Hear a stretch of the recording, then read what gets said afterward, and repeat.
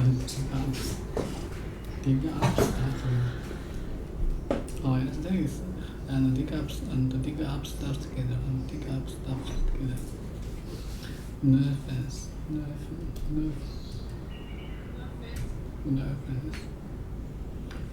No offense, but that sounds nice. But that sounds not like. I don't know. So what I'm gonna do. I mean, this is like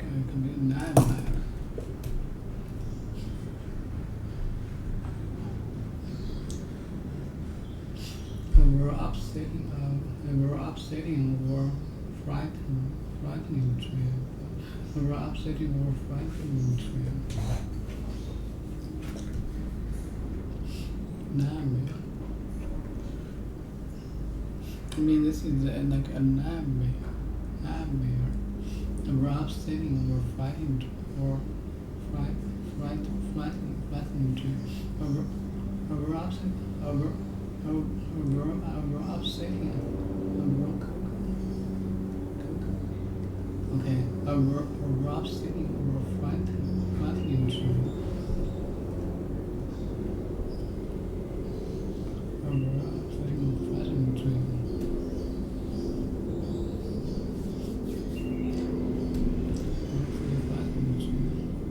That is a good indicator that you're getting. And fortunately, in the startup world, I don't even really get exposed to the people that are giving you the obvious exceptions and all the reasons it's not going to work. I barely get exposed to that anymore. That's absurdly smart. Scott Adams got so annoyed by this, they came with a phrase, an acronym, which is, but of course there are obvious exceptions, BOCCAOE. And he used to pin that acronym at the end of his articles for a while. Twitter is just overrun with nitpickers. And we're exactly as you're pointing out, Silicon Valley has learned that the upside is so great that you never look down on the slobby kid who's wearing a hoodie and has coffee on his shoes and just look at a slob, because you don't know if he's going to be the next Mark Zuckerberg or the next Lee Hoffman. So you got to treat everybody with respect. You got to look up to every possibility and opportunity, because the upside is so unlimited, the downside is so limited in the modern world, especially with financial assets industry. Do you want to talk a little bit about the skills that you need, in particular specific knowledge, accountability, leverage, and judgment? So the first tweet in this area is arm yourself with specific knowledge, accountability, and leverage. And I'll throw in judgment as well. I don't think you covered that in that particular tweet. If you want to make money, you have to get paid at scale. And why you? That's accountability. At scale, that's leverage. And just you getting paid as opposed to somebody else getting paid, that's specific knowledge. So specific knowledge is probably the hardest thing to get across in this whole tweet storm, and it's probably the thing that people get the most confused about. The thing is that we have this idea that everything can be taught. Everything can be taught in school. And it's not true that everything can be taught. In fact, the most interesting things cannot be taught.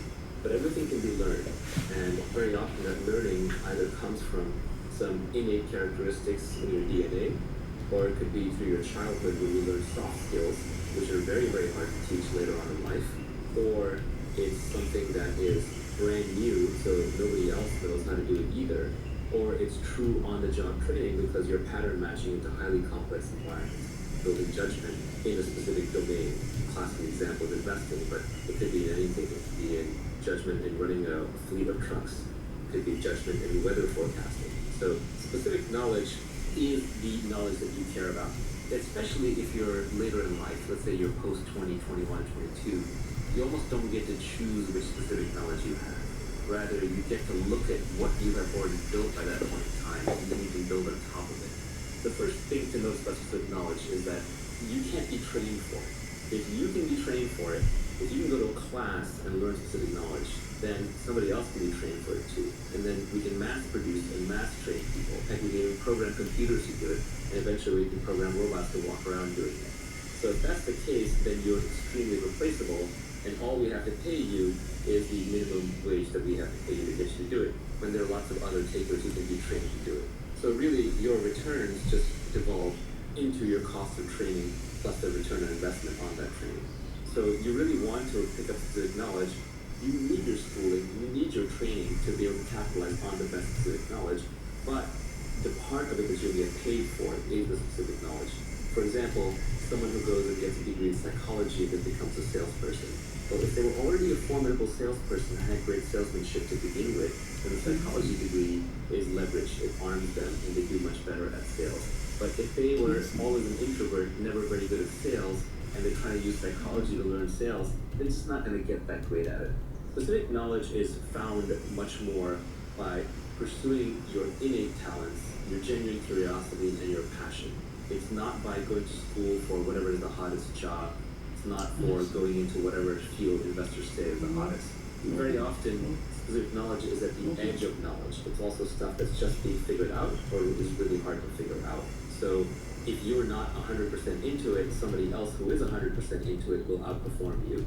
And they won't just outperform you by a little bit, they'll outperform you by a lot. Because now we're operating in the domain of ideas, compound interest really applies and leverage really applies. So if you're operating with 1,000 times leverage and somebody is right 80% of the time and somebody else is right 90% of the time, the person who's right 90% of the time will literally get paid hundreds of times more by the market because of the leverage and because of the compounding factors. So you really want to make sure you're good at it, so your genuine curiosity is very important. So very often, it's not something you sit down and you reason about. It's more found by observation. You almost have to look back on your own life and see what you're actually good at. For example, I wanted to be a scientist, and that is where a lot of my moral hierarchy comes from. I view scientists at the top of the production chain for humanity. And the group of scientists who have made real breakthroughs and contributions have probably added more to human society, I think, than any single other class of human beings. Not to take away anything from art or politics or engineering or business, but without the science, we'd still be scrabbling in the dirt, fighting with sticks and trying to start fires. My whole value system was built around scientists, and I wanted to be a great scientist. But when I actually look back at what I was uniquely good at and what I ended up spending my time doing, it was more around making money, tinkering with technology, and selling people on things, explaining things, talking to people. So I have some sales skills, which is a form of specific knowledge that I have. I have some analytical skills around how to make money, and I have this ability to absorb data, obsess about it, break it down, and that is a specific skill that I have. I also just love tinkering with technology, and all of this stuff feels like play to me, but it looks like work to others. So there are other people to whom these things would be hard. They say like, well, how do I get good at being pithy and selling ideas? Well, if you're not already good at it, or if you're not really into it, maybe it's not your thing. Focus on the thing that you are really into. This is ironic, but the first person to actually point out my real specific knowledge was my mother. And she did it as an aside, talking from the kitchen, and she said it when I was like 15 or 16 years old. I was telling a friend of mine that I wanted to be an astrophysicist, and she said, no, you're going to go into business. And I was like, what? My mom's telling me I'm going to be business? I'm going to be an astrophysicist. Mom doesn't know what she's talking about. But Mom knew exactly what she was talking about. She had already observed that every time we walked down the street, I would critique the local pizza parlor on why they were selling their slices a certain way with certain toppings and why their process of ordering was this way when it should have been that way. So she knew that I had more of a business curious mind, but then my obsession with science combined to create technology, and technology business is where I found myself. So very often, your specific knowledge is observed, and often observed by other people who know you well and with you. Okay, continue. I mean, this is negative knowledge, much harder to learn. He's supposed to go to some sex thing. He's supposed to go to himself. He's supposed to himself. We're upsetting or fighting train.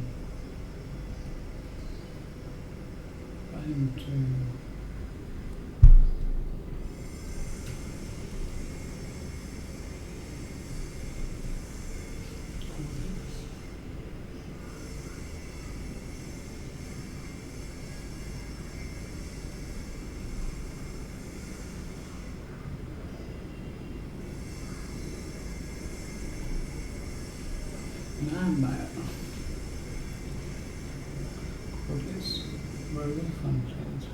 The person cortex and sex. Cortex. Portraits. They are both colors. Workers for and planets.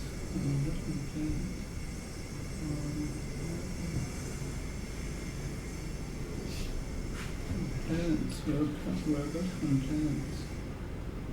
More planets.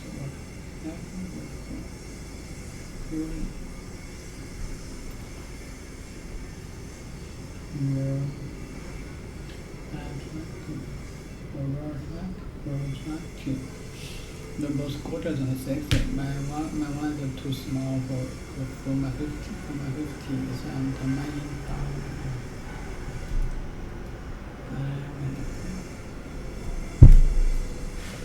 and my diamond shoes are too tight.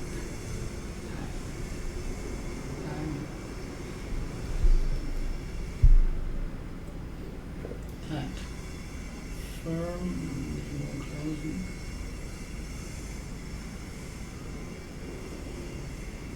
Firm or closing. Firm or closing.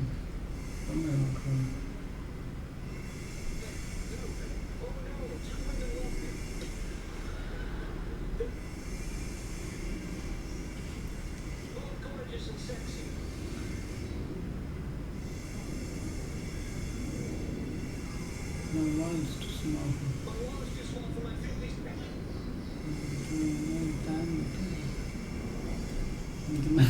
And my diamond shoes are too tight. And my diamond shoes are too tight. Here is the style. Yes.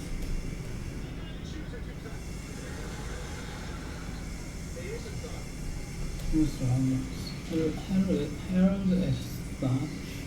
Don't look at me too much. Ever cut grass. Listen, I got 2 words for you. Threesome.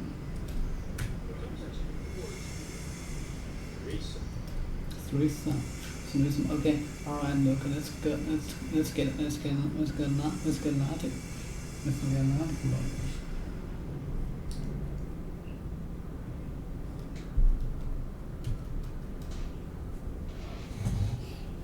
Use it. Naughty.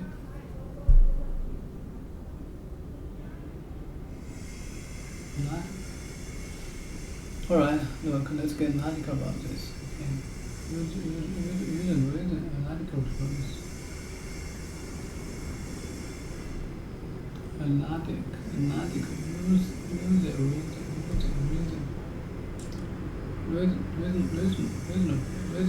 reasonable and based on good judgment. Robinson.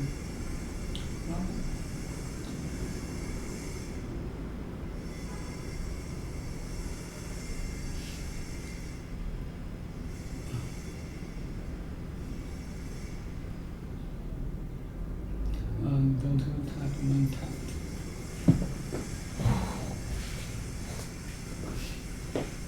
Okay, upstairs.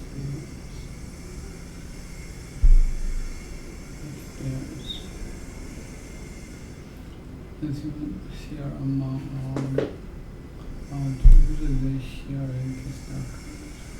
The TM is shared among all users they share in stock tracks.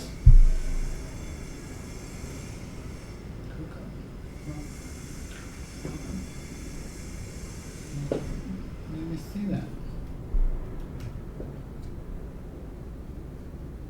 Ruben. Take case. Well done. Victor, singing, and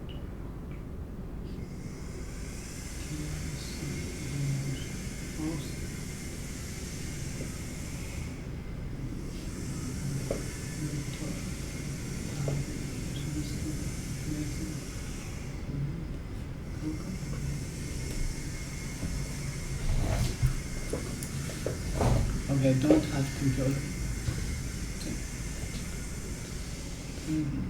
Okay, alright, okay, let's get an article about this, okay? Let's get an article about it. Okay, not about user rating. User rating is not about this.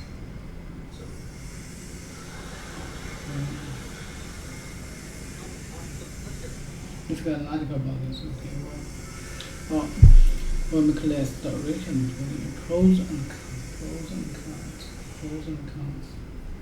Article user reason. Pros, cons. Advantage, pro.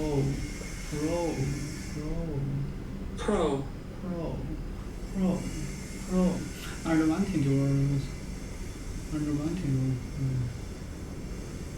pro. And con.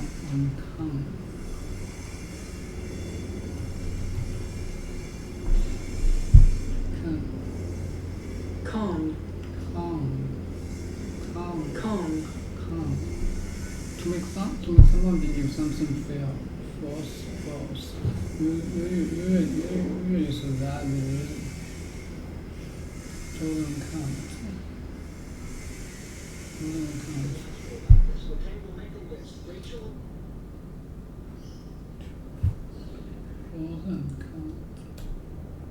Pros and cons. To make something believe something false.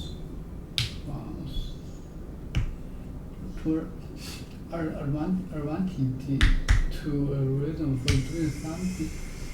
Pros and cons. Advantage to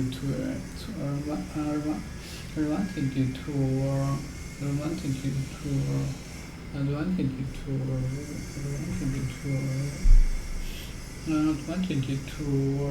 reason for doing something.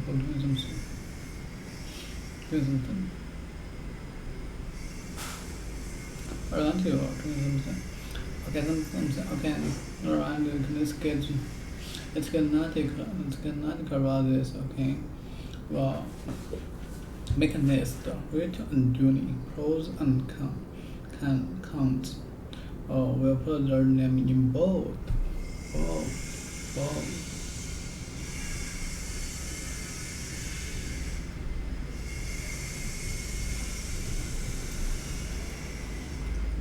Not frightened of danger.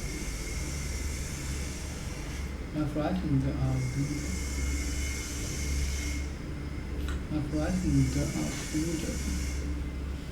frightened of danger. Make the bold. We'll put their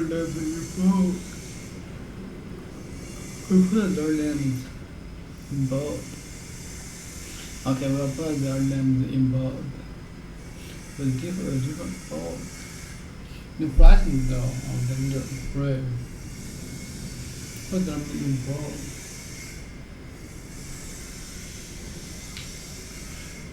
Different ones. Bold, brave. Not angry. Not scared.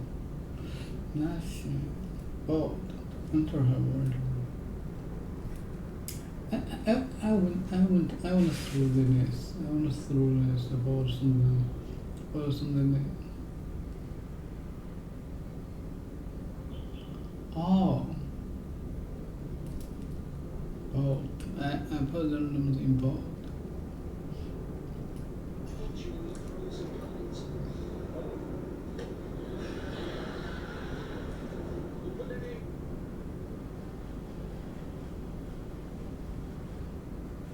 We put their names in bold.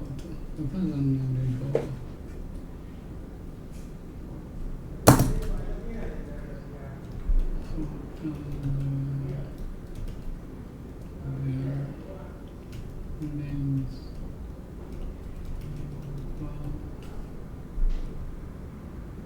bold. The thing is bold. To print letters words in thick dark letters on a page of screen. To print letter or words in thick dark letter on a page or screen. We'll put their names in bold with further names involved. Further names involved. With different folders involved with different font, and I can use different color for each column.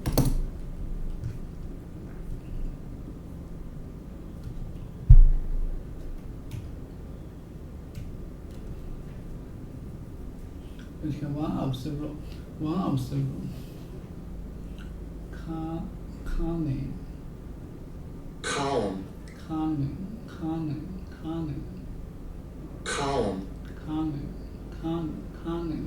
One of several vertical blocks are print into which a page of a newspaper or magazine is divided.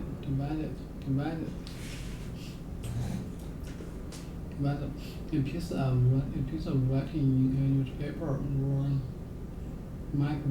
or magazine usually on a particular subject that it was written by the same person. Printing.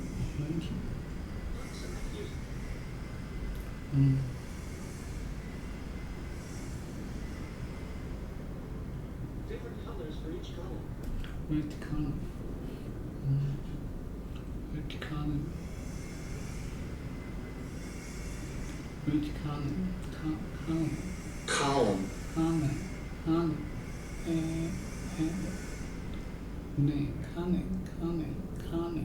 Okay, for each column. Okay, one of several vertical blocks opened into each page a newspaper and magazine is divided.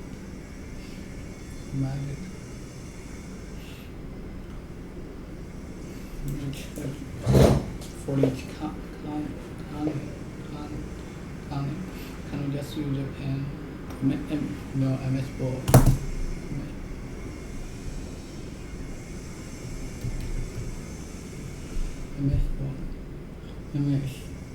Member of the natives group in the U.S. follow the simple traditional way that often involves farming and no more.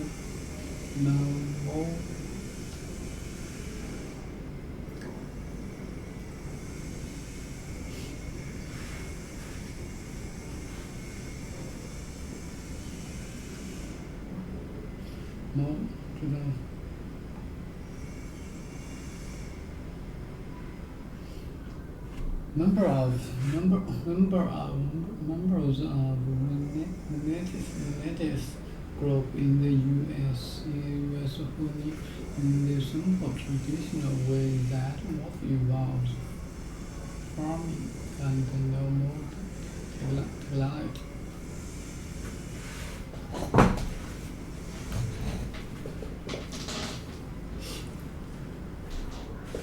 Involved.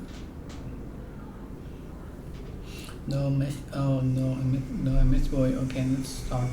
Let's start with they can. Let's start. Let's start with they can't because they can't. Okay, a Miss Boy. A member of the native school. Miss Boy.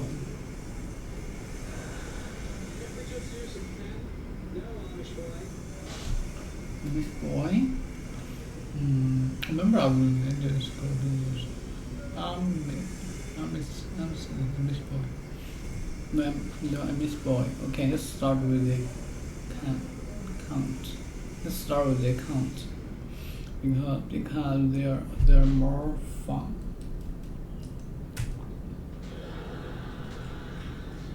Let's start with the cards.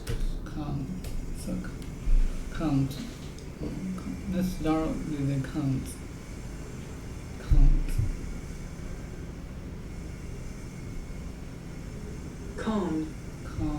Let's start with the count. because they're more fun. Rachel first. I don't know. I mean, alright. I guess you can say she's a little spoiled sometimes. Spoiled.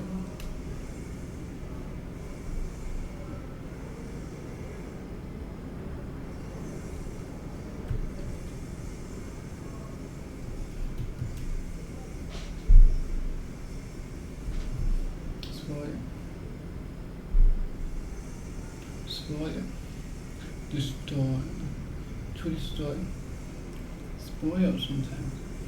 To destroy your work or reduce the plain interest or beauty of sometimes.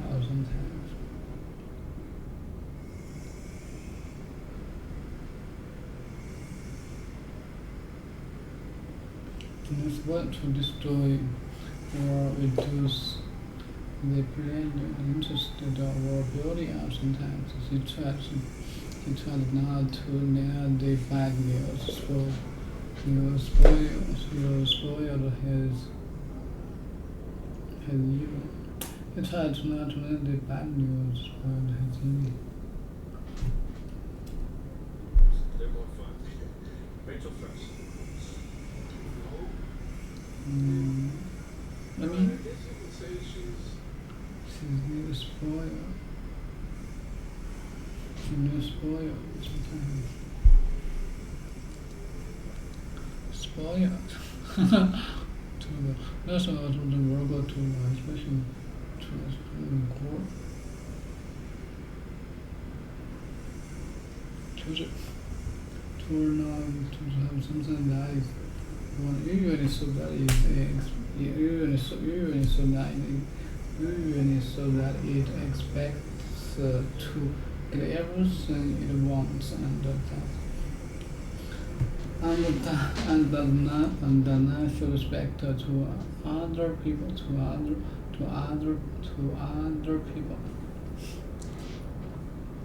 Okay, she's the new spoiled.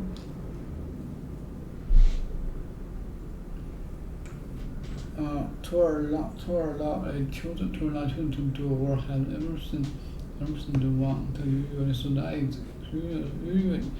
so that it expects to get everything it wants, and does not show respect to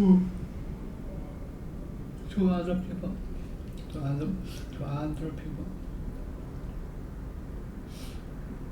Actually, you can say. I guess you can say. So you can say. Actually, you can say she's a little spoiled sometimes. You could say that, and I guess we know sometimes she's a little guess.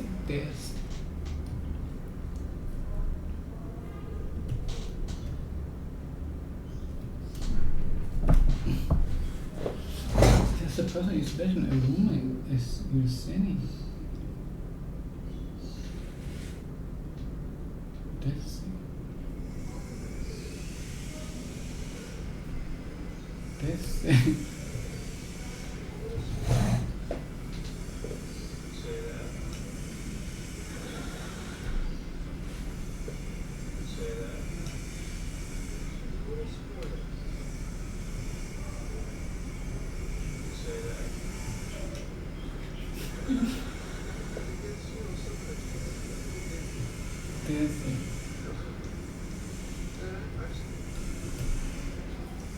and that person, especially a woman, is sinning.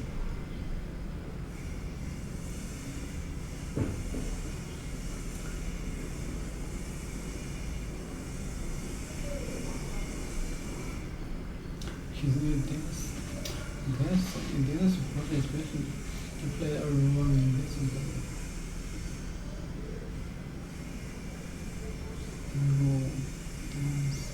This is really special woman.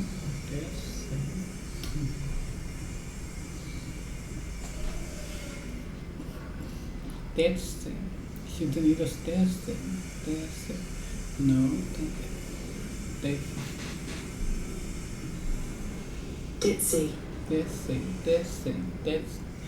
Dancing. She's used dancing. You know, and I've seen her, and I've seen her be a little too into her looks. Oh, and Tony and I we have another income.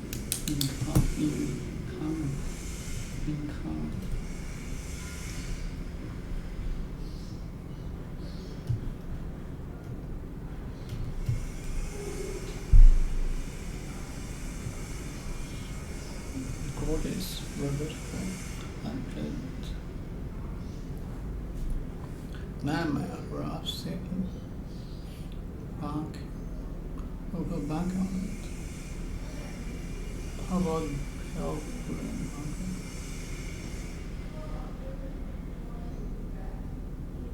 We'll go back on it. Come union. You send me in a sort of space. We're having a come because we're both.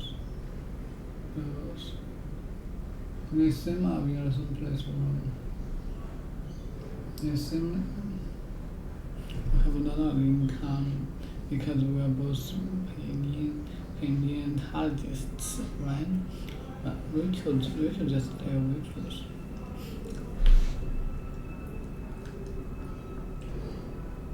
Come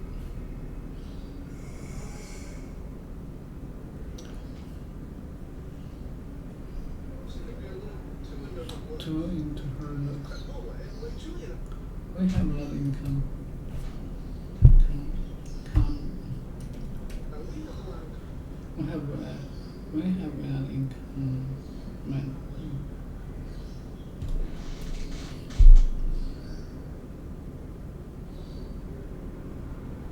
Common.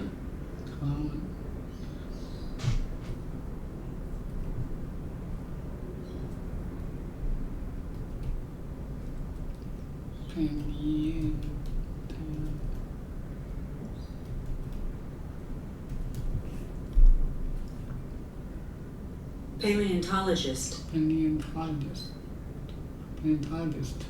Someone who studied the fossils and we are getting information about the history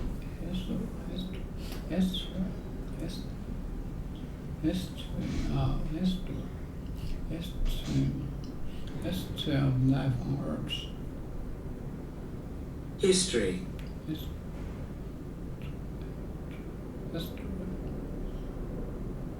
History. History. The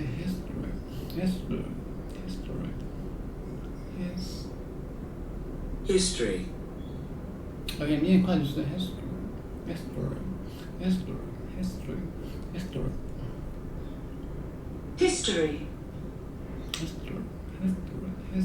History.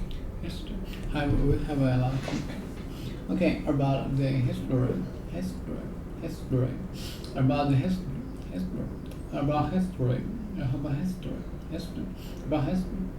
history of life on Earth. About history. Okay, someone who studies fossils and they will get information about history. About the history of life on Earth. We have income. Okay, so a lot of people come. They seem in a lot of place. They seem in a lot of place work for a lot of people. Because we are both paleontologists, right? But we're just a waitress. Because we're both paleontologists, right? Rachel's just a waitress. That's the waitress. Waitress got it. You guys wanna play Doom? You don't wanna play Doom?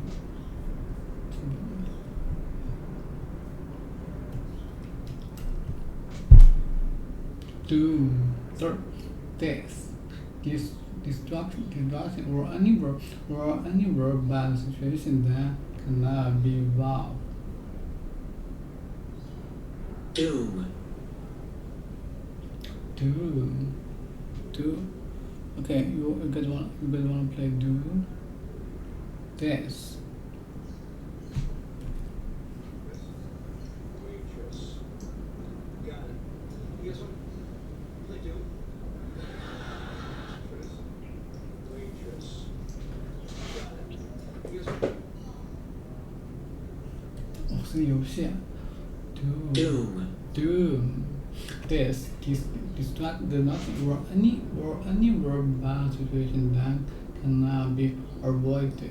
Or any verb bad situation that cannot be avoided.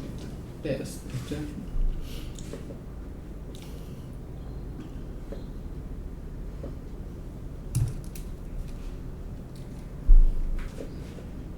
You guys wanna play Doom? You guys wanna play Doom? Or we could keep doing this.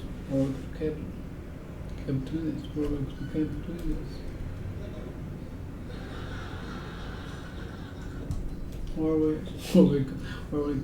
I could keep doing this. What else? I don't know. Her ankle.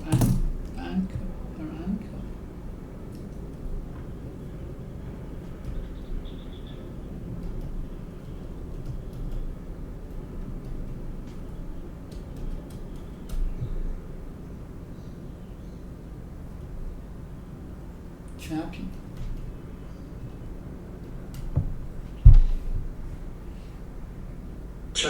Chubby. Chubby. Chubby. Chubby.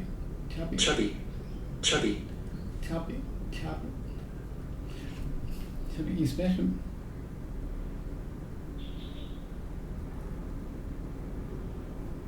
Chubby.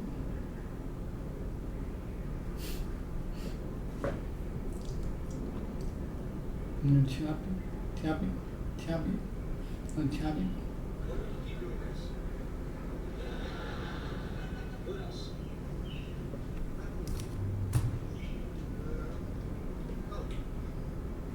Her ankles are a little chubby.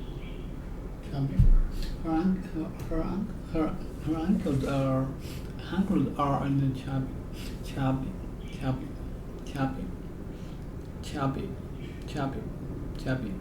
Her ankles are a little chubby.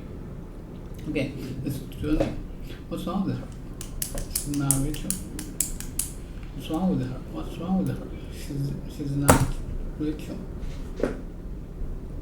Situations rather than something that you come up with. Okay. To the extent that specific knowledge is taught, it's on the job, it's through apprenticeships, and that's why the best businesses, the best careers are the apprenticeship careers, because those are things society still has not figured out how to train and automate yet. The classic line here is that Warren Buffett went to Benjamin Graham when he got out of school, and Benjamin Graham was the author of The Intelligent Investor, sort of modernized or created value investing as a discipline. And Warren Buffett went to Benjamin Graham and offered to work for him for free. And Graham said, actually, you're overpriced. Free is overpriced. And Graham was absolutely right that when it comes to a very valuable apprenticeship, like the type that Graham was going to give Buffett, Buffett should have been paying him a lot of money. And that right there tells you that those are skills worth knowing. Specific knowledge also tends to be technical and creative. So on the bleeding edge of technology, on the bleeding edge of art, on the bleeding edge of communication. Even today, for example, there are probably meme lords out there on the internet who can create incredible memes that will spread the idea to millions of people, or are very persuasive. Like, for example, Scott Adams is a good example of this. He's essentially becoming one of the most credible people in the world by making accurate predictions through persuasive arguments and videos. And that is specific knowledge that he has built up over the years because he got obsessed with hypnosis when he was young. He learned how to communicate through cartooning. He embraced Periscope really, so he's been practicing lots of conversation. He's read all the books on the topic. He's employed it in his everyday life. If you look at his girlfriend, she's like this beautiful young Instagram model. That is an example of someone who has built up a specific knowledge over the course of his career. It's highly creative. It has elements of being technical in it, and it's something that is never going to be automated. No one's going to take that away from him, because he's also accountable under one brand as Scott Adams, and he's operating with the leverage of media with Periscope and drawing billboard cartoons and writing books. He has massive leverage on top of that brand, and he can build wealth out of it if he wanted to build additional wealth beyond what he already has. should we be calling it unique knowledge, or does specific knowledge somehow make more sense for it? I came up with this framework when I was really young. And we're talking decades and decades. It's now probably over 30 years old. And so at the time, just specific knowledge stuck with me, so that is how I think about it. The reason I didn't try and change it is because every other term that I found for it was overloaded in a different way. At least specific knowledge isn't that used. I can rebrand it. The probably unique knowledge is, yeah, maybe it's unique, but if I learn it from somebody else, it's no longer unique. Then we both know it. So it's not so much that it is unique, it's that it is highly specific to the situation, it's specific to the individual, it's specific to the problem. And it can only be built as part of a larger obsession, interest, and time spent in that domain. It can't just be read straight out of a single book, nor can be taught in a single course, nor can be programmed into a single algorithm. Speaking of Scott Adams, he's got a blog post on how to build your career by getting in, say, the top 25 percentile at 3 or more things. And by doing that, you become the only person in the world who can do those 3 things in the 25th percentile. So instead of trying to be the best at one thing, you just try to be very, very good at 3 or more things. Is that a way of building specific knowledge? I actually think the best way is just to follow your own obsession. And somewhere in the back of your mind, you can realize that, hey, actually, this obsession, like, I'll keep an eye out for the commercial aspects of it. But I think if you go around trying to build it a little too deliberately, if you become too goal-oriented with money, then you won't pick the right thing. You won't actually pick the thing that you love to do, so you won't go deep enough into it. Scott Adams' observation is a good one. It's predicated on statistics. Let's say there's 10,000 areas that are valuable to the human race today in terms of knowledge to have. And the number one in those 10,000 slots is taken, right? Someone else is likely to be the number one in each of those 10,000, unless you happen to be one of the 10,000 most obsessed people in the world at a given thing. But when you start going the combinatorics of combining, well, number 3,728 with top-notch sales skills and really good writing skills, and someone who understands accounting and finance really well, and the need for that intersection arise, you've expanded now from 10,000 through combinatorics to millions or tens of millions. So it just becomes much less competitive. Also, there's diminishing returns, so it's much easier to be top 75 percentile at 3 or 4 things than it is to be literally the number 1 at something.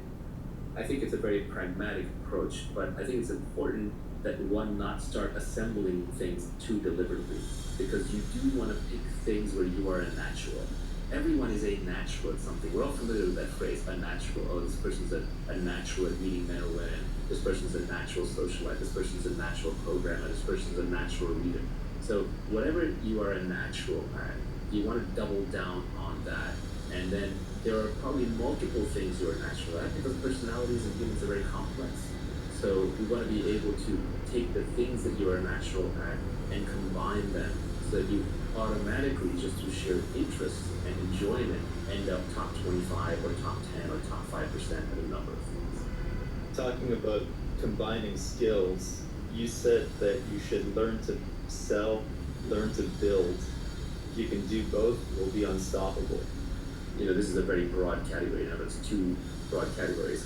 One is building the product, which is hard, and it's multivariate. That can include design, that can include development, that can include manufacturing, logistics, procurement.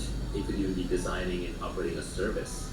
It has many, many definitions, but in every industry, there is a definition of the builder. In our tech industry, that's the CTO, it's the programmer, it's the software engineer, hardware engineer. But, even like a laundry business, it could be the person who's building the laundry service, who is making the trains run on time, who's making sure all the clothes end up in the right place at the right time, and so on. Then, the other side of it is the sales side. Again, selling has a very broad definition. Selling doesn't necessarily just mean selling individual customers, but it could mean marketing, it could mean communicating, it could mean recruiting, it could mean raising money, it could mean inspiring people, it could mean doing PR. So it's a broad umbrella category. So generally, the Silicon Valley startup model tends to work best. It's not the only way, but it is probably the most common way. When you have 2 founders, one of whom is world-class at sales and one of whom is world-class at building. An example is for Steve Jobs and Steve Wozniak with Apple. Gates and Allen probably had similar responsibility early on with Microsoft.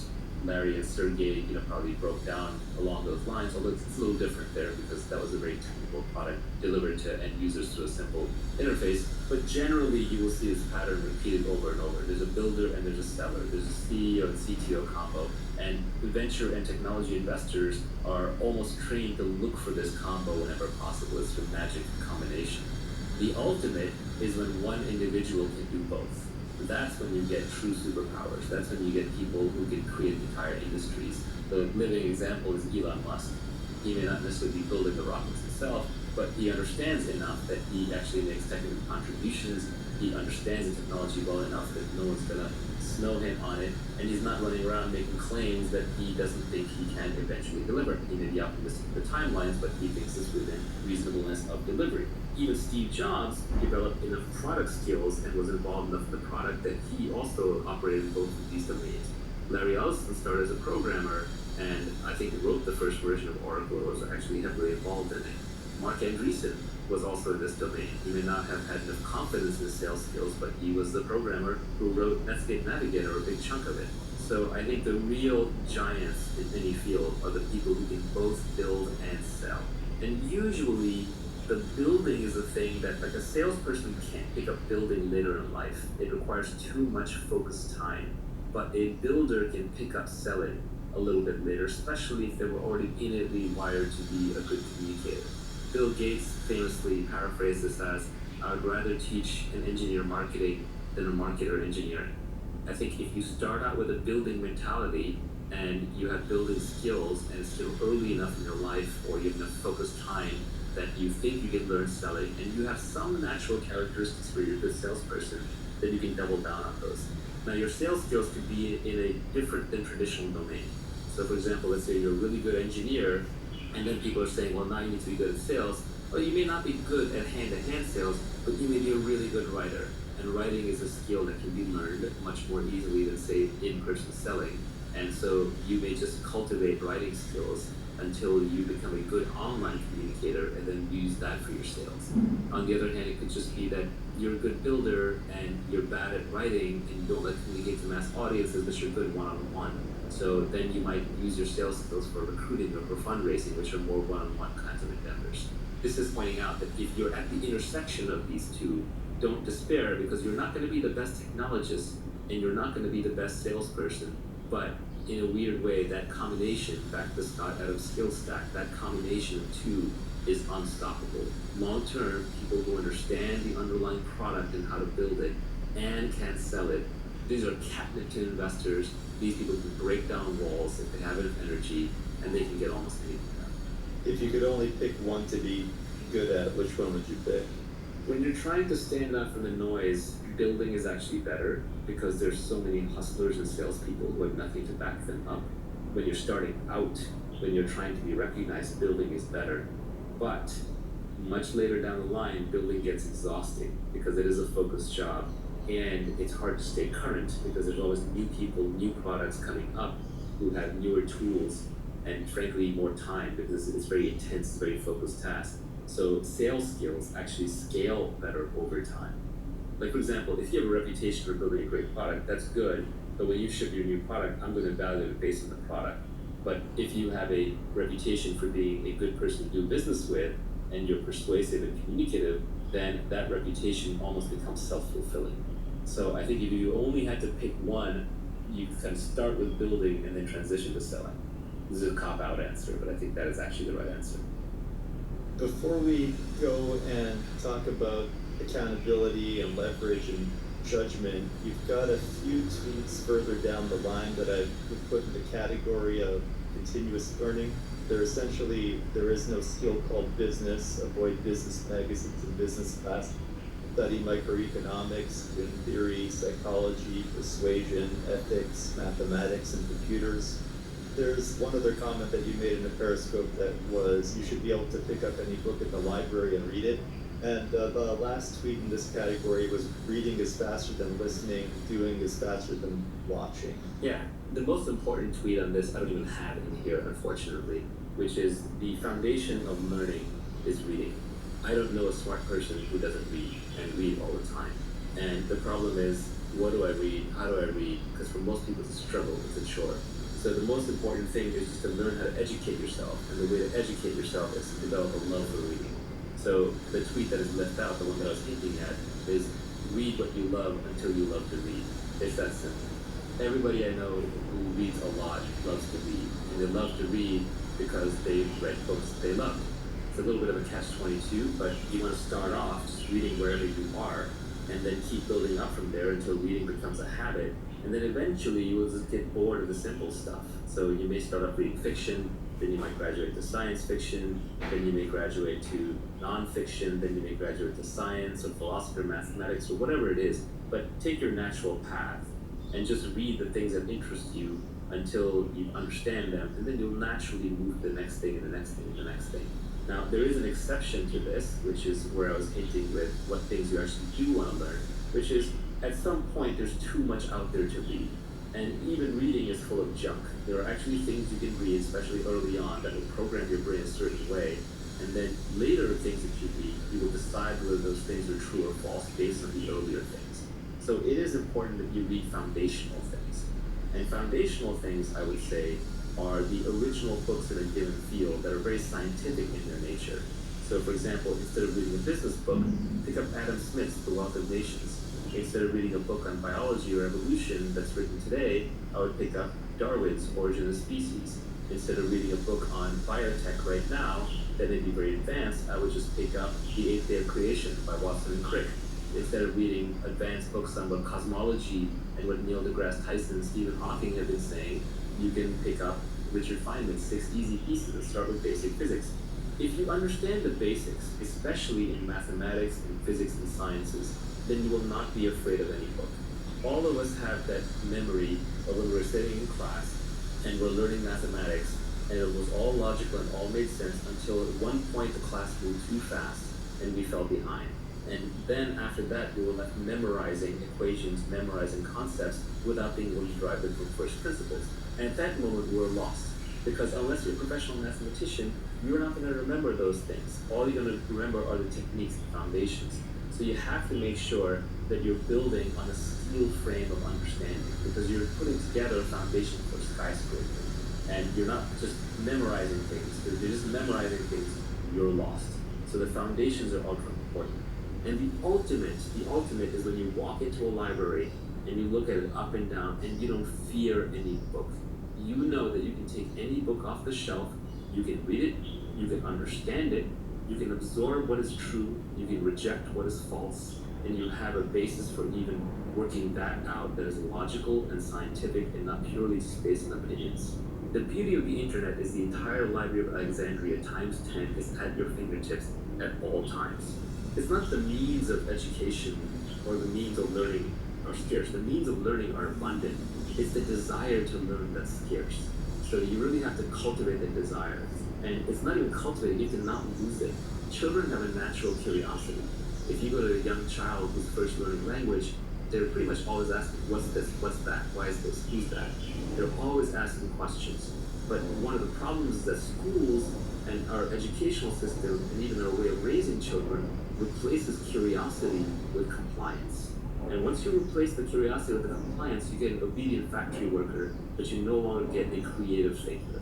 And you need creativity, you need that ability to feed your own brain to learn whatever you want. And to me, foundational things are principles, they're algorithms, they're deep-seated logical understanding where you can defend it or attack it from any angle. And that's why microeconomics is important. Because macroeconomics, a lot of memorization, a lot of macro bullshit, as Nassim Taleb says, it's easier to macro bullshit than it is to micro bullshit. Because macroeconomics is voodoo complex science meets politics. You can't find two macroeconomists to agree on anything these days, and different macroeconomists get used by different politicians to peddle their different pet theories. There are even macroeconomists out there now peddling something called modern monetary theory, which says, hey, except for this pesky thing called inflation, we can just print all the money that we want. Yes, except for this pesky thing called inflation. That's like saying, instead of limited energy, we can fire rockets off into space all day long. It's just nonsense, but the fact that there are people who have macroeconomists in their title and are peddling modern monetary theory just tells you that macroeconomics as a so-called science has been corrupted. It's a branch of politics. So you really want to focus on the foundations. The ultimate foundation are mathematics and logic. If you understand logic and mathematics, then you have the basis for understanding the scientific method. Once you understand the scientific method, then you can understand how to separate truth from falsehood in other fields and other things that you're reading. So be very careful about reading other people's opinions. And even be careful about reading facts, because so-called facts are often just opinions, but with a veneer around them. What you really are looking for is algorithms. What you're really looking for is understanding. It's better to go through a book really slowly and struggle and stumble and rewind than it is to fly through it quickly and say, well, now I've read 20 books, I've read 30 books, I've read 50 books in the field. It's like Bruce Lee said, I don't fear the man who knows 1,000 kicks and 1,000 punches. I fear the man who's practiced one punch 10,000 times or one kick 10,000 times. It's the understanding that comes through repetition and through usage and through logic and foundations that really makes you a smart thinker. To lay a foundation for learning for the rest of your life, I think you need two things if I was going to try and sum it up. One, practical persuasion, and two, you need to go deep in some technical category, whether it's abstract math or you want to read Donald Knuth's books on algorithms, or you want to read Feynman's lectures on physics. If you have practical persuasion and a deep understanding of some complex topic, I think you'll have a great foundation for learning for the rest of your life. Yeah, if I could expand that a little bit, I would say that the 5 most important skills are, of course, reading, writing, arithmetic, and then as you're adding in persuasion, just talking, and then finally I would add computer programming, just because it's an applied form of arithmetic that just gets you so much leverage for free in any domain that you operate in. If you're good with computers, if you're good at basic mathematics, if you're good at writing, if you're good at speaking, and if you like reading, you're set for life. So in that sense, business to me is bottom of the barrel. There's no actual skill called business. It's too generic of a thing. It's like a skill called relating, like relating to humans. That's not a skill, it's too broad. So a lot of what goes on in business schools, and there's some very intelligent stuff taught in business schools, I don't mean to distract from it completely, but some of the stuff that's taught in business school is essentially just anecdotes. They call it case studies, but it's just anecdotes. And they're trying to help you pattern match by throwing lots of data points at you, but the reality is you'll never understand them fully until you're actually in that position yourself. Even then, you will find that basic concepts from game theory and psychology and ethics and mathematics and computers and logic will serve you much, much better. So I would focus on the foundations, I would focus with a science bent, I would develop a love for reading, including by reading so-called junk food that you're not supposed to read. You don't have to read the classics. That is the foundation for your self-education. What did you mean when you said that doing is faster than watching? When it comes to your learning curve, if you want to optimize your learning curve, one of the reasons why I don't love podcasts, even though I'm a generator of podcasts, is that I like to consume my information very quickly. And now I'm a good reader, fast reader, and I can read very fast, but I can only listen at a certain speed. I know people listen to 2x, 3x, but everyone sounds like a chipmunk. And it's hard to go back, it's hard to highlight, it's hard to pinpoint snippets and save them in your notebook and so on. Similarly, a lot of people think they can become really skilled at something by watching others do it, or even by reading about others doing it. And going back to the business school case study, that's a classic example. They study other people's businesses, but in reality, you're going to learn a lot more about running a business by operating your own lemonade stand or equivalent, or even opening a little retail store down the street. That is how you're going to learn on the job, because a lot of the subtleties don't express themselves until you're actually running the business. For example, everyone's now into mental models these days, right? You go to Farnham Street, you go to Port Charlie's Almanac, and you can learn all the different mental models. But which ones matter more? Which ones do you apply more often? Which ones matter in which circumstances? That's actually the hard part. For example, my personal learning has been that the principal agent problem drives so much in this world. It's an incentives problem. I've learned that tit for tat, here in Prisoner's Dilemma, is the piece of game theory that is worth knowing the most. You literally almost put down the game theory book after that. By the way, the best way to learn game theory is to play lots of games. I never even read game theory books. I consider myself extremely good at game theory. I've never opened up a game theory book and found a result in there where I was like, oh yeah, that's common sense to me. Because the reason is I just grew up playing all kinds of games, and I ran into all kinds of corner cases with all kinds of friends. And so it's just second nature to me. So you can always learn better by doing on the job. But the doing is a subtle thing. That word doing encapsulates a lot. So for example, let's say I want to learn how to run a business. Well, if I start a business where I go in every day and I'm doing the same thing, let's say I'm running a retail store on the street where I'm stocking the shelves with food and liquor every single day, I'm not going to learn that much because I'm repeating things a lot. So I'm putting in thousands of hours, but there are thousands of hours doing the same thing. Whereas if I was putting in thousands of iterations, that would be different. So the learning curve is across iterations. So if I was trying new marketing experiments in the store all the time, I was constantly changing up the inventory, I was constantly changing up the branding and the messaging, I was constantly changing the sign, I was constantly changing the online channels that are used to drive foot traffic in, I was experimenting with being open at different hours. If I even had the ability to walk around and talk to other store owners and get in their books and figure out how they're running their business, it's the number of iterations that drives a learning curve. So the more iterations you can have, the more shots on goal you can have, the faster you're going to learn. It's not just about the hours put in. It's actually a combination of the two, but I think just the way we're built and the way that the world presents itself, the world offers us very easily the opportunity to do the same thing over and over and over again. But really, we'd be better served if we went off and found ways to do new things from scratch. And doing something new the first time is painful because you're wandering around through territory and high odds are that you will fail. So you just have to get very, very comfortable with frequent small failures. You know, Nassim Taleb talks about this. So he made his fortune, his wealth, by being a trader who relied upon black swans. Nassim Taleb made money by essentially losing little bits of money every day, and then once in a blue moon, he would make a lot of money when the unthinkable happened for other people. Whereas most people want to make little bits of money every day, and in exchange, they'll tolerate lots of low risk, they'll tolerate going completely bankrupt. We're not evolved to bleed a little bit every day. If you're out in the natural environment and you get a cut and you're literally bleeding a little bit every day, you will eventually die. You have to stop that cut. We're evolved for small victories all the time, but that becomes very expensive. That's where the crowd is, that's where the herd is. So if you're willing to bleed a little bit every day, but in exchange you'll win big later, you'll do better. That is, by the way, entrepreneurship. Entrepreneurs bleed every day. They're not making money, they're losing money, they're constantly stressed out. All the responsibilities upon them, but when they win big. On average, they'll make more. So why don't we jump into accountability, which I thought was pretty interesting, and I think you have your own unique take on it. So the first tweet on accountability was, embrace accountability and take business risks under your own name. Society will reward you with responsibility, equity, and leverage. Yeah, so to get rich, you're going to need leverage, and leverage comes in labor, it comes in capital, or it can come through code or media. But most of these, like labor and capital, people have to give to you. For labor, somebody has to follow you. For capital, somebody has to give you money or assets to manage or machines. So to get these things, you have to build up credibility, and you have to do those under your own name as much as possible, which is risky. So accountability is a double-edged thing. It allows you to take credit when things go well and to bear the brunt of the failure when things go badly.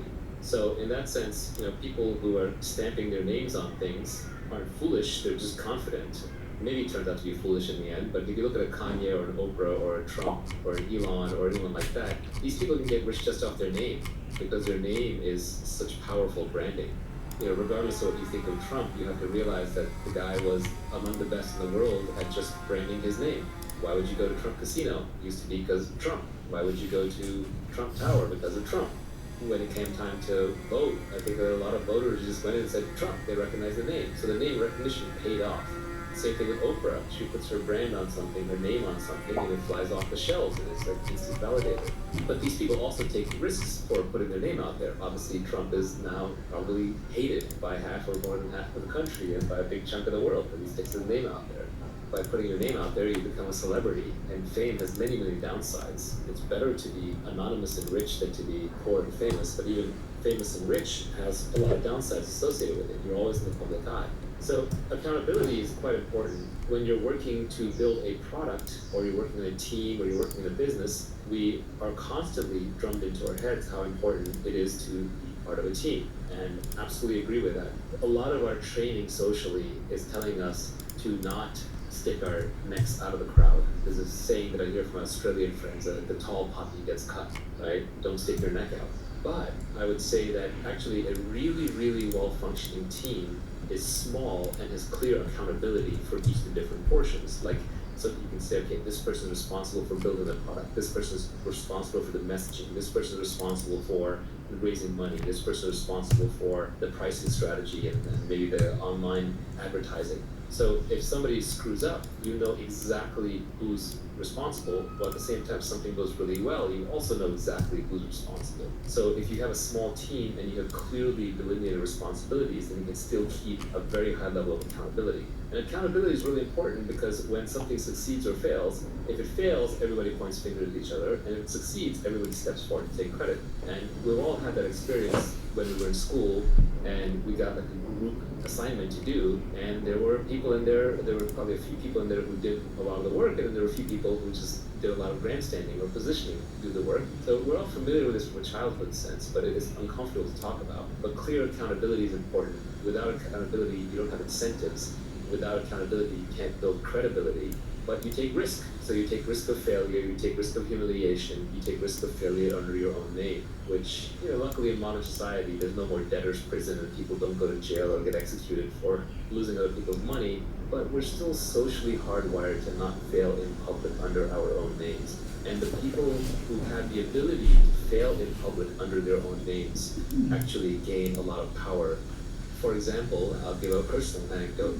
Up until about 2013, 2014, my public persona was entirely around startups and investing. And only around 2014, 2015 did I start talking about philosophy and psychological things and broader things. And it made me a little nervous because I was doing it under my own name. And there were definitely people in the industry who sent me messages through the back channel like, what are you doing? You're ending your career. This is stupid. And I just went with it. I took a risk. Same with crypto early on. I took a risk. But when you put your name out there, you take a risk with certain things, you also get to reap the rewards, you get the benefits.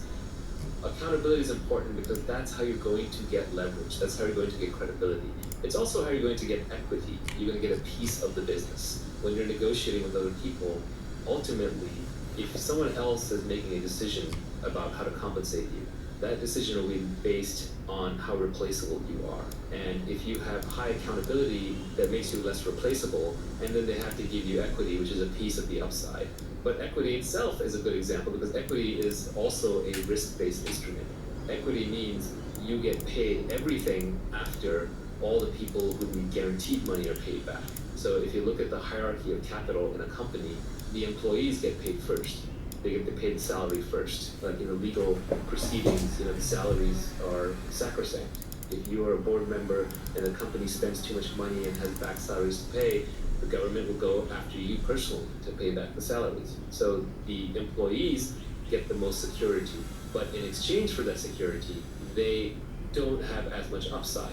Then next in line would be the debt holders, who are maybe the bankers who lent money to the company for operations, and they need to make their fixed coupon every month or every year, but they don't get much more upside beyond that. Now they might be making 5, 10, 15, 20, 25% a year, but that's where their upside is limited to. And then finally are the equity holders, and these people are actually going to get most of the upside. So once the debt holders are paid off and the salaries are paid off, whatever remains goes to them. But if there isn't enough money to pay off the salaries and the debt holders, or if there's just enough to pay off the salary and the debt holders, which is what happens with most businesses most of the times, the equity holders get nothing. So the equity holders take on greater risk, but then they take on, in exchange, they get nearly unlimited upside. And you can do the same with all of your work. So essentially taking accountability for your actions is the same as taking an equity position in all of your work. You're essentially taking greater downside risk and greater upside risk. But realize that in modern society, the downside risk is not that large. Even personal bankruptcy can wipe the debts clean. In good ecosystems, I'm most familiar with Silicon Valley, but generally people will forgive failures as long as you are honest and made a high integrity effort. So there's not really that much to fear in terms of failure. And so people should be taking on a lot more accountability than they actually are. Is accountability actually fragile, or do you really just mean that we're hardwired not to fail in public, so it just feels like it's a fragile thing? I think it could actually be fragile. Like example of accountability is you're an airplane pilot. as a captain, you're taking on accountability for the entire plane. Let's say that something goes wrong with the aircraft, you can't later blame it on anyone else. You can't blame it on the steward or the stewardess. You can't blame it on the co-pilot. You're the captain. You're responsible for the ship. And if you screw up, you crash the ship, and there are immediate consequences. In the old days, the captain was expected to go down with the ship. If the ship was sinking, literally the last person who got to get off was the captain. So yeah, I think accountability does come with real risks, but we're talking about in a business context. So the risk here would be that you would probably be the last one to get your capital back out. You'd be the last one to get paid for your time. So the time that you put in, the capital that you put in the company, these are what are at risk. Even if a business fails and your name's on it, that's not as bad as if it turns out to be an integrity issue. Like your Bernie Madoff, for example, Madoff Investments. That name is never going to be good again in the investment community. You could be Bernie Madoff's great-great-great-grandson. You're not going to go into the investment business because you ruin the family name. So I think these days, the accountability risk with the name happens more around integrity rather than it does around purely economic failure. The big takeaway for me on accountability is that you will be rewarded directly in proportion with your accountability. Fine. I also think this is why people like Taleb rail against CEOs who get rewards without accountability. Yeah, I mean, Taleb's Skin in the Game is required reading if you want to get anywhere in modern life and understand how modern systems work. Then Skin in the Game would be near top of my list to read. But yes, accountability, Skin in the Game, these concepts go very closely hand in hand. I think of accountability as reputational skin in the game. It's putting your personal reputation on the line as skin in the game. Accountability is a simple concept. The only part of accountability that may be a little counterintuitive is that we're currently socially brainwashed to not take on accountability, not in a visible way. But I think there are ways to take on accountability where every member of a team can take on accountability for their portion. And that is how you get a well-functioning team while still putting credits and losses in the correct columns. So why don't we talk a little bit about leverage? The first tweet in the storm was a famous quote from Archimedes, which was, "Give me a lever long enough and a place to stand, and I will move the earth." The next tweet was, "Fortunes require leverage. Business leverage comes from capital, people, and products with no marginal cost of replication." Leverage is critical. The reason I stuck an Archimedes quote in there is normally I don't like putting other people's quotes in my Twitter. Like, that doesn't add any value. You can go look up those people's quotes. But this quote I had to put in there because it's just so fundamental. I read it when I was very, very young, and it had a huge impression on me. And we all know what leverage is when we use a seesaw or a lever. We understand how that works physically. But I think what our brains aren't really well evolved to comprehend is how much leverage is possible in modern society and what the newest forms of leverage are. And so the oldest form of leverage is labor, which is people working for you. So instead of me lifting rocks, I can have 10 people lift rocks. And just by my guidance and where the rocks should go, a lot more rocks get moved than I can do myself. Everybody understands this because we're evolved to understand the labor form of leverage. And so what happens is society overvalues labor as a form of leverage. This is why your parents are impressed when you get a promotion and you have lots of people working underneath you. This is why when a lot of naive people, when you tell them about your company, they'll say how many people work there. They'll use that as a way to establish credibility. They're trying to measure how much leverage and impact you actually have. Or when someone starts a movement, they'll say how many people they have or how big their army is. We just automatically assume that more people is better. But I would argue that this is the worst form of leverage that you could possibly use. Managing other people is incredibly messy. It requires tremendous leadership skills. You're one short hop from a mutiny or getting eaten or torn apart by the mob. It's incredibly competed over. Entire civilizations have been destroyed over this fight. For example, communism, Marxism is all about the battle between capital and labor. Das Kapital and das Labor, right? So it's a trap. So you really want to stay out of labor-based leverage. You want the minimum amount of people working with you that are going to allow you to use the other forms of leverage, which I would argue are much more interesting. The second type of leverage is capital.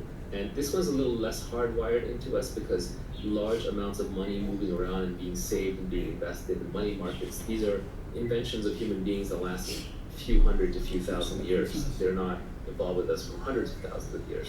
So we understand them a little bit less well. They probably require more intelligence to use correctly, and the ways in which we use them keep changing. Management skills from 100 years ago might still apply today, but investing in the stock market skills from 100 years ago probably don't apply to the same level today. So capital is a trickier form of leverage to use. It's more modern. It's one that people have used to get fabulously wealthy in the last century. It's probably the dominant form of leverage in the last century. And you can see this by who are the richest people. It's bankers, politicians in corrupt countries who print money, essentially people who move large amounts of money around. And if you look at the top of very large companies, outside of technology companies, in many, many large old companies, the CEO job is really a financial job. They're really financial asset managers. Now, sometimes an asset manager can put a pleasant face on it, so you get a Warren Buffett type. But deep down, I think we all dislike capital as a form of leverage because it feels unfair. Because this invisible thing that can be accumulated and passed across generations, and suddenly seems to result in people having gargantuan amounts of money with nobody else kind of around them or necessarily sharing it. That said, capital is a powerful form of leverage. It can be converted to labor, it can be converted to other things. It's very surgical, very analytical. If you are a brilliant investor, you have $1 billion and you can make a 30% return with it, whereas anybody else can only make a 20% return, you're going to get all the money and you're going to get paid very handsomely for it. It scales very, very well. If you get good at managing capital, you can manage more and more capital much more easily. You can manage more and more people. So it is a good form of leverage, but the hard part with capital is how do you obtain it? And that's why I talk about specific knowledge and accountability first. If you have specific knowledge in a domain, and if you're accountable and you have a good name in that domain, then people are going to give you capital as a form of leverage that you can use to then go get more capital. So, but capital also is fairly well understood, and I think a lot of the knocks against capitalism come because of the accumulation of capital. The most interesting and the most important form of leverage is this idea of products that have no marginal cost of replication. This is the new form of leverage. This is only invented in the last few hundred years. It got started with the printing press. It accelerated broadcast media, and now it's really blown up with the internet and with code. So now you can multiply your efforts without having to involve other humans and without needing money from other humans. This podcast is a form of leverage. Long ago, I would have had to sit in a lecture hall and lecture each of you personally, and I would have maybe reached a few hundred people, and that would have been that. 30 years ago, I would have to be lucky to get on TV, which is somebody else's leverage. They would have distorted the message, they would have taken the economics out of it or charged me for it. They would have muddled the message, and I would have been lucky to get that form of leverage.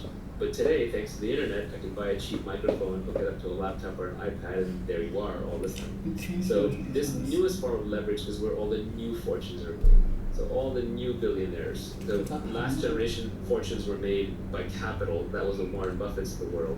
But the new generation fortunes are all made through code or media. Joe Rogan making $50 to $100 million a year from his podcasts.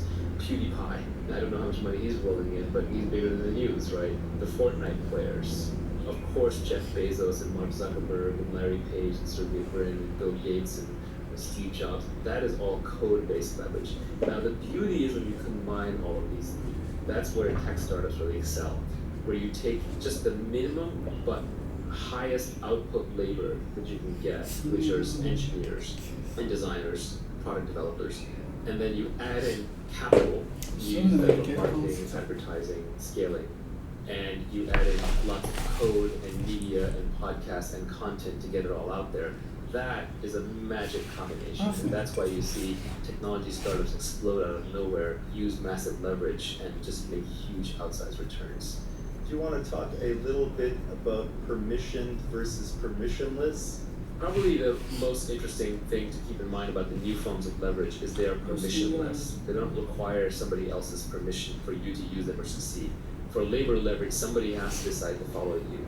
For capital leverage, somebody has to give you money to invest or to turn into a product.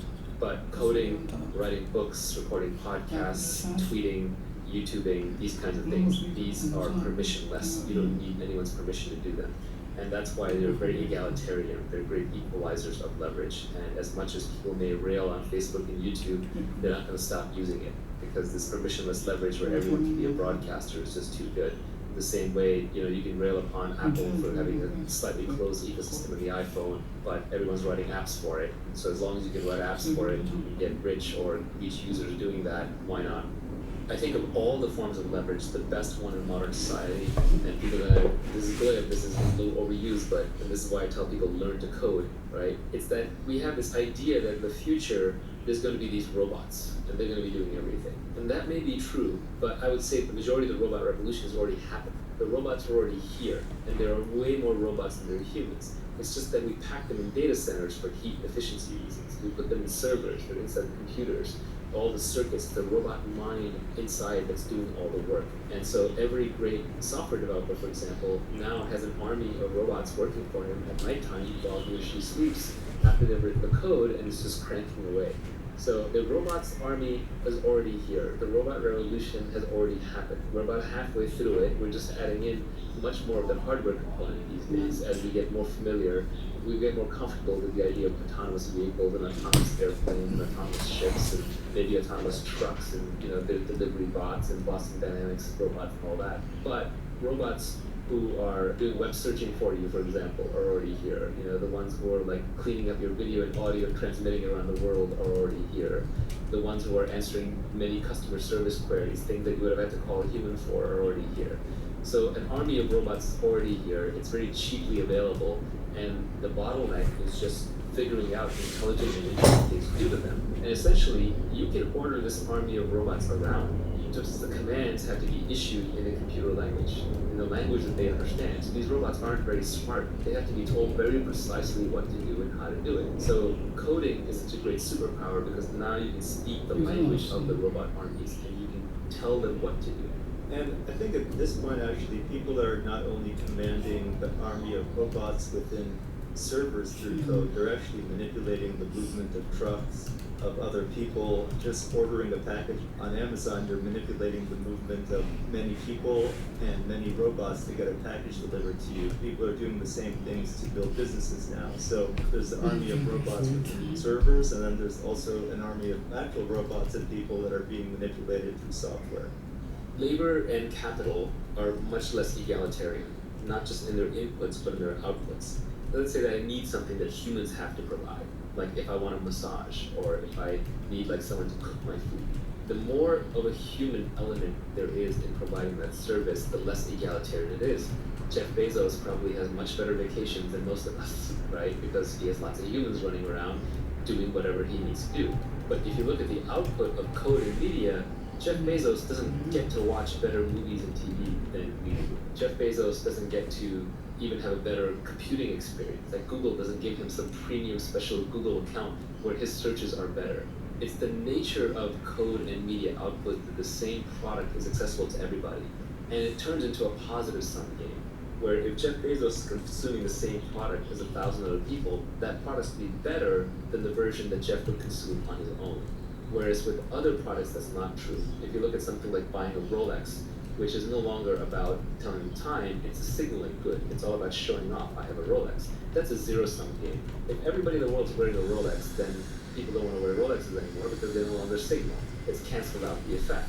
And so rich people do have an advantage in consuming that product. They'll just price it up till only they can have Rolexes, and then poor people can't have Rolexes, and Rolexes resume their signaling value. But something like watching Netflix or using Google or using Facebook or YouTube, or even, frankly, modern day cars. Like, rich people don't have better cars, they just have weirder cars. You can't drive a Lamborghini on the street at any speed that makes sense for a Lamborghini, so it's actually a worse car in the street. It just turned into a signaling good at that point. Your sweet spot where you want to be is somewhere like a Tesla Model 3 or like a Toyota Corolla. It's an amazing car. A new Toyota Corolla is a really nice car. But because it's mainstream, the technology has amortized the cost of production over the largest number of consumers possible, and the best products tend to be at the center, at the sweet spot, the middle class, rather than being targeted at the upper class. So I think one of the things that we don't necessarily appreciate in modern society is as the forms of leverage have gone from being human-based, labor-based, and being capital-based to being more product and code and media-based, that most of the goods and services that we consume are becoming much more egalitarian in their consumption. Even food is becoming that way. Like, food is becoming cheap and abundant, at least in the first world, too much so, to our detriment. Jeff Bezos isn't necessarily eating better food. He's just eating different food, or he's eating like food that's prepared and served theatrically. So it's almost like more of, again, that human element performance. But the labor element out of food production has gone down massively. The capital element has gone down massively. And so even food production itself has become more technology oriented.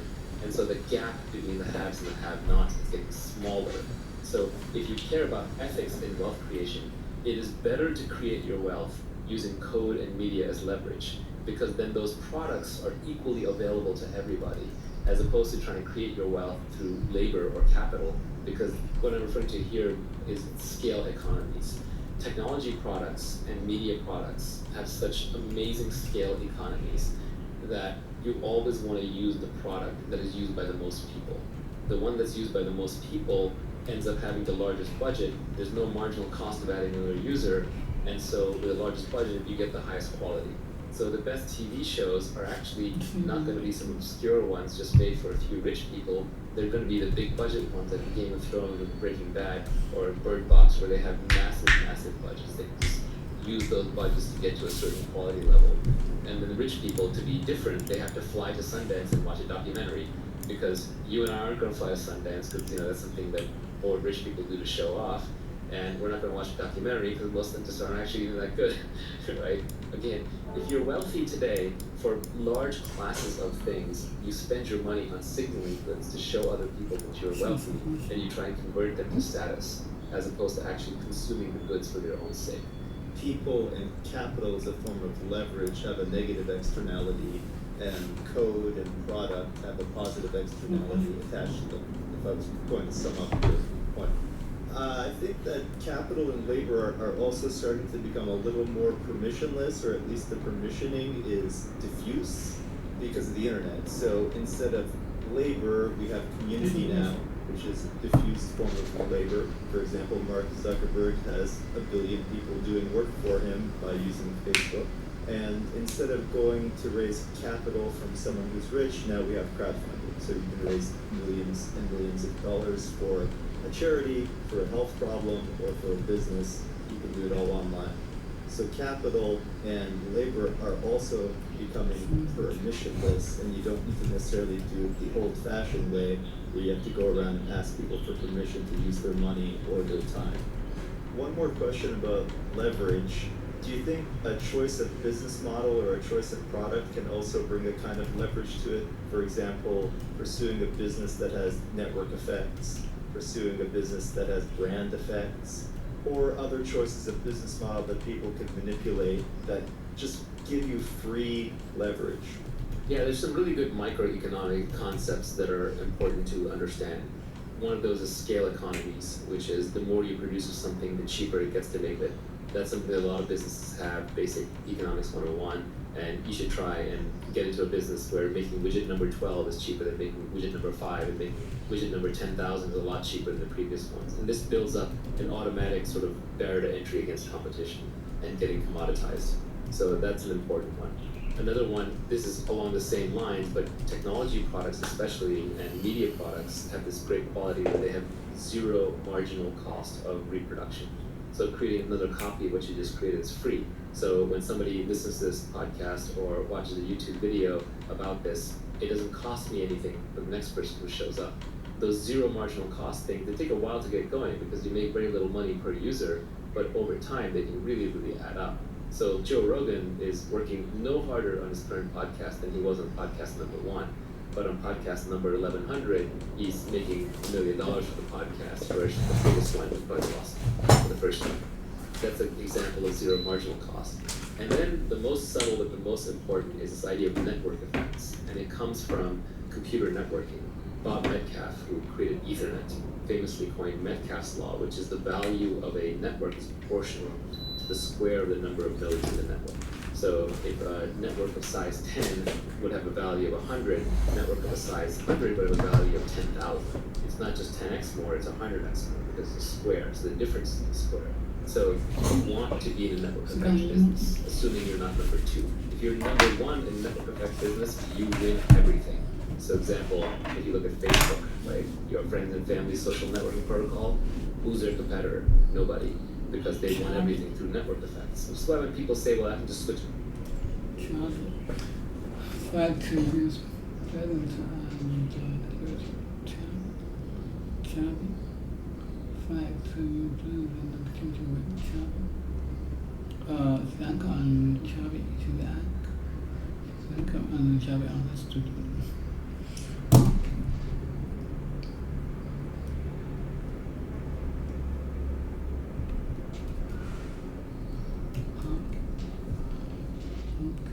Okay, this is pumpkin pie with marmalade.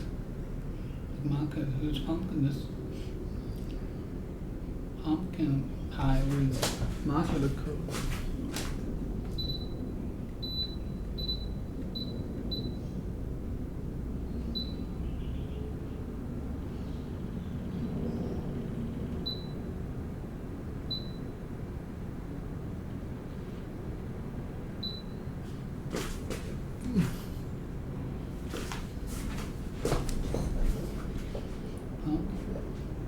This is pumpkin pie with marmalade coat cake from pie.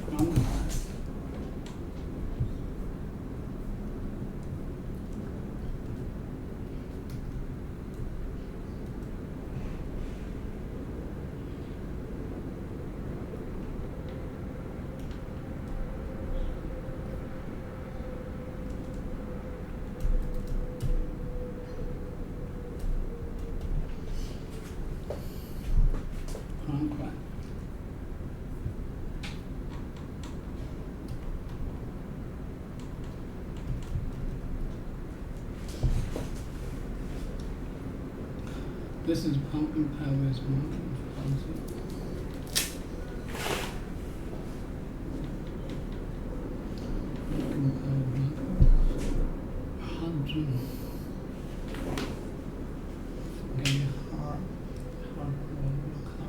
with cast.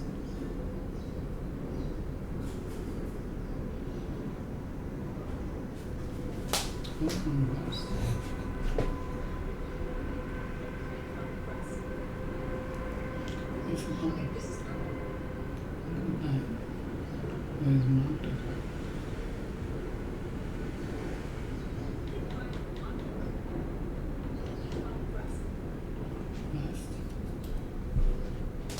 Okay, this is pumpkin pie with marmalade cook, crumb crust.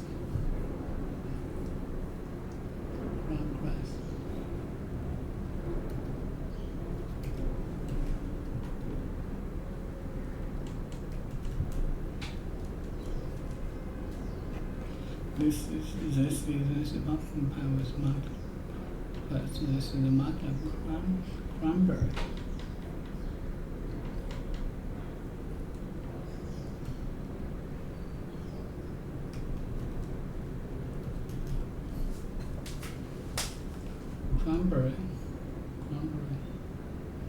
Cranberry cake. This is marmalade cake.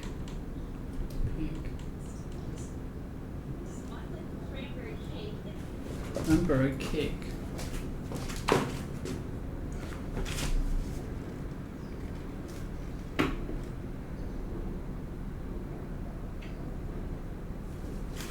Cranberry cake.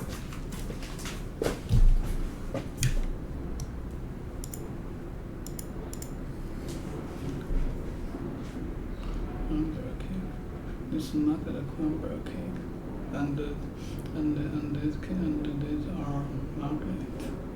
These are market chop cookies, and these are market chop.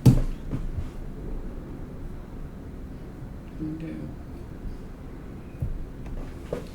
Cake. This is market cranberry cake, and these are chop cookie, market chop.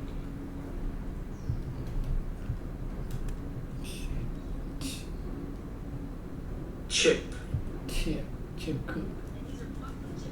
Chip cookie. Just like the Indian served, from crust. This is one.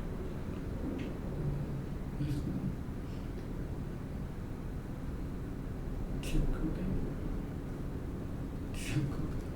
Chip. Why is it? Chip.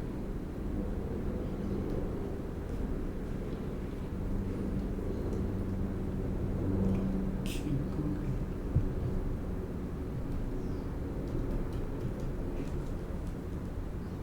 Cookies.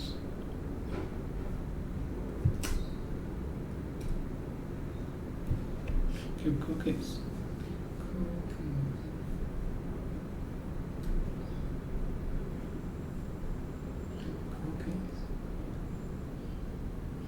Chip cookie, matter chip cookie. Chip. Chip cookie.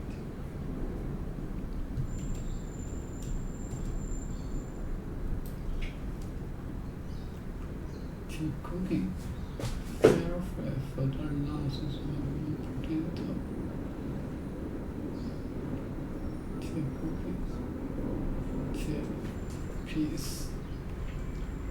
Bicycle story, break, cake, chip, yeah, chip cookies. It's like United serve, it's like Indian serve, served, private food, served. Just like the Indians served. Oh my God! So Lord.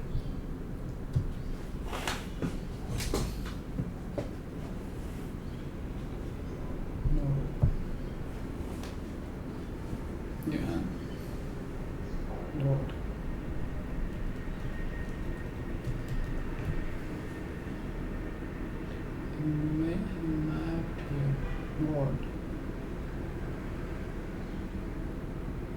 Lord. Sweet Lord. This is the evil master. Cranberry cake, and these are chocolate chip cookies, just like the Indian served. Just like the Indian served.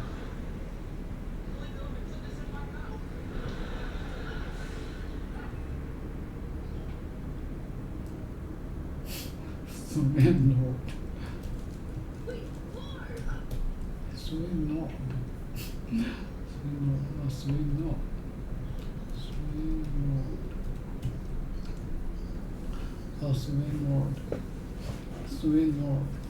Oh, sweet Lord. This is what evil must taste like. Continuing, this is sent on print. I pressed the button.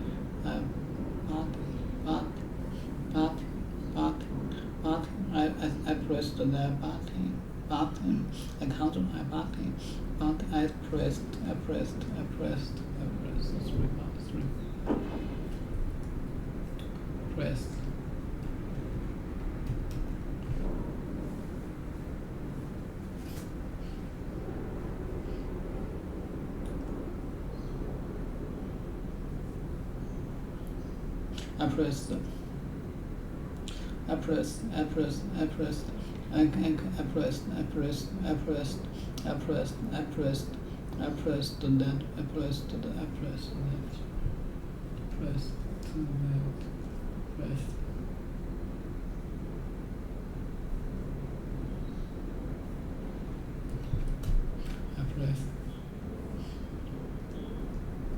I pressed.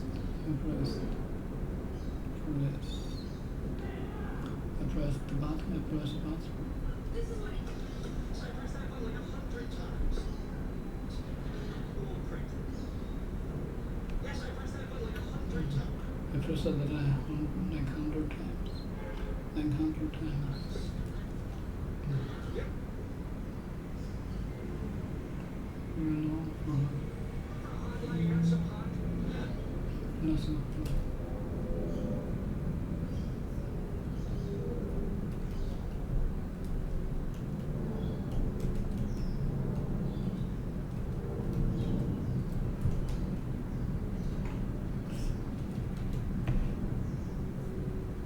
Hot night. Enough for hot night, so far. Like 100 times. For for a hand you are not so hard.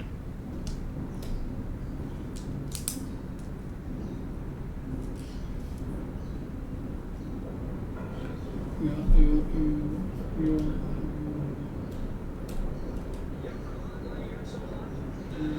not so hard. What do you?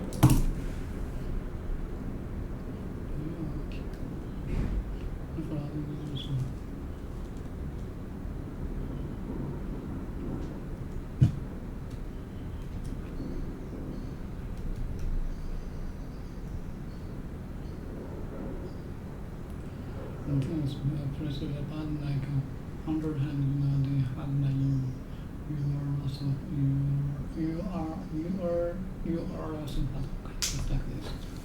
So hard. But why in the back? Why is that background? Why the background? What is that in the background? Huh? Are you watching Star Trek? What is that in Why is that in the background? the background? Star Trek. So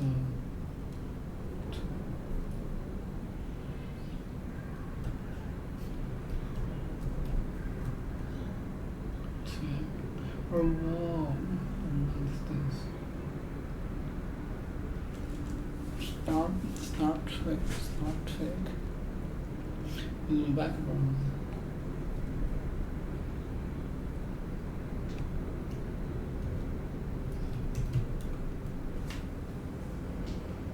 Background, this and that, this and that can be this and that can be. How do they bring things where people in a picture? Or people in a picture background. This and that can be said. This and that can be said behind. This can be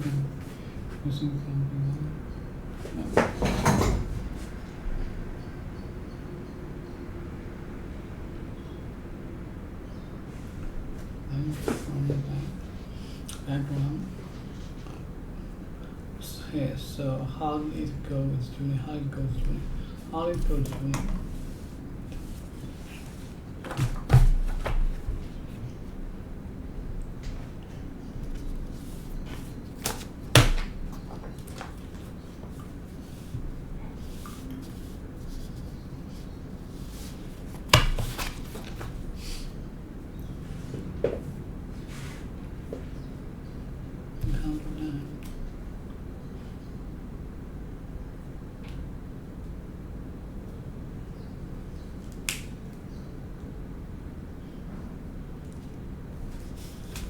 Did you look at her break? It was horrible. She cried. She threw and they hit me. Anyway, I didn't realize that I sparked. Background. Why the background? Close from table. Table.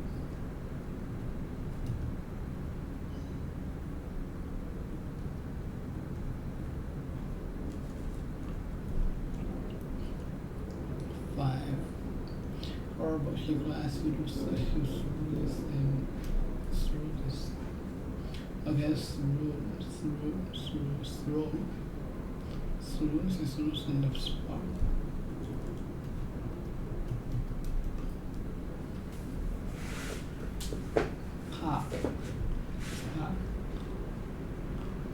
Actually hug his father.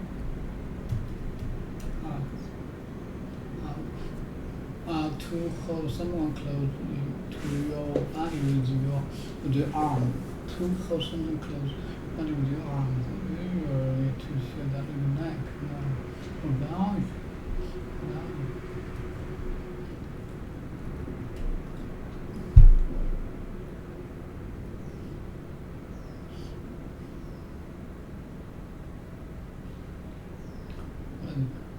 Are you watching Star Trek? Hey.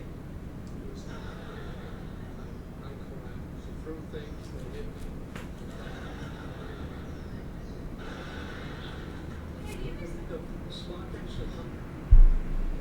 What's this for? You guys the houses from them.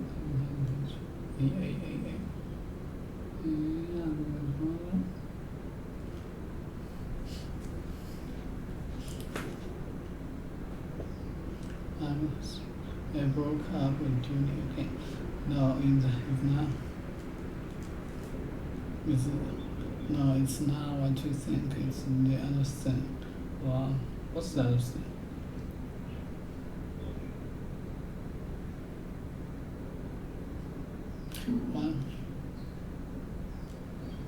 What do I think? Well, he broke up with you. Broke up with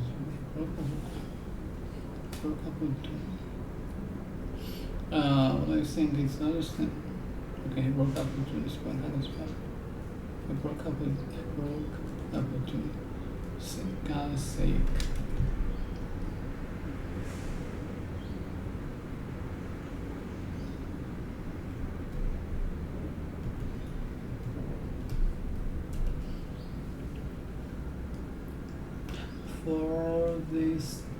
For this sake also.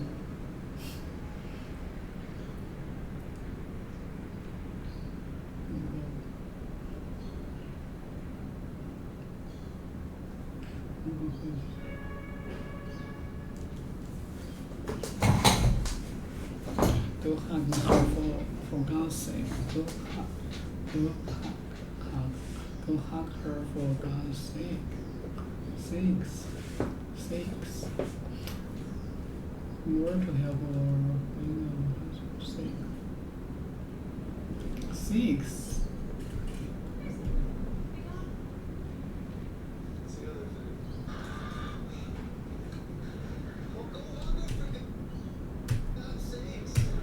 That's the other thing.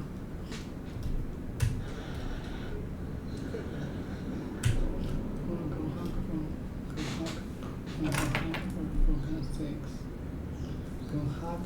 Go hug her for God's sakes. For God's sakes. Drink. Romantic.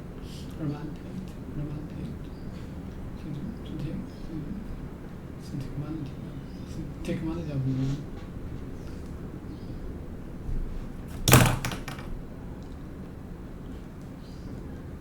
Take her a while.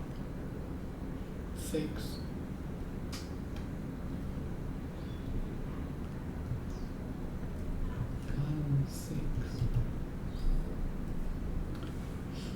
Seek. You want to help or bring romantic or some help. You want to help to bring romantic to someone. Please do it for David. For David's sake. The parents only stay together for this. Their parents only stayed together for the sake of the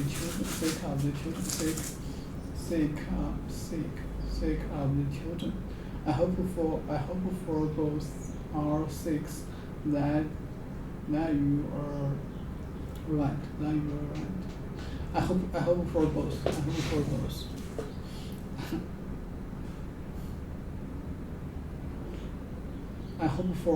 I hope for both our sakes that you are right.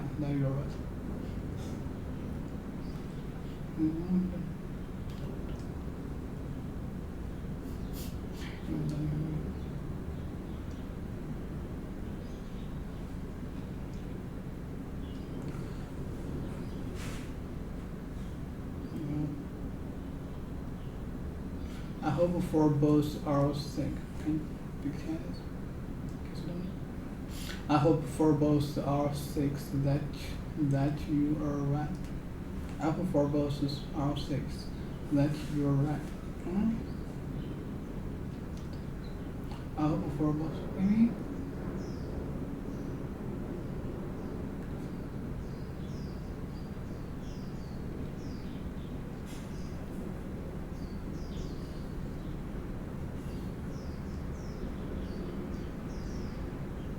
I hope for both our sakes. I hope for both our sakes that you are right.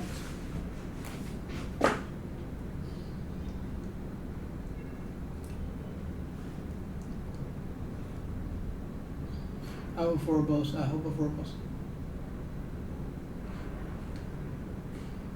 And for our sakes that you are right.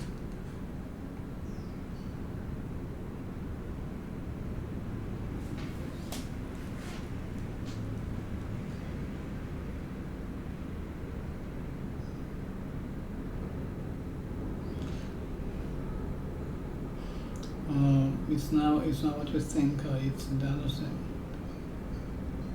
It's the other thing. Okay, I don't know how God is really? It's always been take a while. Why don't you say when take a while? The fast. What do you say when take a while?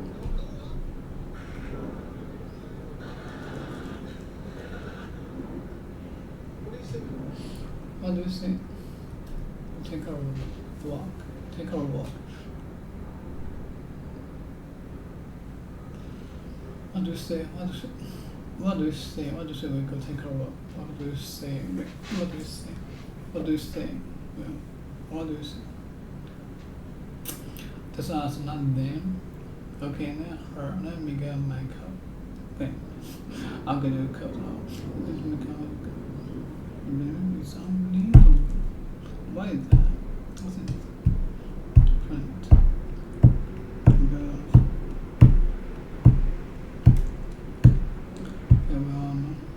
Hey, why don't you read you told her? It was someone who was updated to tell the only green card. Go hug her for God's sakes. No,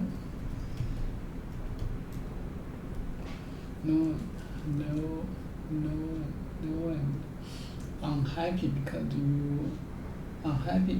you are not with other people. Unhappy because you are not with other people.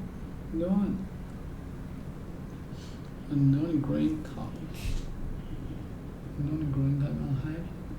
Unhappy because you are not. Because you are not with other people. Without other people. Not with other people. Not with other people. Green color. The color that is the mixture of black and white. The color are wrinkles.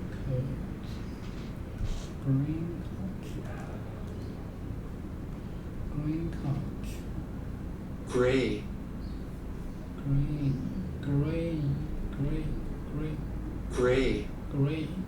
No, not green. Green. Couch. Green couch.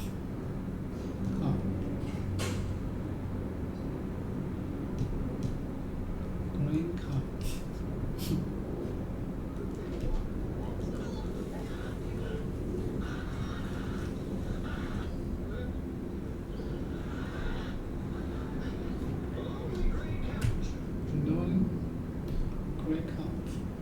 Green couch. Facebook, they don't realize that network effects create natural monopolies. They're very, very powerful things. And one of the dirty secrets of Silicon Valley is that a lot of the winning businesses are natural monopolies. Even ride sharing tends towards one winner take all system. Like Uber will always have better economics than Lyft as long as it's moving more drivers and more riders around.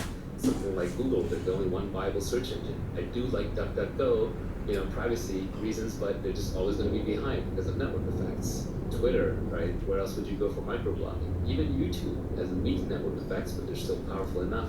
There's really no number 2 site that you go to consume your video on a regular basis. It even turns out in e-tail, Amazon, Prime, and convenience, stored credit cards and information creates a powerful network effect. So what is a network effect? Let's just define it precisely. A network effect is when each additional user adds value to the existing user base. So your users themselves are creating some value for the existing users. The classic example that I think everybody can understand is language. Let's say that there's 100 people live in the community and speak 10 different languages, and each person just speaks one of those 10. Well, you're having to translate all the time. It's incredibly painful. But if all 100 of you spoke the same language, it would add tremendous value. And so the way that community will play out is 10 people start out speaking 10 languages, so let's say that one extra person learns English. Well, now all of a sudden, 11 people know English, so the next person comes to learn a new language is probably going to choose English. And at some point, let's say English gets to 20 or 25 people, it's done. It's just going to own the entire language marketplace, and the rest of the languages will get competed out. Which is why long term, the entire world is probably going to end up speaking English and Chinese. China is closed off on the internet, but the internet itself is a great leveler, and people who want to communicate on the internet are forced to speak English because the largest community of people on the internet speaks English. I always feel bad for my colleagues who grew up speaking foreign languages in foreign countries because you don't have access to so many books. So many books just haven't been translated into other languages. So if you only spoke French or you only spoke German or you only spoke Hindi, for example, you would be at a severe disadvantage in a technical education. Invariably, if you go and get a technical education, you have to learn English just because you have to read these books that have this data that has not been translated. So languages are probably the oldest example of network effect. Money is another example. We should all probably be using the same money, except for the fact that geographic and regulatory boundaries have created these artificial islands of money. But even then, the world tends to use a single currency as the reserve currency at most times, currently the US dollar. So network effects are a very powerful concept. When you're picking a business model, it's really good idea to pick a model where you can benefit from network effects, low marginal costs, and scale economies. And these tend to go together. Like anything that has zero marginal cost of production obviously has scale economies, and things that have zero marginal cost of reproduction very often tend to have network effects because it doesn't cost you anything more to stamp out the thing, so then you can just create little hooks for users to add value to each other. So you should always be thinking about how your users, your customers, can add value to each other, because that is the ultimate form of leverage. You're on the beach of the Bahamas, or you're sleeping at night, and your customers are adding value to each other. The tweet storm is very abstract. It's deliberately meant to be broadly applicable to all kinds of different domains and disciplines and time periods and places. But sometimes it's hard to work without concrete example. So let's just go concrete for a minute. Look at the real estate business. You could start at the bottom. Let's say you're a day laborer. You come in, you fix people's houses. Someone orders you around, tells you break that piece of rock, stand that piece of wood, put that thing over there. There's just all these menial jobs that go on a construction site. If you're working one of those jobs, unless you're a skilled trade, let's say a carpenter or electrician, you don't really have specific knowledge. And even carpenter or electrician is not that specific because other people can be trained how to do it, so you can be replaced. So you get paid your 15, 20, 25, 50, if you're really lucky, $75 an hour, that's about it. You don't have any leverage other than for the tools that you're using. So if you're driving a bulldozer, that's better than doing it with your hands. So day labor in India makes a lot less because they have no tool leverage. You don't have much accountability. You're a faceless cog in a construction crew, and the owner of the house or the buyer of the house doesn't know or care that you worked on it. One step up from that, you might have a contractor, like a general contractor, who someone hires to come and fix and repair and build up their house. That general contractor is taking accountability, they're taking responsibility. So now, if let's say they got paid $250,000 for the job, sorry I'm using Bay Area prices, so maybe I'll go rest of the world prices, $100,000 for the job to fix up a house, and it actually costs the general contractor all said and done $70,000. Well, that contractor's going to pocket that remaining $30,000. So they got the upside, they got the equity, but they're also taking accountability and risk. So if the project runs over and there's losses, then they eat the losses. But you see, just the accountability gives them some form of additional potential income. And then they also have labor leverage because they have a bunch of people working for them. But it probably tops out right there. You can go one level above that and you can look at a property developer. This might be someone who is a contractor who did a bunch of houses, did a really good job, then decided to go into business for themselves. And they go around looking for beaten down properties that have potential. They buy them. They either raise money from investors or they fund it themselves. They fix the place up, and then they sell it for twice what they bought it for. Maybe they only put in 20% more, so it's a healthy profit. So now a developer like that takes on more accountability, has more risk, they have more specific knowledge, because now you have to know which neighborhoods are worth buying in, which lots are actually good and or which lots are bad, what makes or breaks a specific property. You have to imagine the finished house that's going to be there, even when the property itself might look really bad right now. So there's more specific knowledge, there's more accountability and risk, and now you also have capital leverage because you're also putting money into the project. But conceivably, you could buy, a piece of land or a broken down house for $200,000 and turn it into $1 million mansion and pocket all the difference. One level beyond that might be a famous architect or a developer, where just having your name on a property because you've done so many great properties increases its value. One level up from that, you might be a person who decides, well, I understand real estate and I now know enough of the dynamics of real estate that rather than just build and flip my own properties or improve my own properties, I'm going to be a massive developer. I'm going to build entire communities.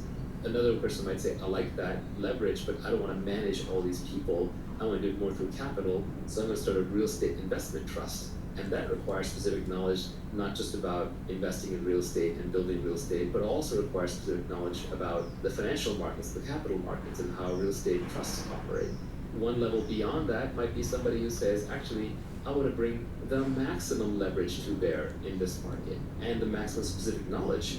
And so that person would say, well, I understand real estate and I understand everything from basic housing construction to building properties and selling them to how real estate markets move and thrive.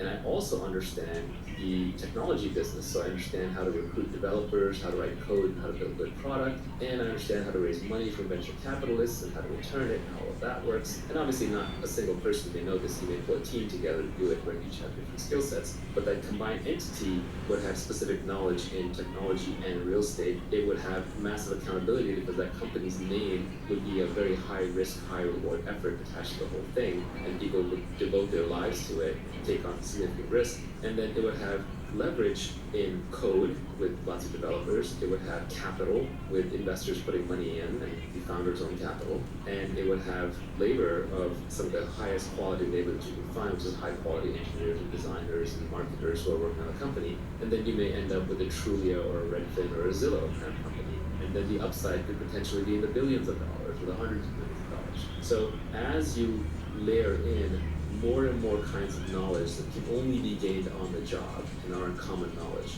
and you layer in more and more accountability and risk taking, and you layer in more and more great people working on it, and more capital on it, and more code and media on it, you keep expanding the scope of the opportunity all the way from the day laborer who might just literally be scrapping on the ground with their hands, all the way up to somebody who started a real estate tech company and then took it public. We spoke about specific knowledge, we talked about accountability, we talked about leverage. The last skill that Naval talks about in his tweet storm is judgment, where he says that leverage is a force multiplier for your judgment. We are now living in an age of nearly infinite leverage, and all the great fortunes are created through leverage. So your first job is to go and obtain leverage, and you can obtain leverage through permission by taking risks and getting people to work for you, or by raising capital, or you can get leverage permissionlessly by learning how to code or becoming a good communicator in podcasting, broadcasting, creating videos, writing, etc. So that's how you get leverage. But once you have leverage, what do you do with it? Well, the first part of your career is spent hustling to get leverage. Once you have the leverage, then you want to slow down a bit because your judgment really matters. It's like you've gone from steering your sailboat around to now you're steering an ocean liner or a tanker. You have a lot more at risk, but you have a lot more to gain as well. You're carrying a much higher payload. So in an age of infinite leverage, judgment becomes the most important skill. Warren Buffett is so wealthy now because of his judgment. Even if you were to take away all of Warren's money, tomorrow investors would come out of the woodwork and hand him $100 billion because they know his judgment is so good, and they would give him a big chunk of that $100 billion to invest. So ultimately, everything else that you do is actually setting you up to apply your judgment. One of the big things that people rail on is CEO pay, and for sure there's crony capitalism that goes on where these CEOs control their boards and the boards give them too much money. But there's certain CEOs who definitely earn their keep because their judgment is better. If you're steering a big ship, if you're steering Google or Apple, and your judgment is 10 or 20% better than the next person's, society will literally pay you hundreds of millions of dollars more because you're steering a $100 billion ship. If you're on course 10 or 20% of the time more often than the other person, the compounding results on that hundreds of billions of dollars you're managing will be so large that your CEO pay will be dwarfed in comparison. So demonstrated judgment, credibility around the judgment is so critical. Warren Buffett wins here because he has massive credibility. He's been highly accountable. He's been right over and over in the public domain. He's built a reputation for very high integrity, so you can trust him. So a person like that, people will throw infinite leverage behind him because of his judgment. Nobody asks him how hard he works. Nobody asks him when he wakes up or when he goes to sleep. It's like, Warren, just do your thing. So especially demonstrated judgment with high accountability, clear track record is critical. Let's define judgment. I would define it as knowing the long-term effects of your decisions, or being able to predict the long-term effects of your decisions. It's funny, my definition of wisdom is knowing the long-term consequences of your actions. So they're not all that different. Wisdom is just judgment on a personal domain. Wisdom applied to external problems, I think, is judgment. So they're highly linked. But yes, it's knowing the long-term consequences of your actions and then making kind of the right decision to capitalize on that. Judgment is very hard to build up. This is where both intellect and experience come into play.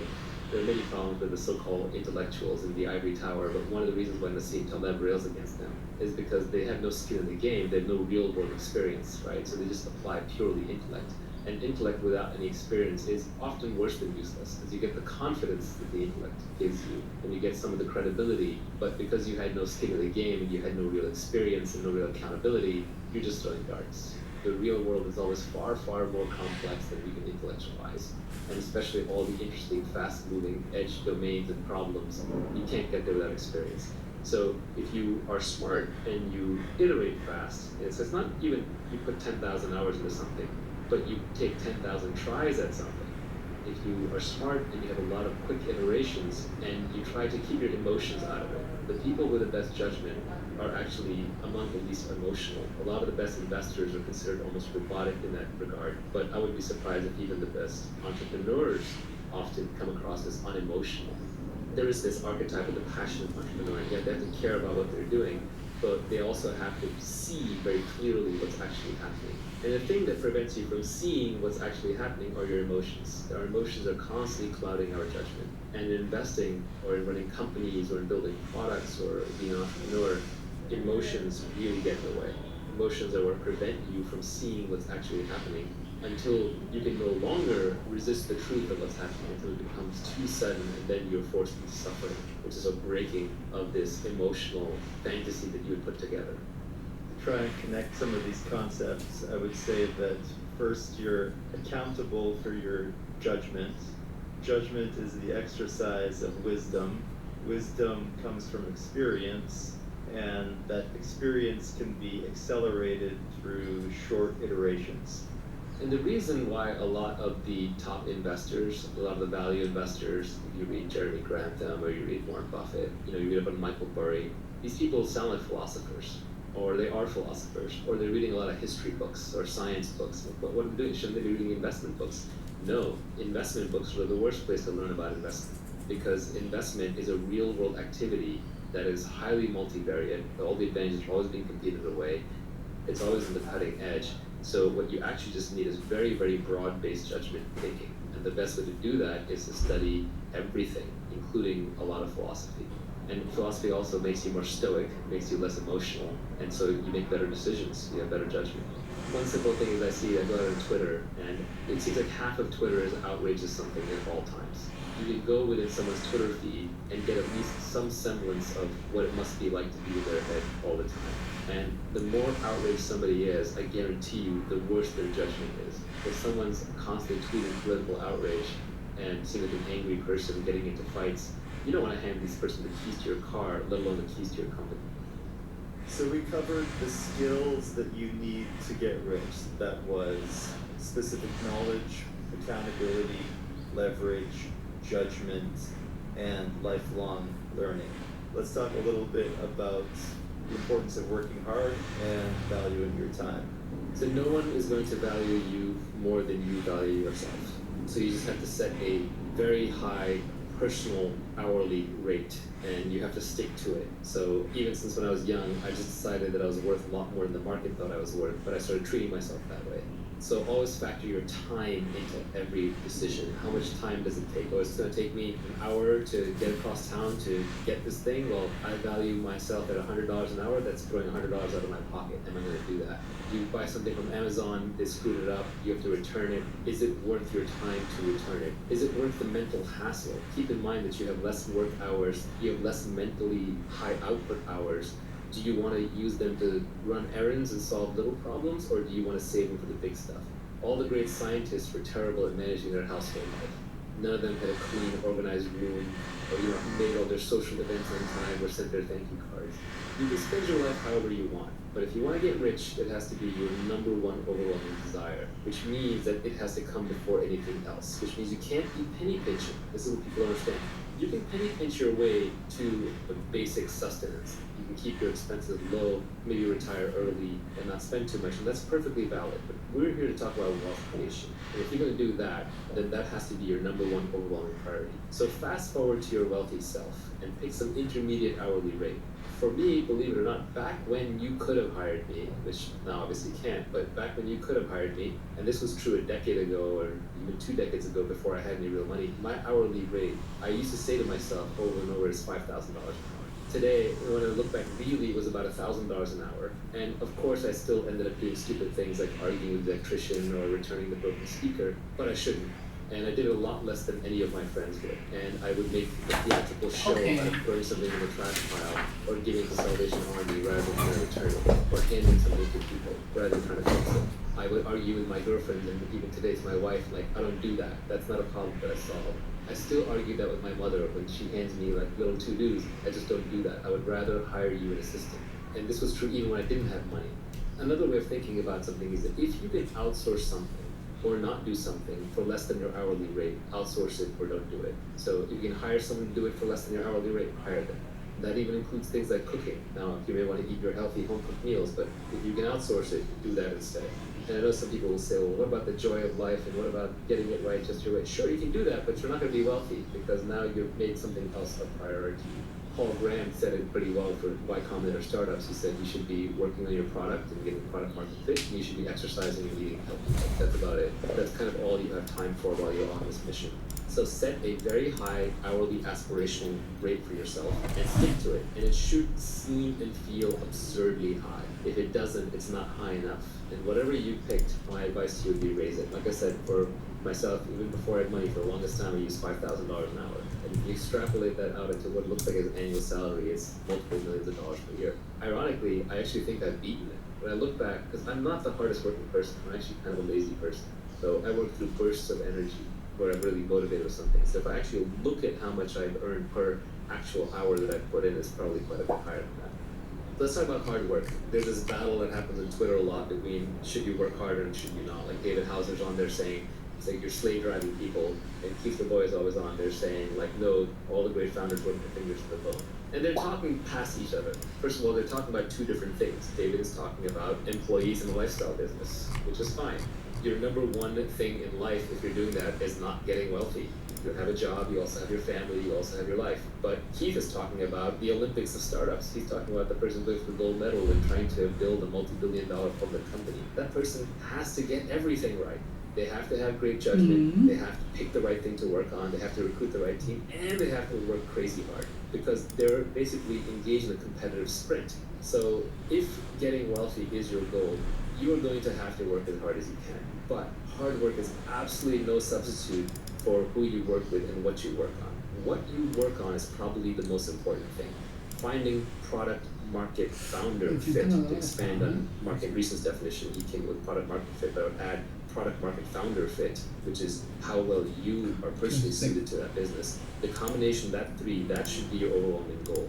And you can save yourself a lot of time if you pick the right area to work in. Picking the right people to work with is the next most important piece. And then third comes how hard you work.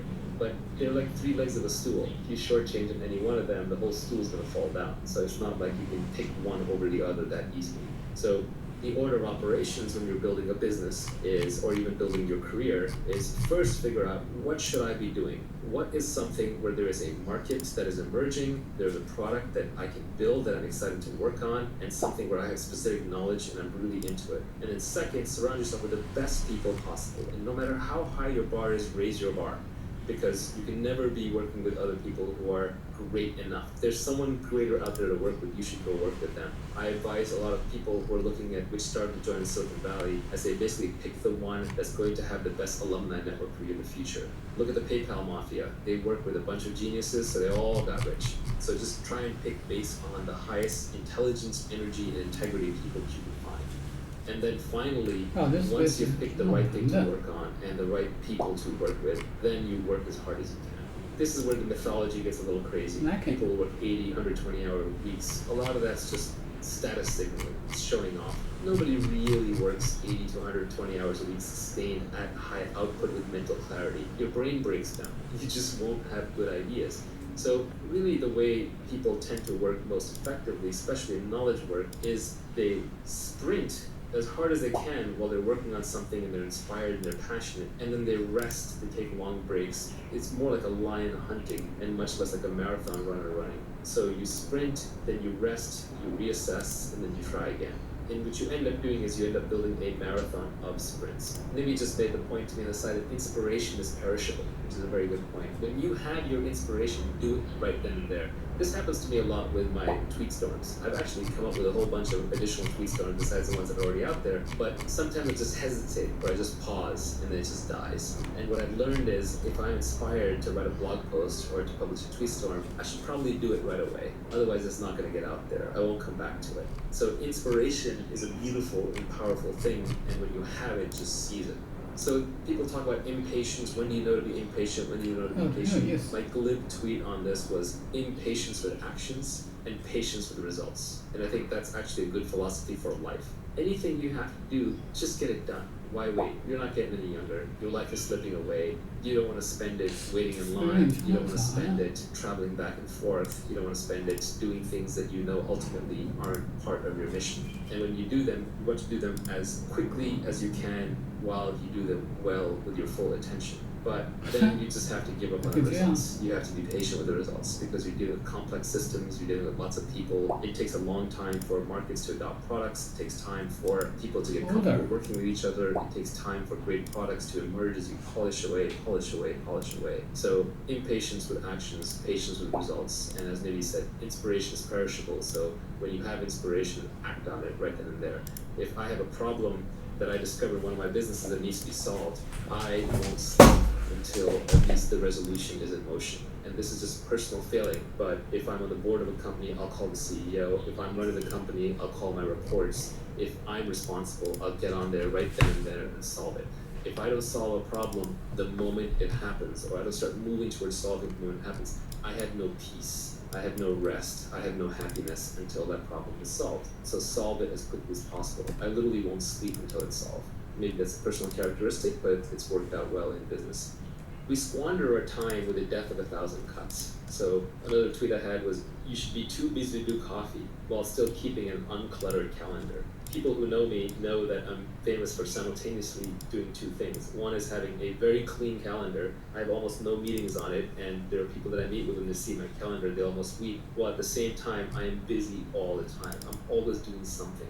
And it's usually quote-unquote work-related, but it is whatever the highest impact thing is that needs to be done at that time and that I'm most interested and inspired about. But the only way to do that is to constantly, ruthlessly decline meetings. People want to do coffee and build relationships, and that's fine early in your career when you're still exploring, but later in your career when exploiting and there are more things coming at you than you have time for, you have to ruthlessly cut meetings out of your life. If someone wants to do a meeting, see if you can do it with a phone call instead. If they want to do a phone call, see if they can do it with an email instead. If they want to do an email, see if they can do it with a text message instead. If they're text messaging, you should probably be ignoring most text messages unless they're true emergencies. So one has to be utterly ruthless about dodging meetings. When you do meetings, do walking meetings, do standing meetings, keep them short, keep them actionable, keep them small. Any meeting with 8 people that sit around a conference table, nothing is getting done in that meeting. You're literally just dying 1 hour at a time.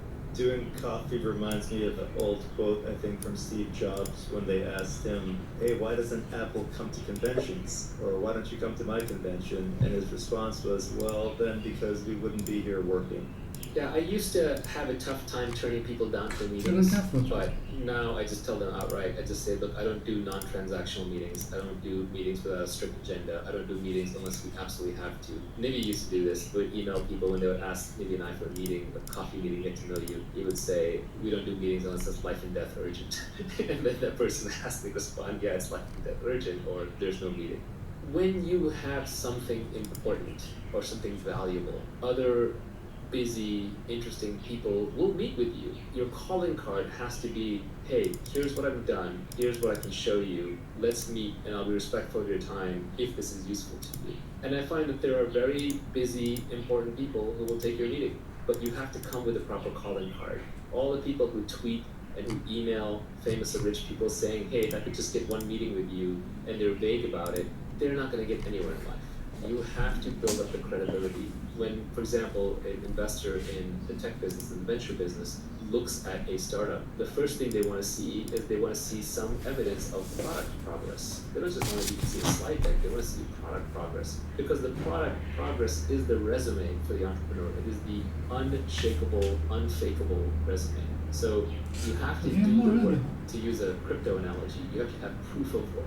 If you have proof of work and you truly have something interesting, then you shouldn't hesitate to put it together in an email and send it to somebody. But even then, when you're asking for a meeting, you want to be super actionable about it. But I would say even if you yourself haven't made it yet, if you think you're going to make it by going out and networking and doing a whole bunch of meetings, you're probably incorrect.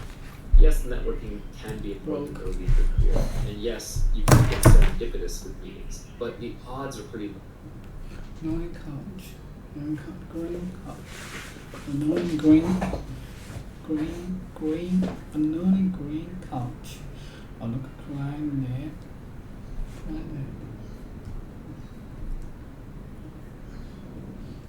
Net.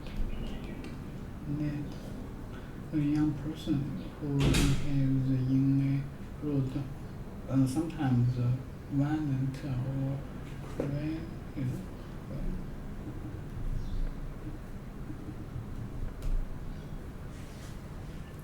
Net. Quiet and then they condemn.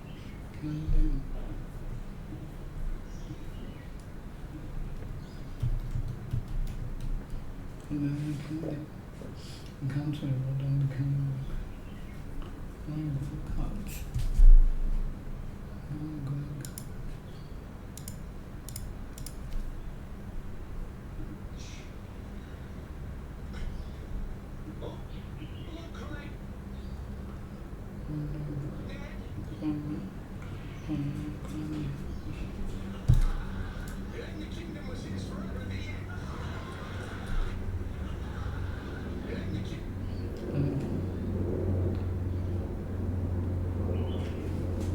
then they kingdom of forever.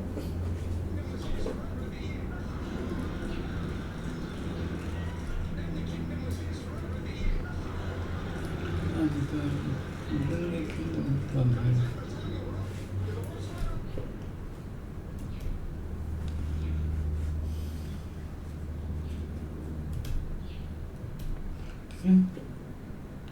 Roll, that's all you roll. For the worst of the whole world. Alright.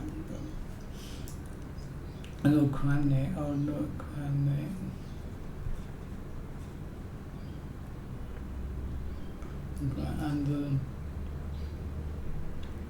And then the kingdom, and then the kingdom was his forever.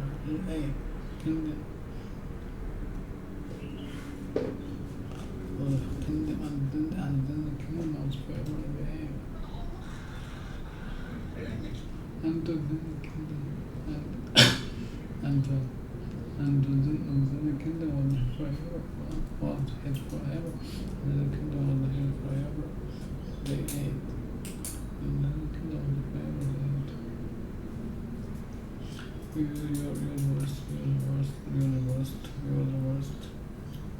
You're the worst writer in the whole world. You know, it's It's very funny. There's something about me. There's something about me and that piece of paper. Something about me and a piece of paper. There's something about me and a piece of paper. There's something about me on that piece of paper.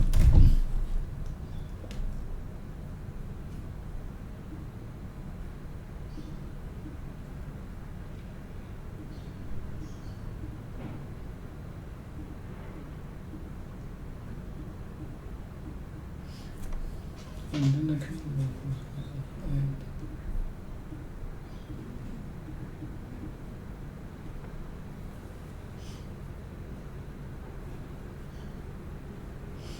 alright, fine. If you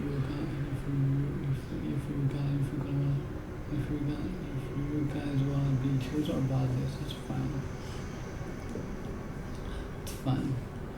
If you wanna be choosy about this, it's fine. Okay.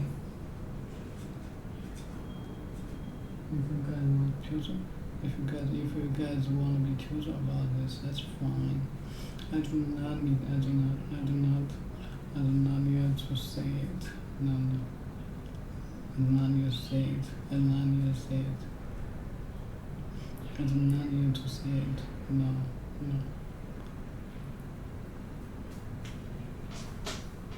Very well. Fine. If you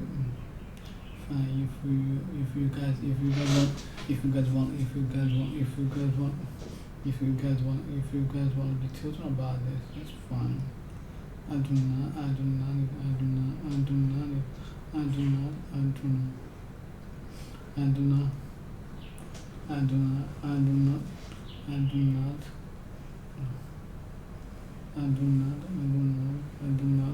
to say it. Why is this? See, this is. Why is this?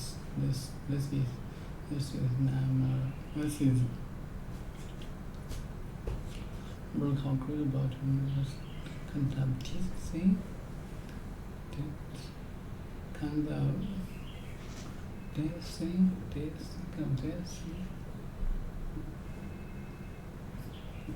Kind of this thing. Nothing. Kind of this thing. Do.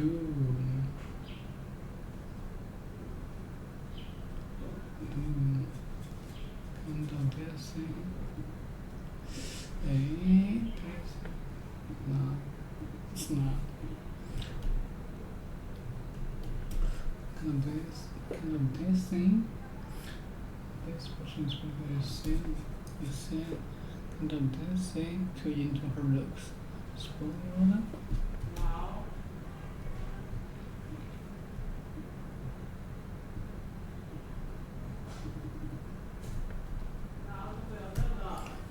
Spoiled.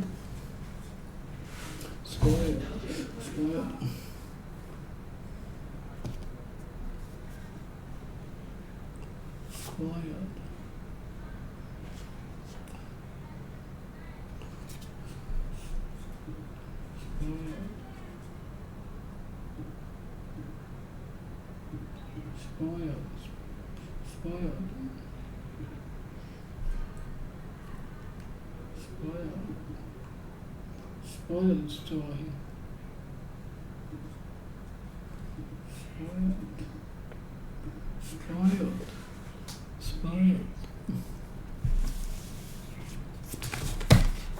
Spoiled.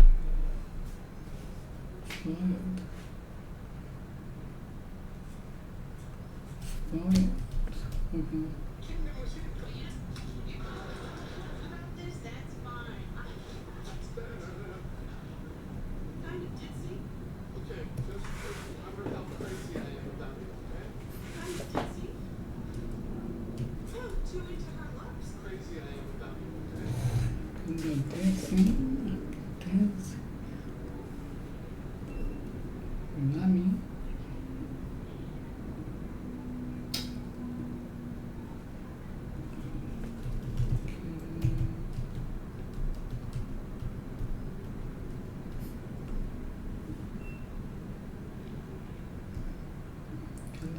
thing, kind of this thing, kind of this, this thing.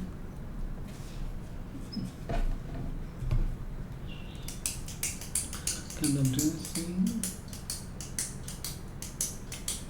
No, that's really spoiled. He was supposed to tackle an idiot. Kind of this thing to enter her looks spoiled. Hi, Dixie. Too into her looks. Mm.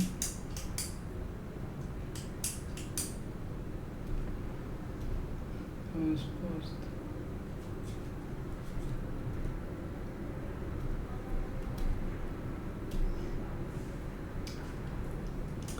No, that's this, but I was supposed.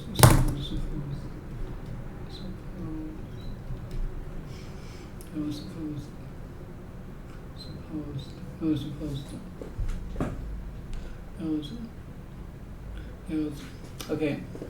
That's you spoiled. I was supposed to type when you don't idiot. Type spoiled should be duty. Supposed to duty.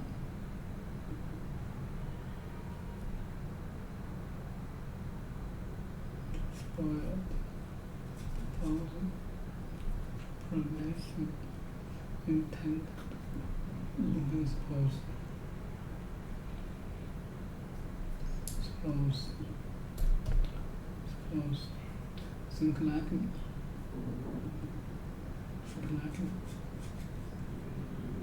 I suppose.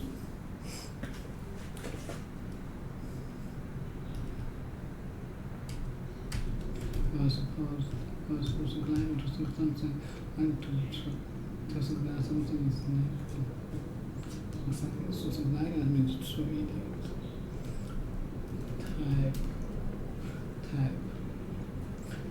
A particular group of people. Okay, group.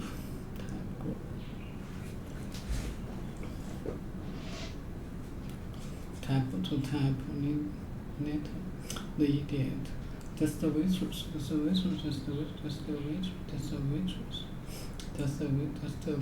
No, that was. I mean, I suppose.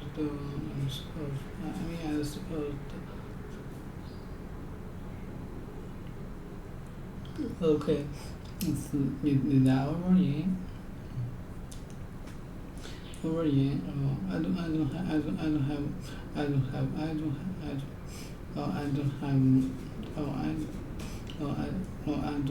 have chubby ankles. No, I do not have chubby ankles. No way. Okay, look at the other side. Look at the other side. Look at the other side. Chubby ankle, I do have no.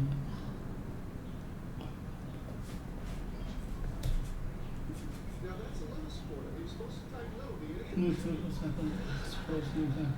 Just a waitress.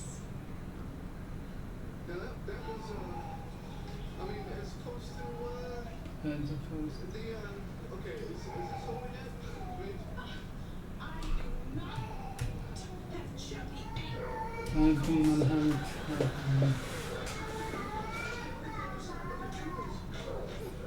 She's not Rachel? return. What the hell's a Rachel?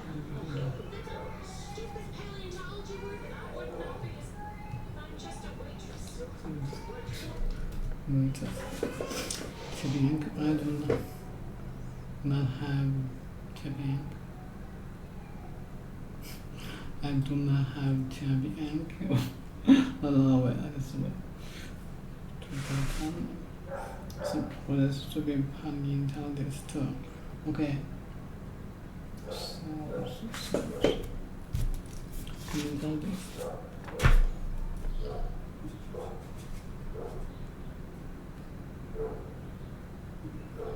Okay. Someone who studied the fossils and getting information about history. history.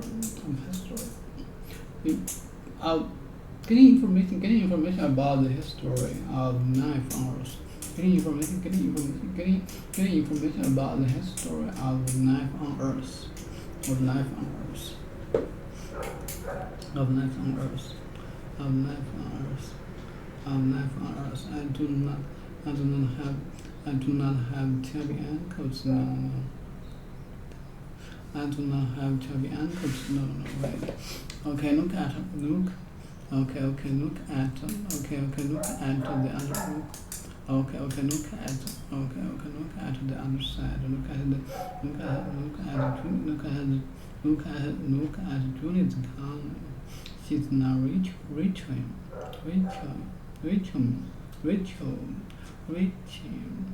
She's not reaching. Okay. Is that stupid part just a word? Or that I wouldn't know because I'm just a waitress. No, I'm tired. Okay. And as we spent time talking about earlier, when you are just meeting people and hoping to get that lucky break, you're relying on type 1 luck, which is blind luck, and type 2 luck, which is hustle luck. But what you're not getting is type 3 or type 4 luck, which are the better kinds, where you spend time developing a reputation, working on something, developing a unique point of view, and being able to spot opportunities that others can't. A busy calendar and a busy mind will destroy your ability to do great things in this world. If you want to be able to do great things, whether you're a musician or whether you are an entrepreneur or whether you're an investor, you need free time and you need a free mind. We just finished talking about the importance of working hard and valuing your time. Next, there's a few tweets on the topic of working for the long term. The first tweet is, become the best in the world at what you do. Keep redefining what you do until this is true. If you really want to get paid in this world, you want to be number one at whatever it is that you're doing. And it can be niche, that's the point. It can literally be you're getting paid for just being you. You know, at this point, some of the more successful people in the world are that way. Oprah gets paid for being Oprah. Joe Rogan gets paid for being Joe Rogan. And they're being authentic to themselves. So what this tweet is trying to say simultaneously is that you want to be number one, but you want to keep changing what you do until you're number one. You can't just pick something arbitrary. You can't say, I'm going to be the fastest runner in the world, and now you got to beat Usain Bolt. That's too hard of a problem.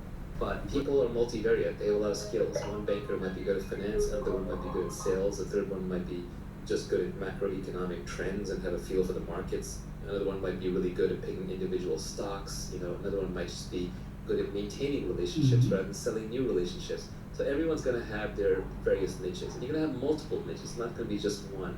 So over time, you will find, as you go through your career, both you will gravitate towards the things that you're good at, which by definition are almost the things you enjoy doing, otherwise you wouldn't be good at them, you wouldn't have put in the time.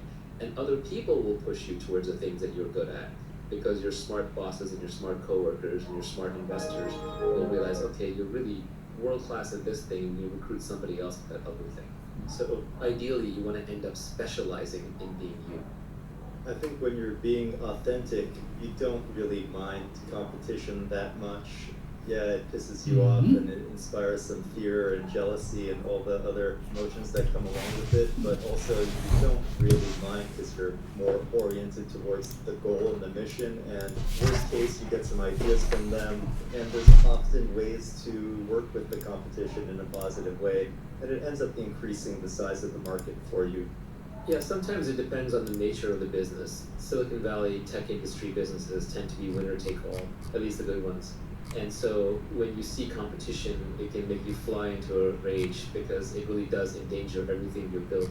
Whereas if I was opening a restaurant and a more interesting version of the same restaurant opens up in a different town, that's fantastic. I'm just going to lift from them what's working and drop what I can see that they have already figured out is not working. So it does depend to some extent on the nature of the business. That said, even the businesses that seem like that they're often in direct competition really aren't. They can end up adjacent or slightly different. You're one step away from a completely different business, and sometimes you need to take that one step, and you're not going to be able to take it if you're busy fighting over a booby prize. Kind of, you're playing stupid game, you're going to win a stupid prize. It's not obvious right now because you're blinded by competition, but 3 years from now it'll be obvious. To give a simple example, when I was first starting companies, one of my first ones was called Opinions, which was an online product review site for all the products out there that was independent of Amazon. And that space eventually turned into TripAdvisor and Yelp, which is where we should have gone. We should have done more local reviews because there's more value to having a review of a scarce item like in a local restaurant than it is of an item like a camera, which is going to have 1,000 reviews on Amazon. But before we could get there, we got caught up in the whole comparison shopping game. And so we ended up merging with Deal Time and competed with MySimon and BizRate, which became Shopzilla, and PriceGrabber and NextTag, and a whole bunch of these price comparison engines. And we're all caught in fierce competition with each other, and that whole space went to zero because it turns out Amazon won e-tail completely. So there was no need for price comparison, everyone just went to Amazon. So we got the booby prize because we were caught in a competition with a bunch of our peers, when really we should have been looking at what the consumer really wanted and being authentic to ourselves, which was reviews and not price comparison, and gone more and more into more and more esoteric items that needed to be reviewed where customers had less and less data and wanted reviews more badly. So if we stayed authentic to ourselves, we would have done better. We're still talking about working for the long term. The next tweet on that topic is apply specific knowledge with leverage, and eventually you will get what you deserve. I would also add to that, apply judgment, apply accountability, and apply the skill of reading. This one is just a glib way of saying that it takes time. Even once you have all of these pieces in place, there is an indeterminate amount of time that you're going to have to put in. And if you're counting, you will run out of patience before it actually arrives. So you just have to make sure that you give these things a proper time. Life is long. Charlie Munger had some line on this. Somebody asked him about making money, and he reinterpreted that. And he said, what the questioner is actually asking is, how do I get rich like you but faster before I end up as a really old guy? And everybody wants it immediately, but the world is an efficient place. Immediate doesn't work. You do have to put in the time, you do have to put in the hours. And so I think you just have to put yourself in the position with the specific knowledge, with the accountability, with the leverage, with the authentic skill set that you have to be the best in the world at what you do. And then you have to enjoy it and just keep doing it and keep doing it and keep doing it, and don't keep track and don't keep count. Because if you do, you will run out of time. I can look back at my career and the people 2 decades ago that I had identified as brilliant and hardworking but hadn't thought much more about it, they're all successful now, almost without exception. On a long enough time scale, you do get paid, but it can easily be 10 or 20 years. Sometimes it's 5, and if it's 5 or 3 and a friend of yours got there, it can drive you insane. But those are exceptions, and for every winner, there's multiple failures. One thing that's important in entrepreneurship is you just have to be right once. You get many, many shots on goal. You can take a shot on goal every 3 to 5 years, maybe every 10 at the slowest, or once every year at the fastest, depending on how you're iterating with startups. But you really only have to be right once. My little equation is that your eventual outcome will be equal to something like the distinctiveness of your specific knowledge times how much leverage you can apply to that knowledge times how often your judgment is correct times how singularly accountable you are for the outcome, times how much society values what you're doing, and then you compound all of that with how long you can keep doing it and how long you can keep improving it through reading and learning. That's actually a really good way to summarize it. It's probably worth even trying to sketch that equation out. That said, people try to then apply mathematics to what is really philosophy. So I've seen this happen in the past where I say one thing and then I say another thing that seemed contradictory if you treat it as a math equation, but it's obviously in a different context. And then people will say, well, you say that desire is suffering, it's the Buddhist saying, and then you say that all greatness comes from suffering. So does that mean all greatness comes from desire? It's like, well, this isn't math, people. You can't just start carrying variables around and forming absolute logical outputs. You have to know when to apply things. So I think that is very useful to understand. But at the same time, one can't get too analytical about it. It's what a physicist would call false precision. When you take 2 made-up estimates and you multiply them together and you get 4 degrees of precision, those decimal points don't actually count. You don't have that data, you don't have that knowledge. In a model, the more estimated variables you have, the greater the error in the model. So just adding more and more complexity to your decision-making process actually gets you a worse answer. You're better off just picking the single biggest thing or 2. For example, what am I really good at according to observation and according to people that I trust? that the market values. Like that alone, those two variables alone are probably good enough. Because if you're good at it, you'll keep it up. And if you're good at it, you'll develop the judgment. And if you're good at it and you like to do it, eventually people will give you the resources and you won't be afraid to take on accountability. So all the other pieces will fall in place. Product market fit is inevitable if you're doing something you love to do and the market wants it. Regarding the guy that gets rich in 5 years, one of the tweets that you had on the cutting room floor was avoid people who got rich quickly. They're just giving you their winning lottery ticket numbers. This is generally true of advice anyway, which is it's back to the Scott Adams systems, not goals. If you ask a specific person what worked for them, very often it's just like they're reading out the exact set of things that work for them, which may not be applicable for you. They're just reading their winning lottery ticket numbers. It's a little glib. There is something to be learned from them, but you can't just take their exact circumstance and map it onto yours. The best founders I know, they listen and read to everyone, but then they ignore everybody and they make up their own mind. They have their own internal model of how to apply things to their situation, and they do not hesitate to discard information. If you survey enough people, all the advice will cancel to zero. So you do have to have your own point of view, and when something is sent your way, you have to very quickly decide, is that true? Is that true outside of the context of what that person applied in? Is it true in my context? And then do I want to apply it? You have to reject most advice, but you have to listen to and read enough of it to know what to reject and what to accept. Even in this podcast, you should examine everything. If something does not feel true to you, put it down, set it aside. If too many things seem untrue, delete this podcast. I think the most dangerous part of taking advice is that the person that gave it to you is not going to be around to tell you when it doesn't apply any longer. Yeah, I view the purpose of advice as a little different than most people.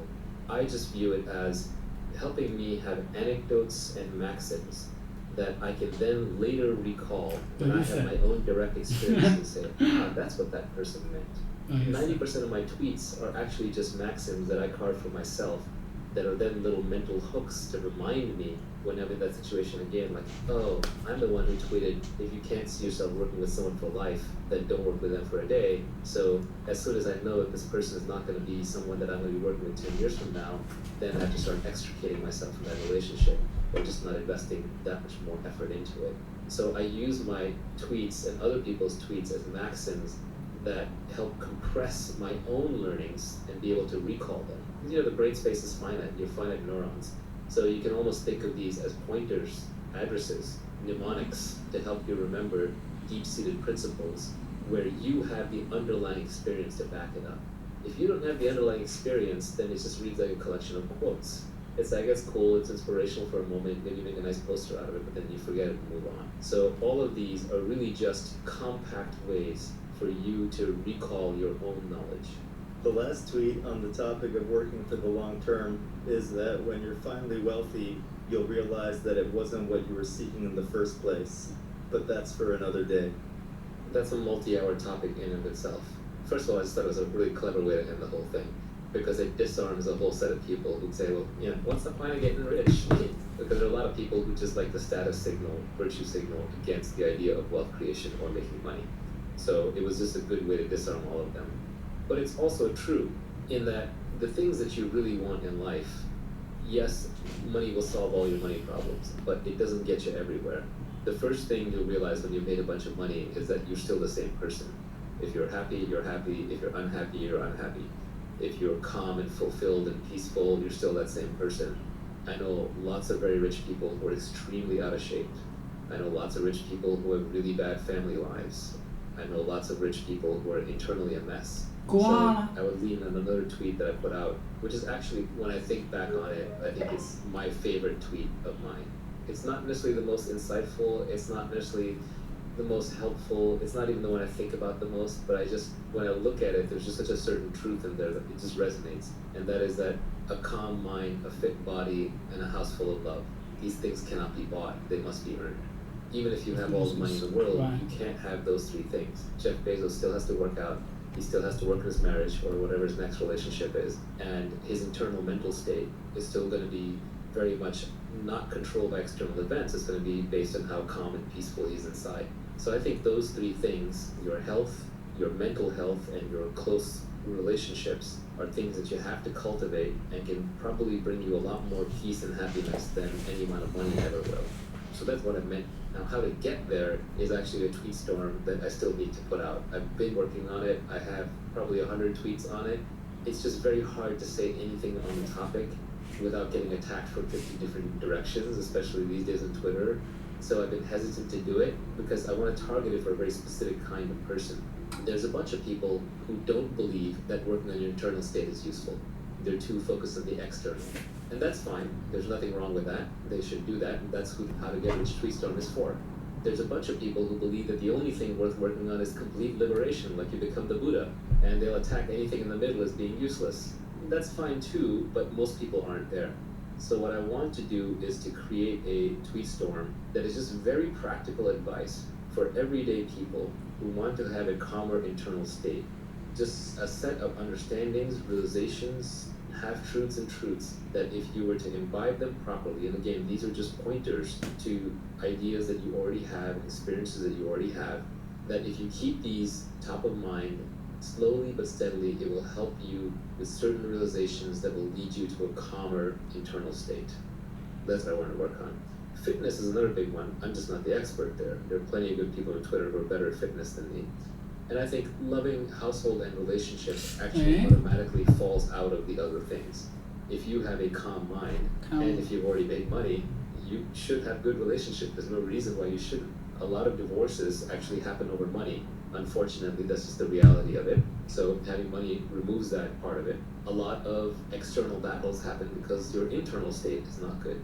When you're naturally internally peaceful, you're going to pick less fights. You're going to be more loving without expecting anything in return, and that will take care of things on the external relationship front. So money solves your money problems. Money buys you freedom in the material world. I think that was a tweet from your cutting room floor. And money lets you not do the things that you don't want to do. Yeah, to me, the ultimate purpose of money is so that you do not have to be in a specific place at a specific time doing anything you don't want to do. We skipped one tweet because I wanted to cover all of the tweets on the topic of the long term. And the tweet that we skipped was, there are no get-rich-quick schemes. That's just someone else getting rich off you. This goes back to the world being an efficient place. If there's an easy way to get rich, it's already been exploited. And there are a lot of people who will sell you ideas and schemes on how to make money, but they're just always selling you some $79.95 course or some audiobook or some seminar, which is fine. Everyone needs to eat. People need to make a living. They might actually have really good tips. But if they're giving you actionable, high-quality advice that acknowledges that it's a difficult journey and will take a lot of time, then I think that's realistic. But if they're selling you some get-rich-quick scheme, whether it's crypto or whether it's an online business or seminar, they're just making money off you. That's their get-rich-quick scheme. It's not going to necessarily work for you. One of the things about this whole tweet storm and podcast is that we don't have ads on here. We don't charge for anything. We don't sell anything. Not because I don't want to make more money. It's always nice to make more money. We're doing work here. But because it would completely destroy the credibility of the enterprise. If I'm saying, hey, I know how to get rich and I'm going to sell that to you, it ruins it. When I was young and I was kind of studying up on the topic, one of my favorite books on the topic was actually called How to Get Rich by Felix Dennis, the founder of Maxim magazine, billionaire who passed away. And he had a lot of crazy stuff in there, but he had some really good insights too. But whenever I read something by him or by the GoDaddy founder, Bob Parsons, or say Andrew Carnegie, you read stuff by people who are already very wealthy and they've clearly made their wealth in other fields, not by selling the how to get rich line, they have credibility. You just trust them. And they're not trying to make money off of you. They are obviously trying to win some status and some ego, right? You always have to have a motivation for doing something. But at least that is a cleaner reason why they're probably not lying. They're probably not fooling you. They're not snowing you. At some level, every founder has to lie to every employee of the company that they have, where they have to convince them that it's better for you to work for me than it is to do what I did and go work for yourself. So I've always had a hard time with that, which is why the only honest way in my companies, I've recruited entrepreneurs. And I tell them, you're going to get to be entrepreneurial in this company.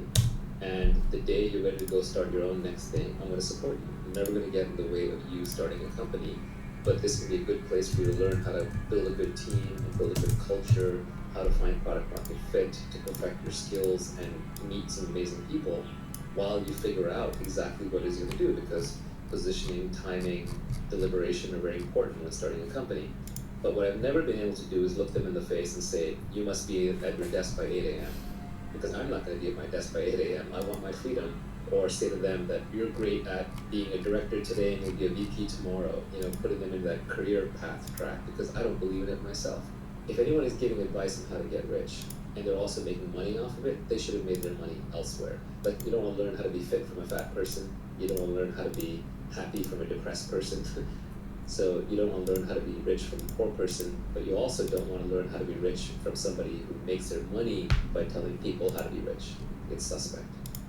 Anytime you see somebody who's actually gotten rich following some guru's advice on getting rich, just remember that in any random process, if you run it long enough and if enough people participate in it, you will always get every single possible outcome with probability 1.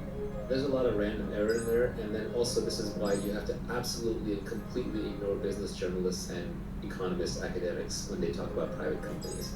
I won't even name names, but like when a famous economist rails on Bitcoin, or when a business journalist attacks the latest company that's IPOing, it's complete nonsense. Those people have never built anything.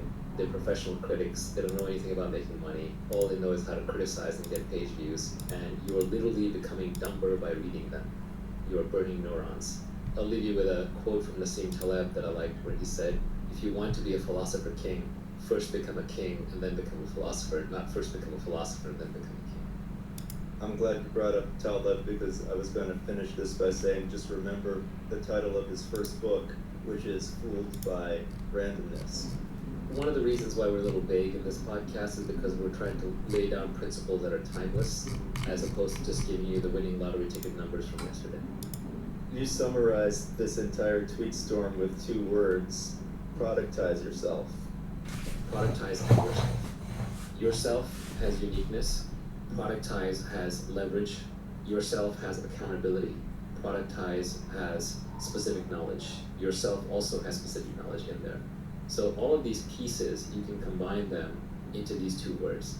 Whenever you're doing anything in business, if you're looking toward the long term of getting wealthy, you should ask yourself, is this authentic to me? Is it myself that I'm projecting? And then am I productizing? Am I scaling it? Am I scaling with labor, or with capital, or with code, or with media? So it's a very handy, simple mnemonic.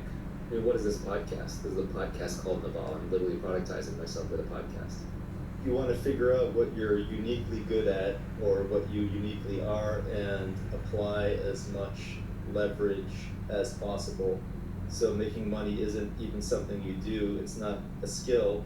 It's who you are stamped out a million times. Making money should be a function of your identity and what you like to do. Another tweet that I really liked was, this was not mine, somebody else put this up. They said, find 3 hobbies. One that makes you money, one that keeps you fit, and one that makes you creative. I would change that slightly. So I would say one that makes you money, one that makes you fit, and one that makes you smarter. So in my case, my hobbies would be reading. Making money is I love working with startups, either investing in them, brainstorming them, starting them. I just love that ideation and initial creation phase around startups. And then on the hobby that keeps you fit, I don't really have one. Closest thing I have is yoga, but that's where I fell apart. And I think people who early in life discover something like surfing or swimming or tennis or some sport that they continue doing throughout most of their life are very lucky, because they found a hobby that will make them fit. We finished discussing the tweet storm, and we're going to spend some time on Q&A and discussing some of the tweets on the cutting room floor that didn't make it into the tweet storm. My first question is, do you think there are some common failure modes or typical things that people do wrong when they're trying to apply this advice? A lot of people don't understand what specific knowledge really is, or how to quote-unquote obtain it. People don't understand what accountability really entails. They think that accountability means being successfully accountable. No, it means that you have to stick your neck out and fail with your name out there publicly and be willing to let people hate on you. One of the reasons I'm less active on Twitter lately is because every tweet summons an army of nitpickers and haters, and it gets exhausting. But on the other hand, you have to learn how to ignore them, otherwise you can't survive on Twitter. A lot of people try to reconcile it with, like, should I quit my 9-to-5 job or not? that can be a very hard decision. I don't think you need to go that extreme. You can start applying accountability and leverage and specific knowledge even within your existing career. It doesn't have to necessarily be fork off and do something else completely. A lot of people will use it as a way to agree and disagree with their existing biases. They'll say, oh yeah, I agree with that part, or that part you're completely wrong. The most interesting parts should be the ones that you disagree with. But clearly, I've proven that I know a few things. So if you disagree with it, then maybe that is an area where you can improve your thinking. I definitely improve my thinking all the time, but I will tell you that in this tweet storm, I put down the minimum viable principles. I did not put down the whole universe of what I know about how to make money, because 90% of it is suspect. I put down the bedrock, the stuff that I'm pretty solidly sure about. And I have not yet seen a tweet that has successfully contradicted anything in this tweet storm that would cause me to say, oh yeah, I got that one wrong. I think another place where people get a little bit off is they look at this and they say, well, this only applies to tech entrepreneurs. I disagree. The example that I gave about real estate was a good one in that regard. It's just the nature of leverage, that technology drives leverage. So I'm going to push you in a tech direction to get the free leverage that is available in tech. And obviously this message is being delivered through the internet, so it's going to have a pro-internet bias. There are also people who believe that it's unfair to the people who don't have these opportunities to do anything with the opportunities that they do have. With that defeatist attitude, why even get out of bed in the morning? 90% of people are dead. There's a lot of people who are living on $1 a day. Do you live on $1 a day? No, it's up to you to play the hand that you're dealt to the best of your ability, and then you can take the winnings, the pot from that hand, and do whatever you want with it to fix the world. But saying that you should not do things just because others can't do things is living in denial. It's an excuse to not do anything. There are also people who believe that wealth creation is fundamentally at odds with an environmentally safe and healthy planet, and they view the whole thing as a giant zero-sum game. That's a false narrative as well. Elon Musk is not playing a zero-sum game with the environment, and there are plenty of entrepreneurs who are not. If anything, there is a word that environmentalists love, which is sustainability, and for-profit businesses are at least financially sustainable, if nothing else. You can do a B Corp, which has a dual mission.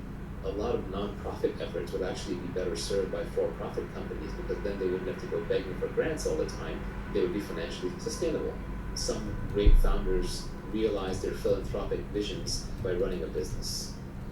Who is this advice targeted to? Is it for my Lyft driver? Is it for an internet entrepreneur? Is it for somebody who wants to start a YouTube channel? Because it comes from someone who's steeped in Silicon Valley and tech companies, it's always going to have a bias towards that. But I think it's good for anybody who wants to be entrepreneurial, anybody who wants to control their own life, anybody who wants to deterministically and reliably improve their ability to create wealth over time, is patient and looking at it for the long haul. Certainly if you're 80 years old, retired, running out of energy, you should probably stay retired. But there are 80-year-olds who have a lot of energy and want to do new things and live for the future. It can obviously apply very easily to a young person, I would say 9, 10 years old and up. The most difficult one is probably middle-aged, because when we're in our 30s, 40s, 50s, we already have a lot invested. We have a lot of obligations, because those are the years where we're earning and people are relying upon us.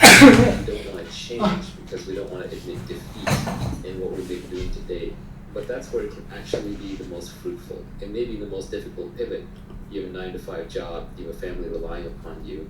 And so it may seem like the things in this podcast are far too idealistic, but maybe it can inform your weekend projects. Maybe it can inform your self-re-education that you do at night on the internet.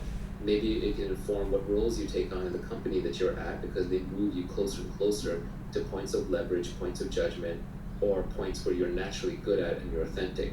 It might cause you to take on more accountability. Even by piecemeals, these principles can directionally guide you, regardless of what stage you are at in life short of retirement. And if you're in retirement, just test them to see if they're true, and then teach them to your kids or your grandkids. There's many different ways to participate. It should really apply to almost everybody who has a complete body, sound mind, and is looking to work. I think one way to apply the advice is to look at who is getting the leverage off of the work that you're doing. Look up the value chain, look at who's above you and who's above them, and see how they are taking advantage of the time and the work that you're doing and how they're applying leverage to it. people do that naturally in that they want to move up the corporate ladder, but that's mostly about managing other people. And what you really want to be doing is managing more capital, products, media, and community.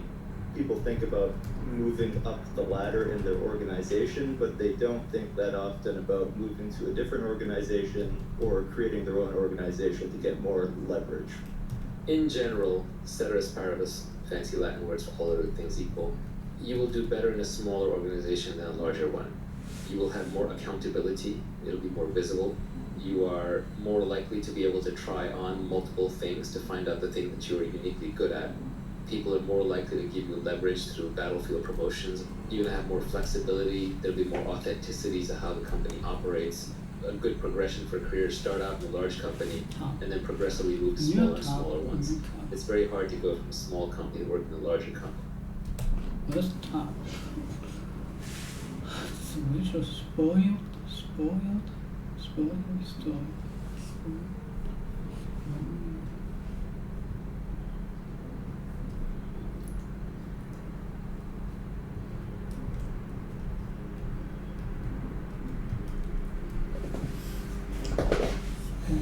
Someone special. Someone special material who is spoiled or not. Someone special.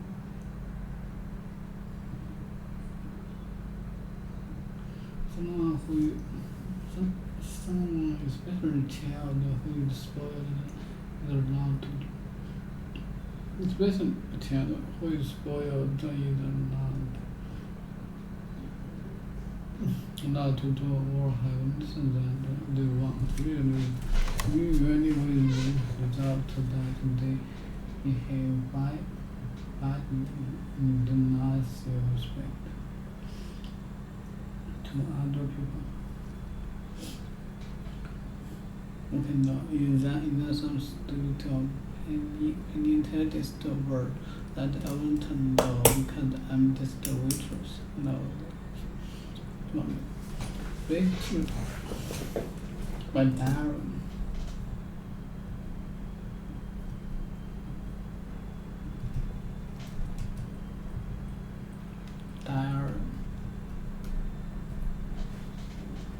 A book in which you record your thoughts or feeling or what has happened to each day. A book in which you record your thoughts or feelings or what has happened each day. Brilliant. It's brilliant. It's brilliant. That's brilliant.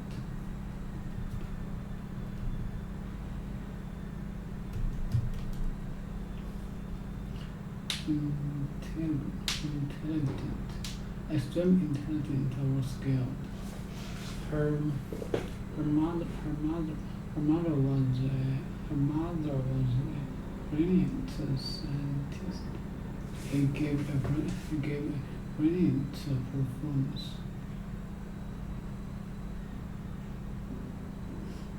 Extremely intelligent or skilled.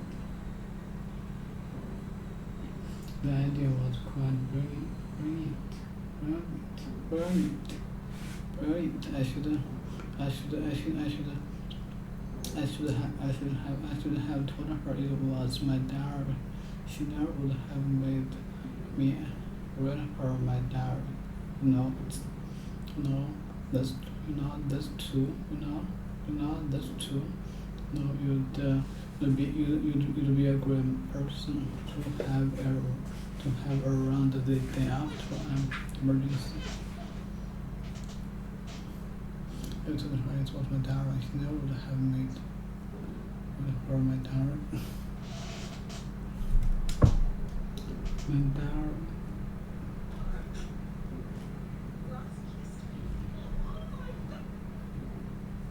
You guys want to play Doom? Let's go! Totally great! Okay, ready? My diary, that's brilliant. I should never. Look,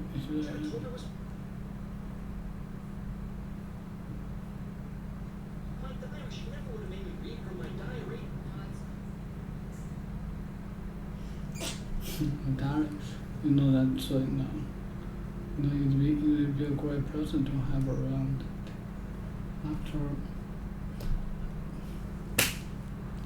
Have around after an emergency.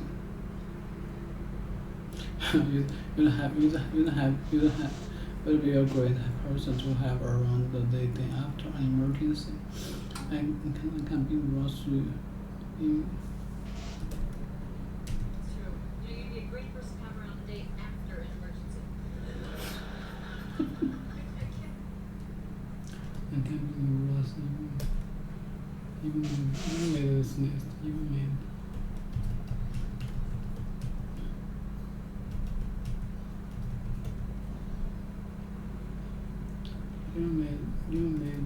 You made this list. You made this list. You made it. I can't believe Rossi. It's this. Hello. What a dinkus.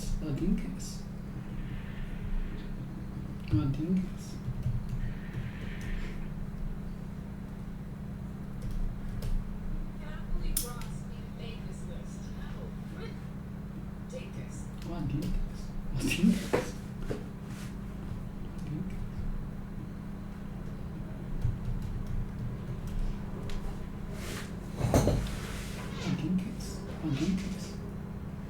dinkus.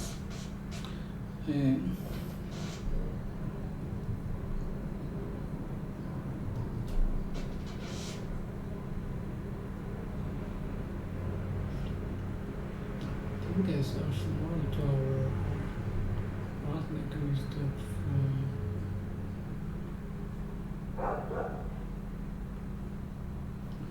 Dinkus. A small jar or artwork for decoration in magazine or a small usually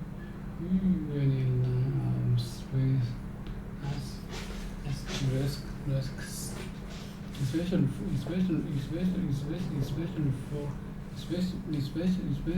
for the purpose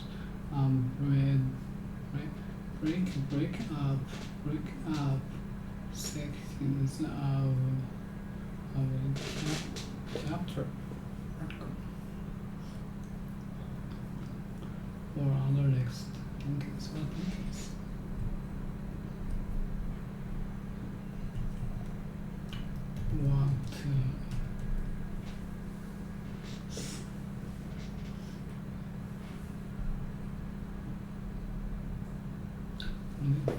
For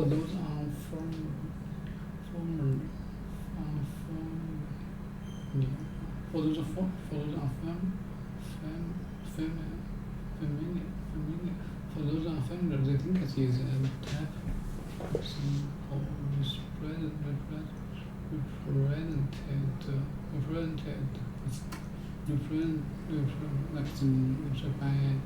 represented by a line of three asterisks.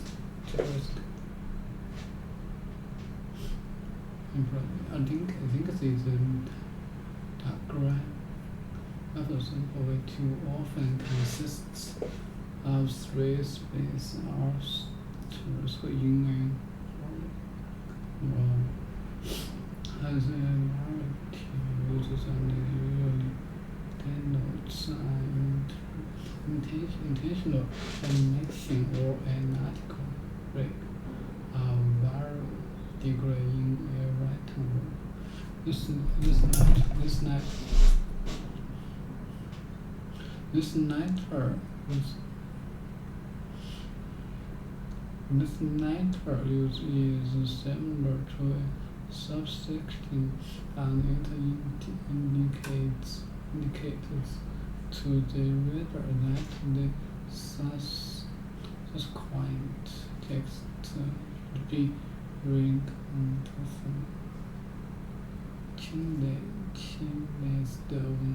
Uses where the linkage technique refers centrally and its own vertical spacing for an altered symbol. or dinkies.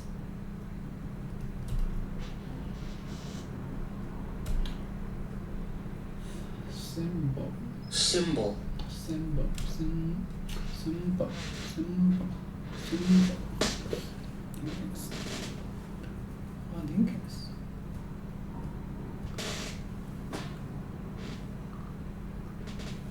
Snack.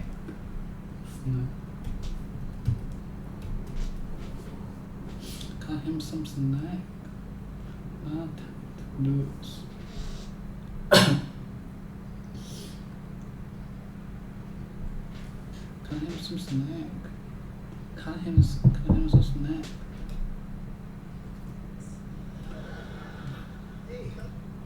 Got him some snack.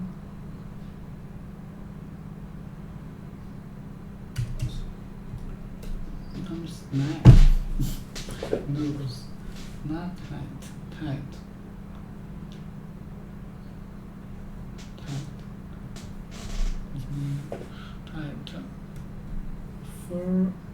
Firmly or closely. Firmly or closely. Firmly or closely. Firmly or closely. Firmly or closely. Firmly or closely. Okay.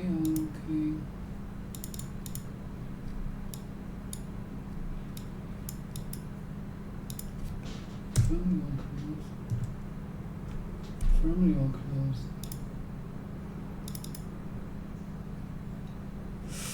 Oh, firmly or close.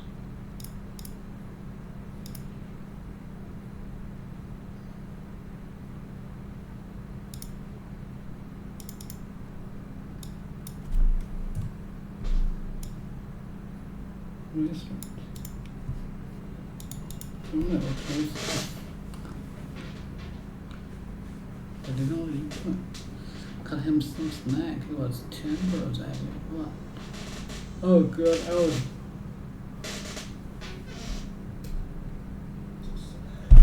It's Chandler's idea. Oh, good. And I was hoping that would come up. That would come up. Oh, I was hoping that would come up. I was hoping that would come up. Let's do the idea. Or let's get perspective.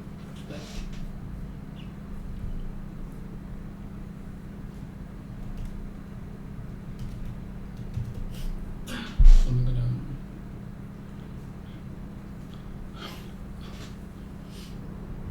a particular way of considering some perspectives. Perspective.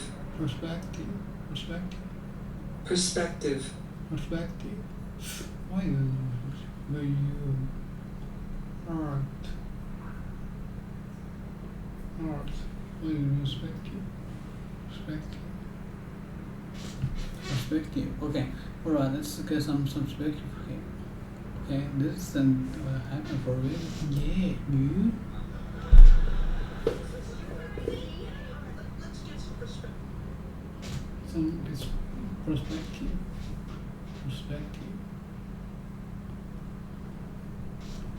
perspective.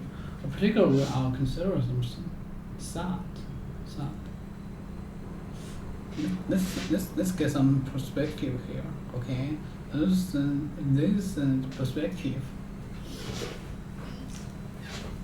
perspective. Thought. Art. What our perspective. When you a particular way of value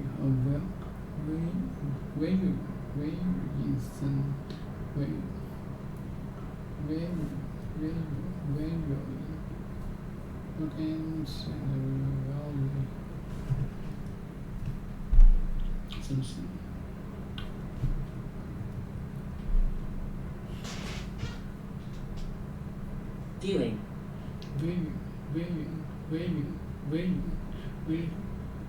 Wavy. Okay. Well, waving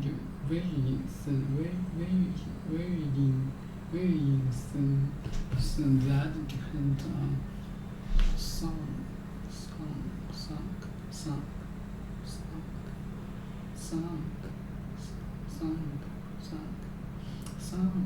You, I want experience. I want experience and her and personality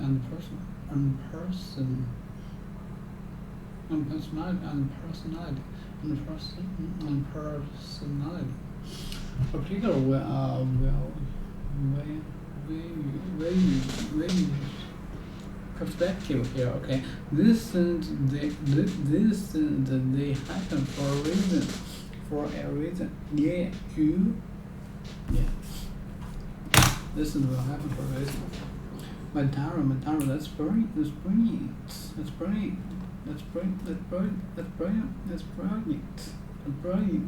I should have told her it was Madara. She never would have me.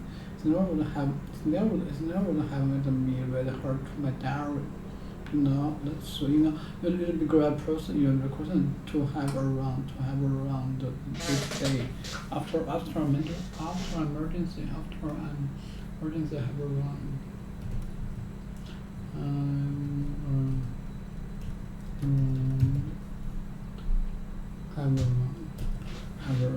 Have around the day.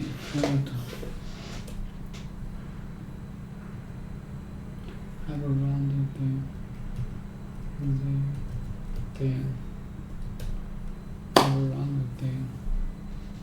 Perspective here, okay? These things, they happen for a reason. Yeah, you.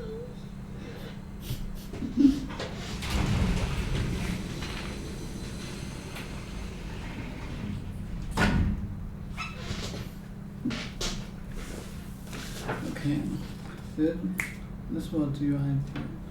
What were you thinking? Well, all right. Let's get some perspective. Let's get some perspective here. Let's get some perspective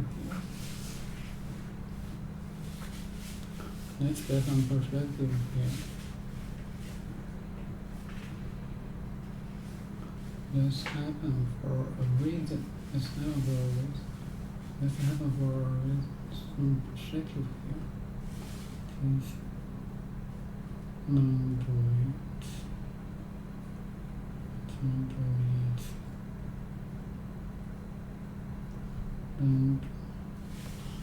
This happened for a reason. Alright, let's get some perspective here. Okay, this is you. Okay, you live in the karma crab, don't you?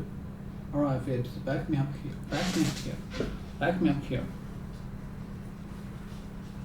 Okay, you believe in the karma crab, don't you?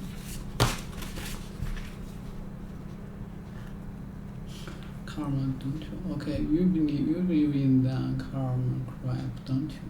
Yeah, listen, by the way, good luck in your next life as a done leader.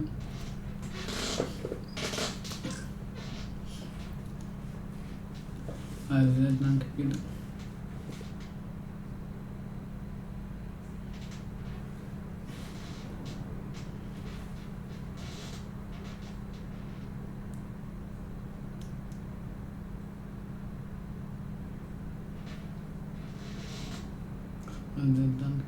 Yeah, listen, by the way, good luck in your next life as a done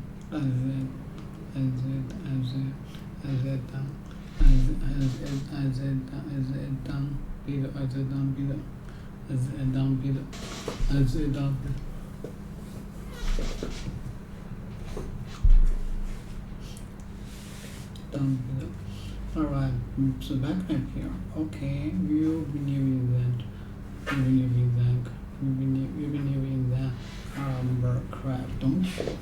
Yeah, listen, really. Good luck in your next life, beat. You believe in that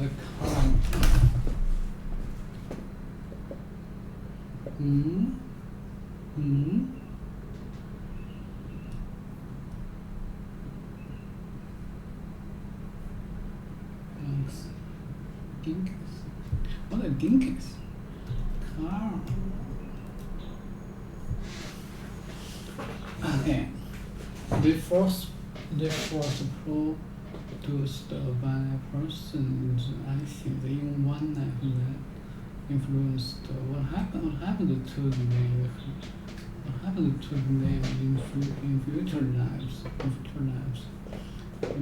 But is hand induce gain calm, don't you? You believe in that calm crap, don't you? Alright, correct me up here. Okay, you believe in that calm crap, don't you? Calm. So to your system will have a calm. Then you believe in that calm crap.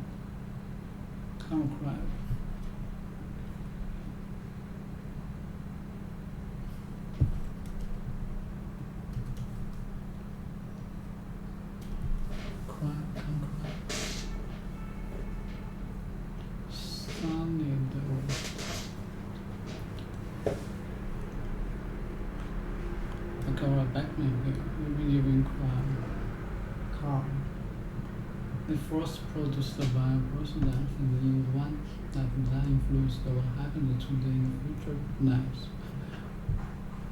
Influence what happens to them in the future. The power to have the power to have an effect on people worse than a person worse than that is able to do this. Why to do this?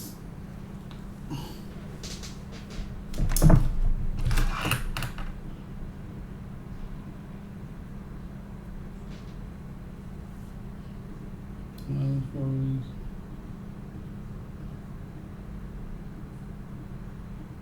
for a reason.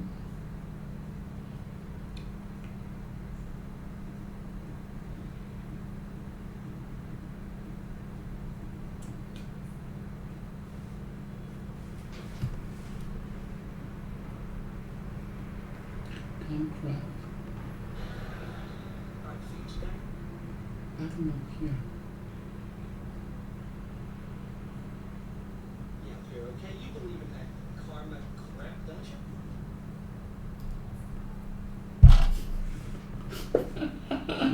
You're going back.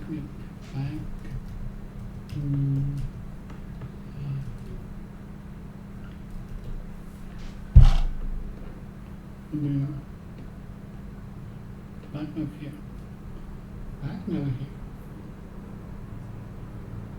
It's perspective here, okay? These things, they happen for a reason. You. Turn my face back me up here. Back me up here.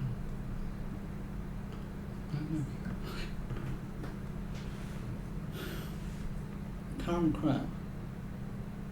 You believe in that karma crap, don't you? Yeah, listen, by the way, good luck in your lesson life and don't be the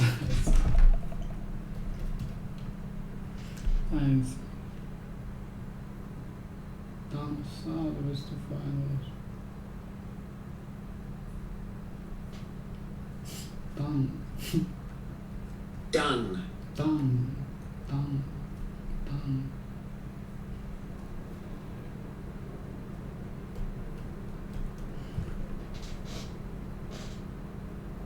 Beetle.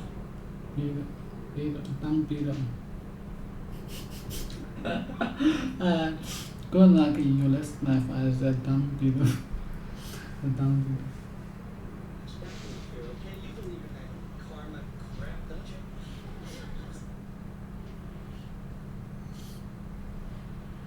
By the way, good luck in your next life as a dung beetle.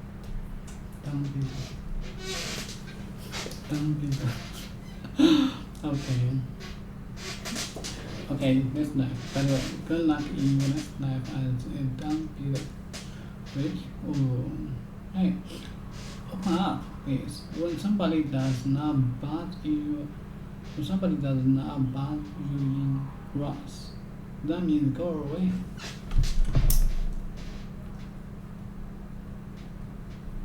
Buzz.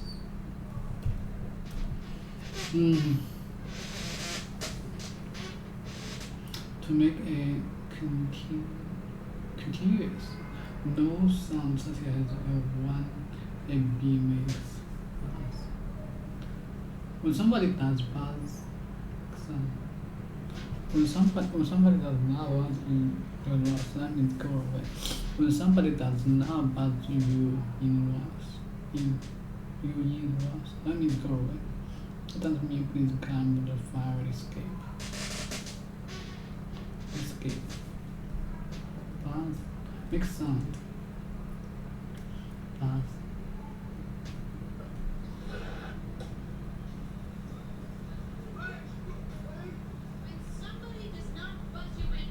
When somebody does not buzz in, okay. When somebody does not buzz. When somebody does not buzz you in grass.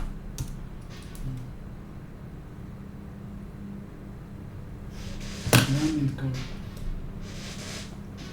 When somebody does not buzz you in, when somebody does not buzz you in, that means go. That means please fire escape. Fire escape. Escape.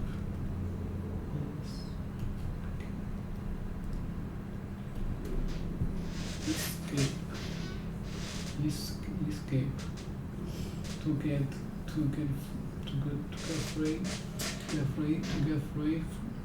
free from something such as a prison or cage.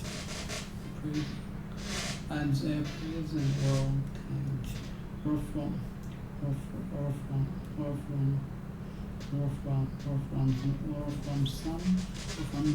from someone who not allowed to leave. Get away. To get free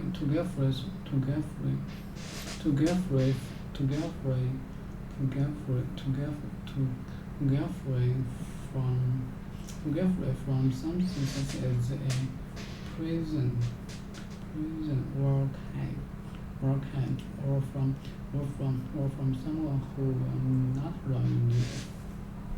Get away. To escape. Funk.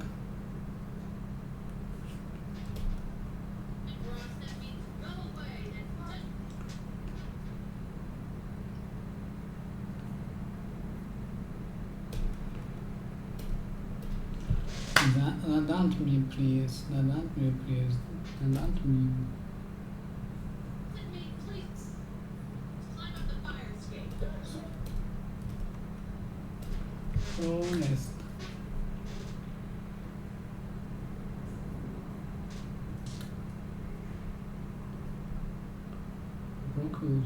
Broke up with you. This waitress. Okay, no one. That means from the climb. Please. Climb for fire escape. Fire escape. Fire escape. Fire escape.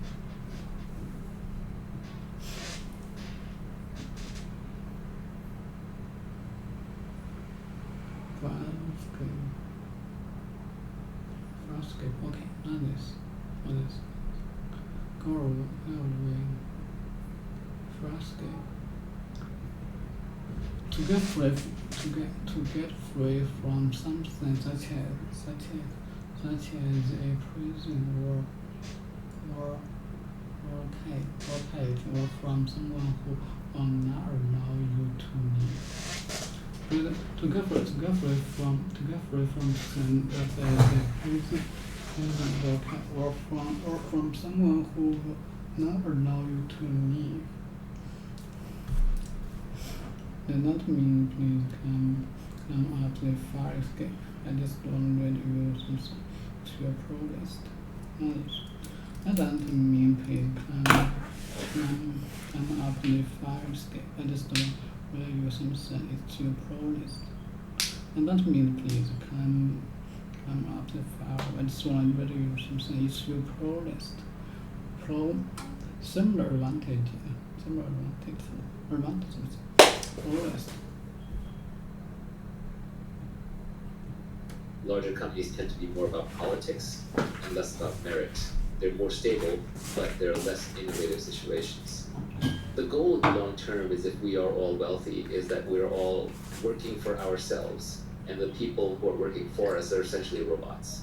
And today that's software robots in data centers executing code. Tomorrow it could be delivery bots, flying bots, mechanical bots that are carrying things around.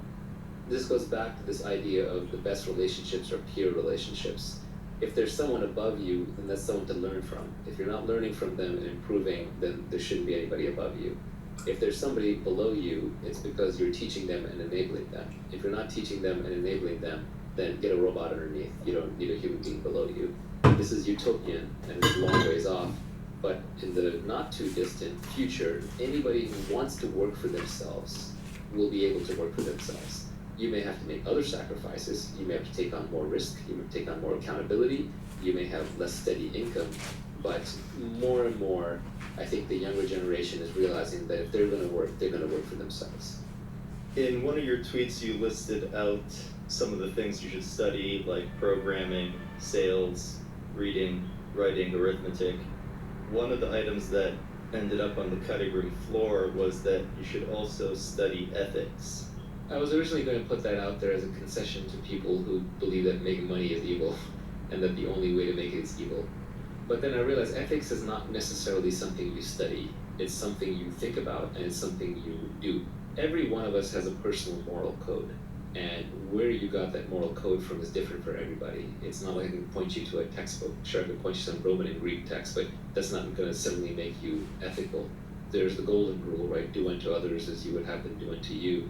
Or there's Nassim Taleb's silver rule, which is don't do unto others what you don't want them doing unto you. Once you've been in business long enough, you will realize how much of business is about trust. And it's about trust because you want to compound interest. You want to be able to work for long periods of time with trustworthy people without having to reevaluate every discussion, without having to rethink each time, and without having to constantly look over your shoulder. And so over time, you gravitate towards working with certain kinds of people. And similarly, those people will gravitate towards working with other ethical, quote-unquote, people. So being ethical turns out to be a selfish imperative. You want to be ethical because it attracts the other long-term players in the network. And then they want to do business with you. And if you build a good enough reputation for being ethical, eventually people will pay you just to do deals through you, because you're the one who will validate and ensure the deals by your presence, because you wouldn't be involved with low-quality stuff. So being ethical actually pays off in the long run, but it's the very long run. In the short run, being unethical pays off, which is why so many people go for it. It's a greedy algorithm. But you can be ethical simply because you're long-term greedy. And I can even outline a framework for different parts of so-called ethics just based on the idea of long-term selfishness. For example, you want to be honest because it leaves you with a clear mind. You don't have two threads running in your head. One is the lies that you told to keep track of, and the other one is what you're saying. You just have to think about one thing at a time, give more energy to think about that thing, so you're a clearer thinker. Also, by being honest, you're rejecting the people who only want to hear the pretty lies, so you force those people out of your network, and sometimes it's painful, like friends and family. But long term, you create room for the people who like you exactly the way that you are. So that is a selfish reason to be honest. For example, in negotiations, if you're the kind of person who always tries to get the best deal for yourself, you will win a lot of very early deals and it'll feel very good. But on the other hand, there are a few people who will recognize that you're always scrabbling and not acting fairly, and they will tend to avoid you. Over time, those people end up being the deal makers in the network because people go to them for a fair shake or to figure out what's fair. And so if you are cutting people fair deals, you don't get paid in the short term, but in the long term, everybody wants to deal with you, and you end up being a market hub. you have more information, you have trust, you have reputation, and people end up doing deals through you. A lot of wisdom is just realizing the long-term consequences of your actions. And so the longer term you're willing to look, the wiser that you're going to seem to everybody around you. Do you want to tell us about some of the jobs that you had as a youth and the specific job that kicked off your fanatical obsession with creating wealth? This gets a little personal, and I don't want to do the humble brag thing. There was some thread going around on Twitter about like name 5 jobs you've held, and every rich person on there was trying to signal how they held like normal jobs. So I don't want to play that game. I held a bunch of menial jobs. There were people who had it worse than me, people who had it better than me. There was one point where I was washing dishes in the school cafeteria, and I said, F this, I hate this, I can't do this anymore. And I sweet-talked my way to a computer science prof of helping TA his CS class in algorithms when I myself was completely unqualified for that. And so it forced me to learn computer science algorithms so I could TA the rest of the course. But that desire came out of the suffering of washing dishes in that college cafeteria, which is not to say there's anything wrong with that. There's nothing wrong with anything, really. But it was just not for me. I did not enjoy it. I had an active mind, and I wanted to make my money and earn my living through mental activities, not through physical activities. But sometimes it takes the suffering of doing the wrong thing to motivate you enough to do the right thing. I worked at a law firm for a while, a big prestigious law firm in New York City. I had a big internship there, and I basically got fired for surfing Usenet back in the day. This is before the internet was a big thing. Usenet was the news groups, and it was the only way for me to stay from being completely bored. And I was an overpaid guy wearing a tie and a suit, and had to hang out in the conference room when the lawyers needed photocopies. I would make photocopies, and in the meantime I would be bored out of my skull. This is pre-iPhone. Thank God to Steve Jobs for saving us all from unending boredom. But I used to read the Wall Street Journal, or anything that I could get my hands on. I would have read the back of a brochure just to keep from going insane, because listening to a bunch of corporate lawyers discuss how to optimize minute details in a big contract is really dull. And they got mad at me because they wanted me to sit there quietly and not read the Wall Street Journal. They said that's rude, that's misbehavior. So I got called up and reprimanded a bunch of times, and then I was finally terminated. And I was sent home in shame early from my very prestigious internship, destroying my chance of going to law school. And I was unhappy for all of an hour. But ultimately, it's one of the best things that ever happened to me, because then I would have ended up as a lawyer. Not that I have anything against lawyers, but it's not what I was meant to do. You mentioned a catering job that you had a while back that really kicked off the whole obsession. That was an envy thing. When I was in high school, I had to make some money to pay for my first semester at college, and I had to get a job. It was the summer of 1990, 1991 time frame. So this was the Bush senior recession. If anyone who was alive back then remembers it. So it was actually really hard to get a job. So I ended up working for an Indian food catering company, and I ended up having to serve at a birthday party for a kid who was actually in my school. So I saw my classmates, and I was out there serving food drinks to them, and that was incredibly embarrassing. I wanted to hide away and die right there. But you know what, it's all part of the plan, it's all part of the motivation. If I hadn't had that happen, I probably wouldn't be as motivated and I wouldn't be as successful, so it's all fine. But it was definitely a very strong motivator. In that sense, envy can be useful. Envy can also eat you alive if you let it follow you your entire life, but there are points in your life where it can be a very powerful booster rocket. We spoke earlier about picking a business model that has leverage, from scale economies, network effects, zero marginal cost of replication. There were a few other ideas on the cutting room floor that I want to go through with you. The first one was the principal agent problem. So mental models are all the rage. Everyone's trying to become smarter by adopting mental models.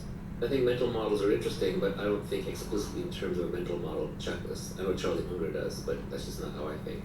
Instead, I tend to focus on the few lessons that I've learned in life over and over that I think are incredibly important and seem to apply almost universally.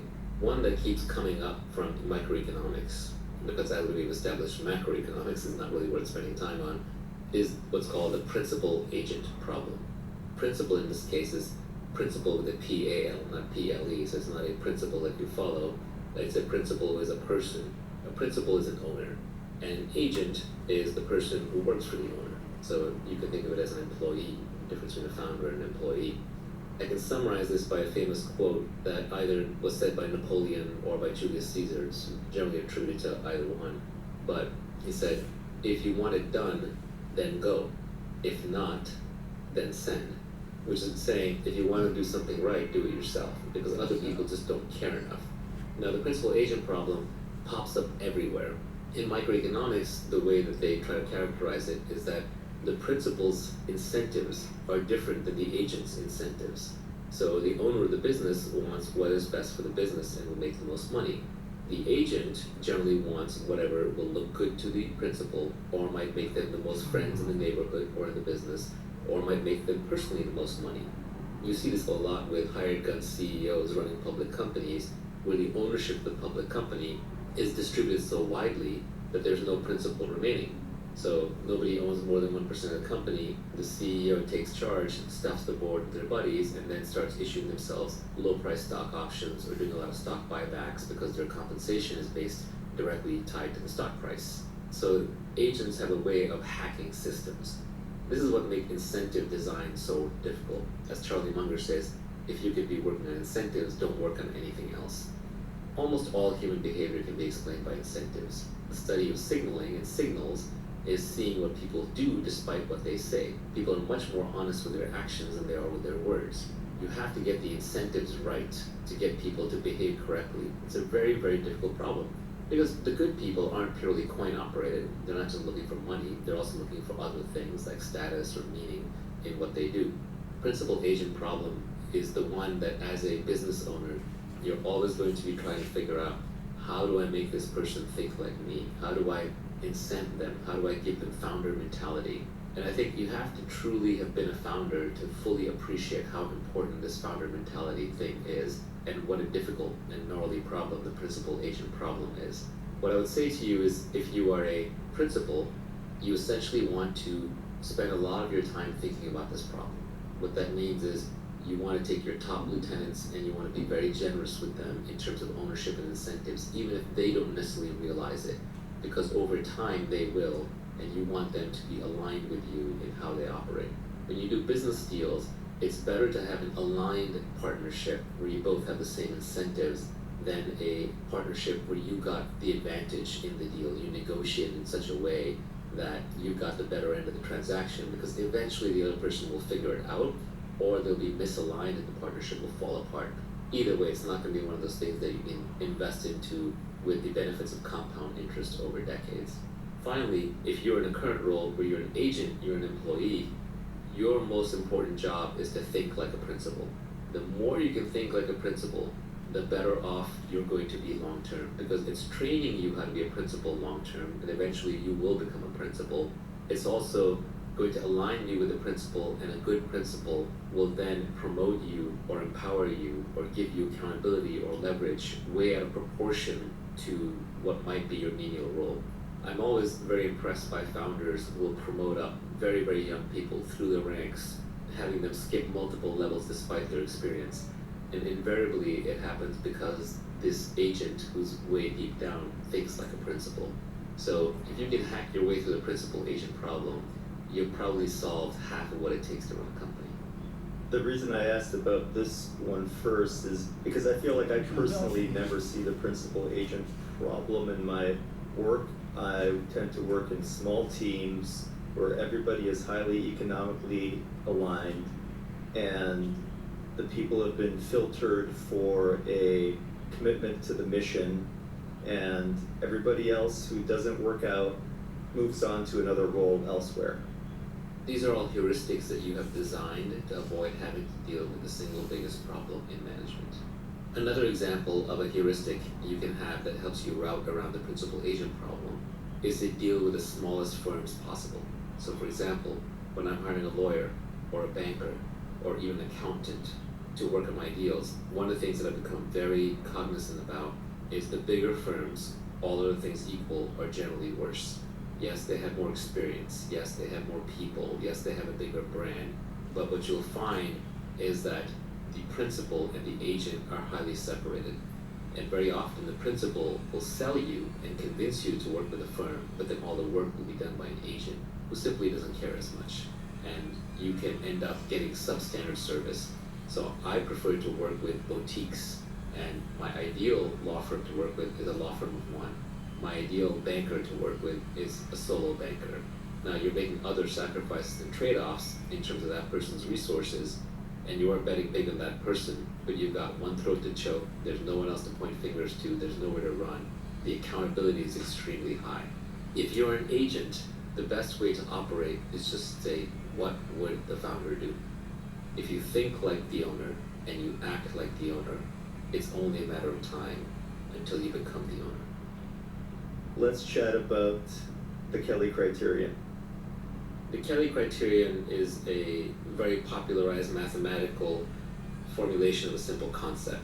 And the simple concept is don't risk everything. Stay out of jail. Don't bet everything on one big gamble. Just be very careful how much you bet each time so you don't lose the whole kitty. The Kelly criterion mathematically formulates if you're a gambler, even when you have an edge, how much should you gamble per hand? Because even when you have an edge, you can still lose. So let's say you have 51-49 edge, every gambler knows not to bet the whole kitty on that 51-49 edge because you could just lose everything and you don't get to come back to the average.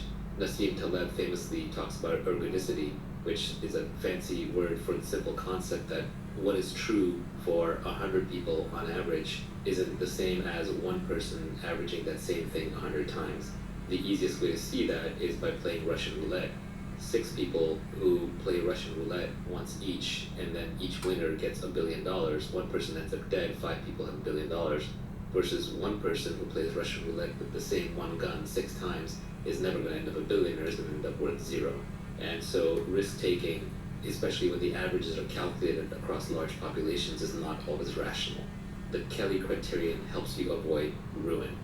The number one way in which people get ruined in modern business is not by betting too much, but it's by cutting corners and doing unethical things or downright illegal things.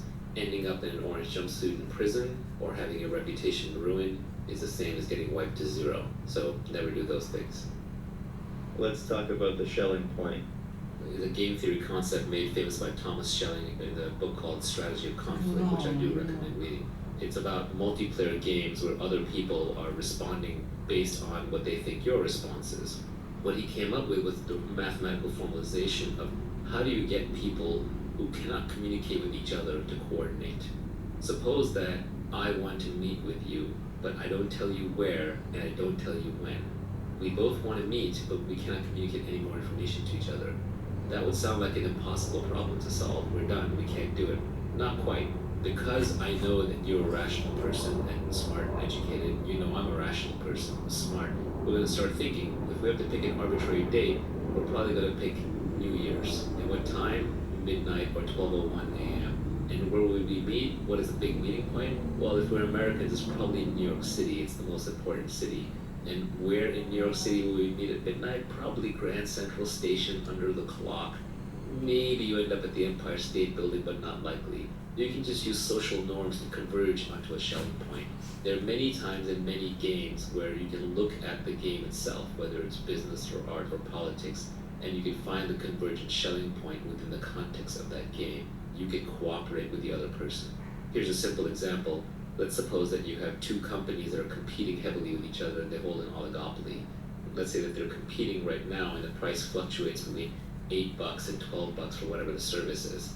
Don't be surprised if they both converge on $10 without ever talking to each other. Do you want to talk about Pareto optimal? Pareto optimal is another concept from game theory, along with Pareto superior. Pareto superior means that something is better in some ways while being equal or better in the other ways. It's not worse off in any way. This is an important concept when you're negotiating with somebody. If you can make a solution Pareto superior to where it was before, you will always do that. Pareto optimal is when the solution is the best that it can possibly be, then you can't change it without making it worse in at least one dimension. There is a hard trade-off from this point forward. These are important concepts to understand when you're involved in a big negotiation. In negotiation, though, I would generally say that, this is a tweet that I had, negotiations are won by whoever cares less. Negotiation at the end of the day is about not wanting it too badly. If you want something too badly, then the other person will be able to extract more price from it. If you do care more about something than the other person and they're taking advantage of you in a negotiation, then your best way to deal with that is to turn it from a short-term game into a long-term game. try to make it into a repeat game, try to bring reputation into line, try to bring other people in who may have a say in the future or may want to play games with this person in the future. An example of a very high cost, low information, single move game is having your house renovated. Contractors are notorious for overbooking, ripping people off, being unaccountable. I'm sure contractors have their own side of it. The homeowner has unreasonable demands. We found problems. The homeowner doesn't want to pay for it. They don't understand. They're low information buyers. It's a very expensive transaction. Historically, it's been very hard to find good contractors, and the contractor has no choice on what a good homeowner is. You try to go through friends, you try to go through reputation, and what you're basically doing there is you're trying to convert a single move, expensive game with a high probability of cheating on both sides into a multi-move game.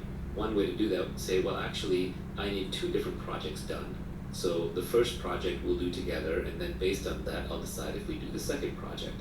You can split your work up into 2 projects.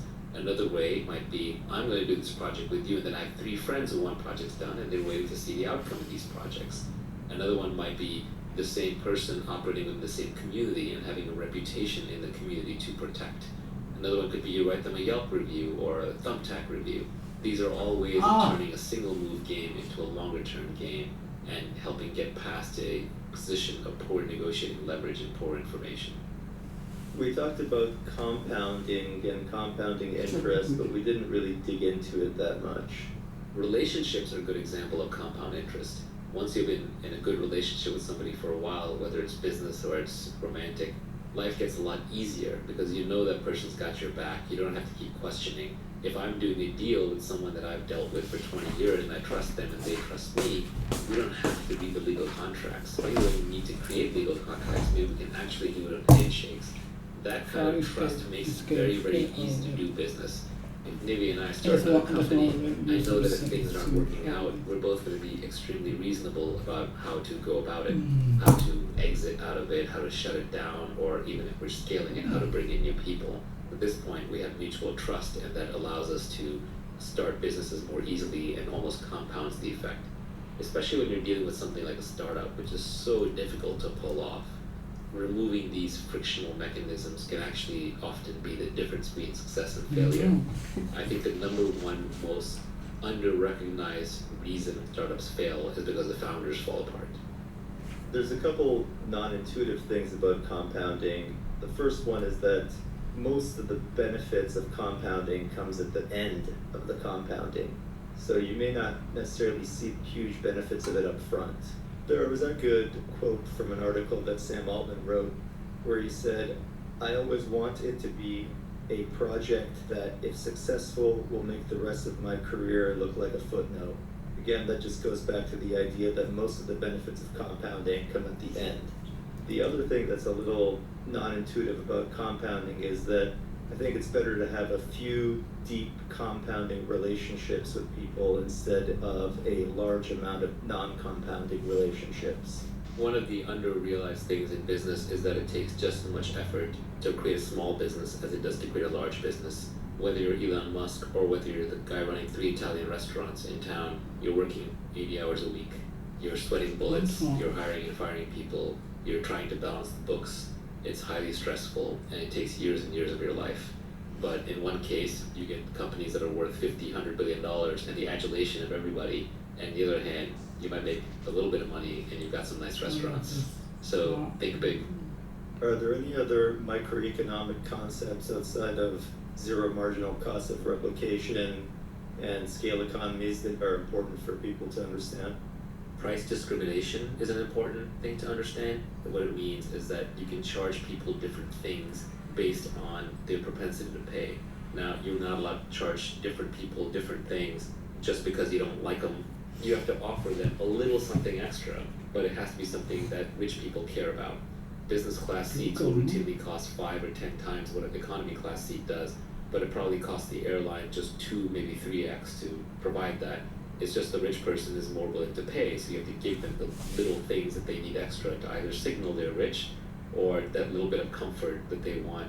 Price discrimination gets used a lot in enterprise software, where you have a freemium product. The free version will do almost everything, but then if you want the version that's a little extra secure or hosted on your site, or has multi-user administration so the IT person can monitor everything that's going on, you suddenly find yourself paying 10, 100, or infinite times as much as you go from a free product to a priced product.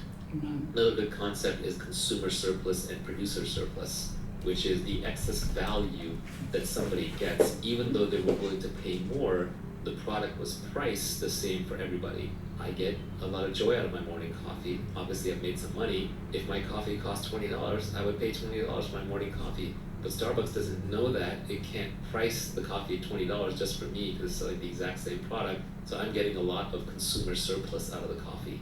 And all businesses generate consumer surplus. It's a good thing to keep in mind when someone's harping about how evil companies are. Amazon might be $1 trillion company, but I will bet you they're generating trillions of dollars in consumer surplus through convenience and willingness to pay. There are a lot of people who are willing to pay more than what Amazon charges them for all their services. Let's talk about NPV. NPV is just the net present value of something. It's when you say, that stream of payments I'm going to get in the future, what is that worth today? So a common example of this is you're joining a startup company and you're getting stock options, and the founder says, well, this company is going to be worth $1 billion and I'm giving you 0.1% of the company, therefore you're getting $1 million worth of stock. What he or she's arguing is what it's going to be worth in the future. You have to discount that back to today. You have to figure out what is that worth today, and you have to apply a discount rate or an interest rate that takes into account the massive risk that startups face. What you'll end up with is a price that is worth today, and that's the price at which a venture capitalist would invest in the company today. So if that founder just raised around at $10 million, and that company is only worth 1% of what the founder is arguing, your $1 million package is actually worth $10,000. So NPV calculations at a very rough level, you should be very comfortable doing in your head. What's a mispriced externality? You mentioned that at some point during our podcast. An externality is when there's an additional cost that is imposed by whatever product is being produced or consumed that is not accounted for in the price of the product. Sometimes you can fix that by putting the price back into the product. One of the most ardent ways people attack capitalism these days is that it's destroying the environment. And if you throw away capitalism because it's destroying the environment, then guess what? We're all headed back to pre-industrial times. That's not going to be a good thing. So rather, there's an externality because the environment is finite, the environment is precious, and we have to price it properly and fold it back in. If people are wasting water or putting hydrocarbons in the atmosphere or polluting things, you want to charge them what it costs to clean up that pollution, return it to a pristine state. Perhaps that price has to be very, very, very high. If you raise that price high enough, you knock out pollution. It's much better than feel-good measures where we're just going to ban plastic bags and we're going to say don't take showers on Saturdays and Sundays when we're having a drought. California likes to run declarations and ads to scare you into not taking showers on times when there's a drought, when it would be just much better to raise the price of fresh water. Your average consumer might pay a few pennies more for a shower, but then the almond farmers who consume a lot of the water will cut back on using fresh water, and almond farming may move to a part of the country where water is more abundant. Properly pricing externalities can save resources in a tremendous way. It's a good framework to think about how to be effective when you want to do things like save the environment rather than feel good things that won't actually amount to anything. One of the most common questions we get from people is, how do I get the time to start investing in myself? I have a job. I'll kick off the answer with one of the tweets from the cutting room floor, where he said, "You will need to rent your time to get started. This is only acceptable when you are learning and saving, preferably in a business where society does not yet know how to train people, and apprenticeship is the only model." You're going to have to work starting out unless you happen to be born rich, in which case you probably won't have the motivation to make money in the first place. But if you're going to do the work, join a business where apprenticeship matters. You know, Warren Buffett went and tried to work for Benjamin Graham straight out of school to learn how to be a value investor, and he offered to work for free, and Ben Graham said, "You're overpriced." It's true in that these apprenticeship businesses, you're probably making a sacrifice in terms of short-term career to work there. But try to learn something where people haven't quite figured out how to teach it yet. And that can happen if you're working in a field that is brand new and quickly expanding, so no one has figured it out, or it's a field that's very circumstantial where the details really matter and it's always moving. For For example, fund investments or investing in general is one of those skills. Entrepreneurship is one of those skills.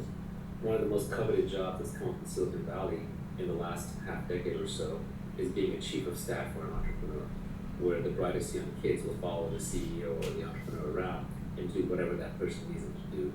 And in many cases, they're way overqualified for the position. You may have someone who has 2 graduate degrees who is essentially running the CEO's laundry for that day because that's the most important thing that needs to be done. But at the same time, they're also going to be sitting in all the highest end staff meetings. They can be privy to all the venture fundraising decks and all the stress, drama, theatrics, innovation, knowledge that can only come from being next to the entrepreneur. Because the entrepreneur is willing to do anything and everything to make their company successful, and the chief of staff is accompanying them and learning. Now, obviously, this is very Silicon Valley-centric tech company advice. If you are currently stuck in a normal job and you don't have the opportunity to learn in an apprenticeship model and you need to make money, then go ahead and do that job, but even within the context of that job, try to be innovative, sign up to take on new challenges, new responsibilities, find the part of the job that has the steepest learning curve. What you're really trying to avoid is repetitive drudgery. Repetitive drudgery doesn't serve anybody. Then you're essentially just chunking your time until your job is automated away. Even if you're a barista at the coffee shop, try to figure out how to make connections with the customers. Try to figure out how to innovate on what you're offering them on your basic service and delight the customer. And what will happen is managers, founders, owners, they notice. The hardest thing for any founder is to find people who will work with them, who have founder mentality. That's just a fancy way of saying they care enough. And what most people will say, well, I'm not the founder, I'm not being paid enough to care. Actually, you are. The knowledge and the skills that you gain by having.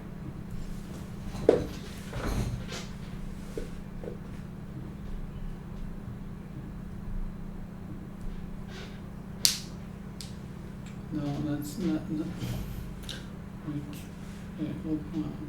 Somebody pass, when somebody does pass, you yin. Somebody does not pass, you yin, that means go. Okay, you will use me. Use me.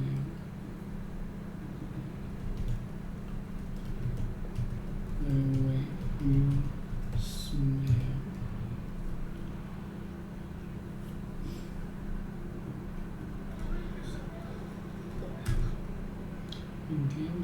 Game.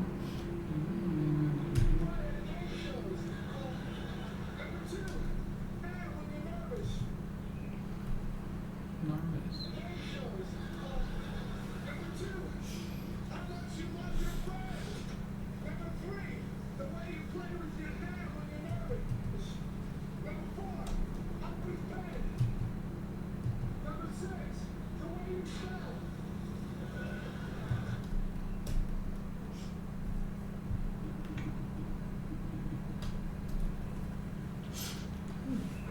Escape, I just want to relate something to your promise.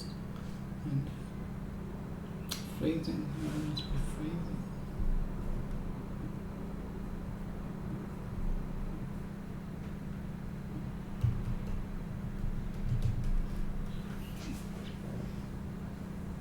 Must be phrasing. Okay, extremely cold. Okay, so extremely cold. There is phrasing, okay. Take the freezer in here and can I close the window? They served for 4 hours in the freezer water. After walking through this snow, my feet were freezing. I had to wait 4 hours. Count. Must be freezing, you know you want. How about a nice steam car? Steam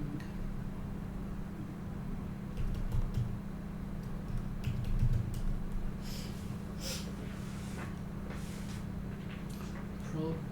Producing steam. Someone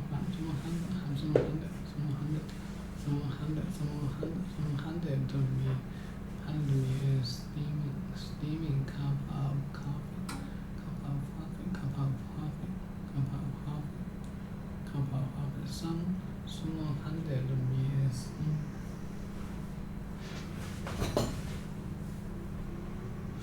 Some hundred meals in cup of coffee. Visitors admire the steaming sulfurs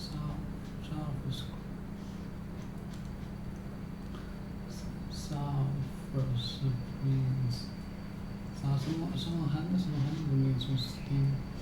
Someone handles steam cup of coffee.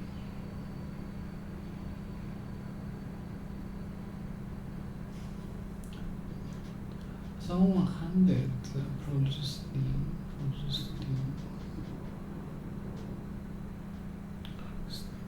A nice steam cup of steam. Produce steam. Steaming cup of market.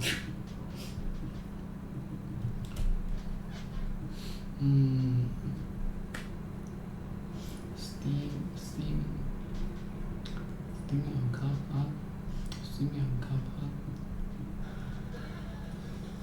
How about a nice steaming cup of gosh, it must be freezing. Must be freezing. How about a nice steaming cup of steaming cup.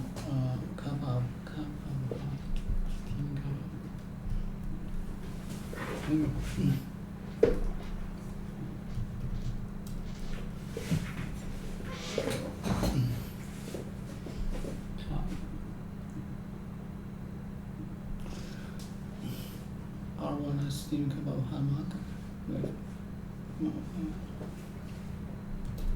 How about a nice steam?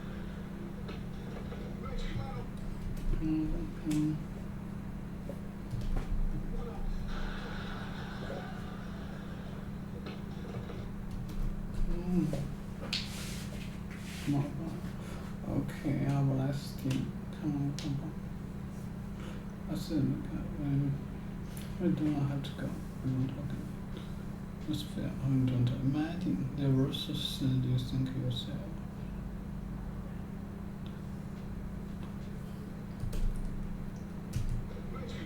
Worst the bad things, not the bad things. No, but you really don't have to. Imagine the worst. No, you don't, Ross. Imagine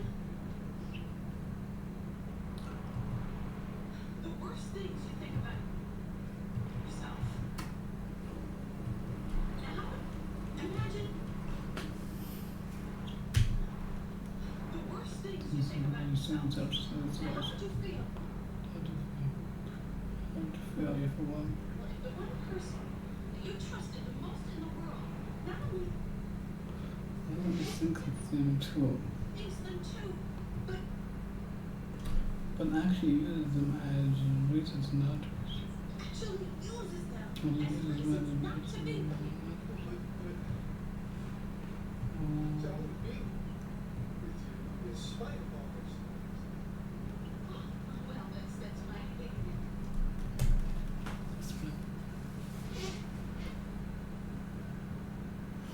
I want to be.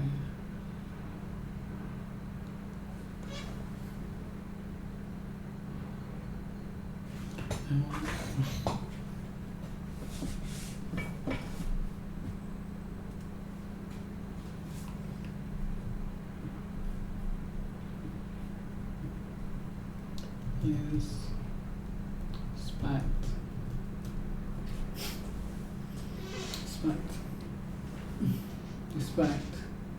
Despite yourself, used to before one I fight for people you spite others, in spite of spite is noise of heart horses. Heart horses spite.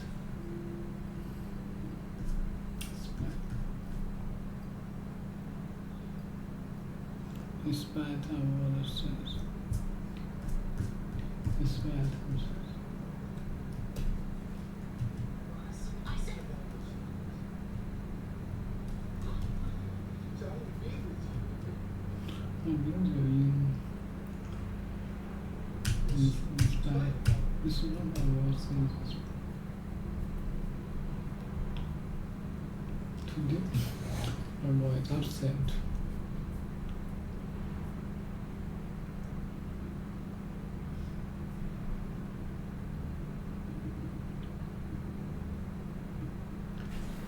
Despite endure, despite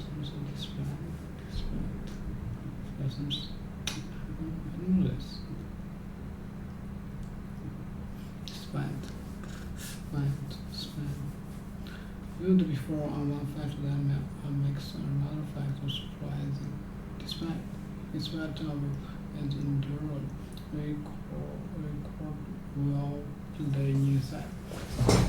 Second goes okay. Okay. But I want build is by of all the sins. Oh well, that's my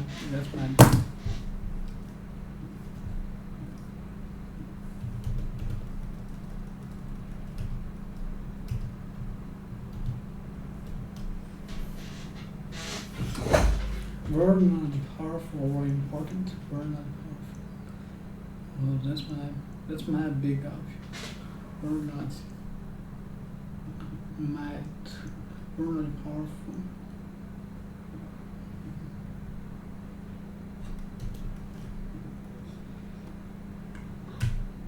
Wow, that's my big option. That's my word. Word not powerful or important. Well, oh well then. Oh well, that might. Oh no. Oh well, that might. That. Oh well, that might. That might be. Oh that might be. Oh well, that's. Oh well, that's mighty. Oh, that's mighty big of you, Ross. I said, don't go. You know what? If send the world the other way around. If send the world the other way around. That's nothing. You could put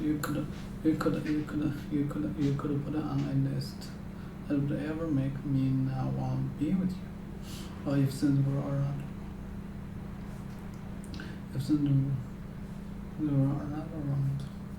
Nothing. You could put it on a list. You that way will make me not want. I said don't go. If things were the other, You send the world around. You send the world the other way around. There's nothing. the way around, There's nothing. There's nothing you can do. there's nothing. There's nothing. Okay, there's nothing. You could put. If things were the other way around, If send world around. If send the world the other way around. there's nothing. There's nothing. There's nothing. There's nothing. There's nothing. Hold on, what I said would never happen. If things were the other way around, there's nothing. You could put. There's nothing you could. There's nothing you could put on this that would ever make me. That would ever make me not want you. Well, I guess that's the difference between us. Well then I guess that's the difference. Hold on, what I said would never ever make me not want to be with you. Well, it's different.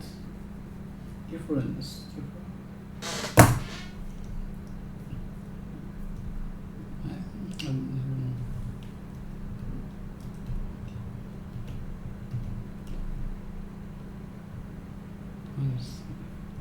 There's a difference between us. Difference. Once.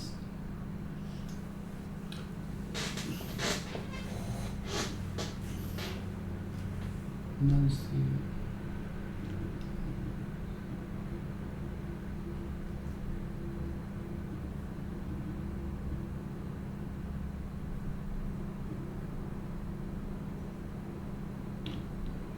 That's the difference. Then I guess that's the difference between us, say, and democrats. You never know how long you're supposed to do it.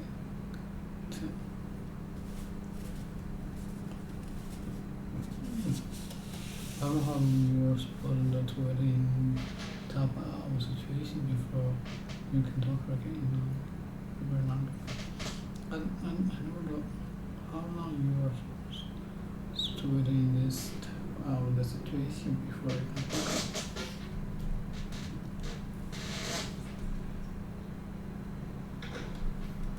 I never know how long you're supposed to be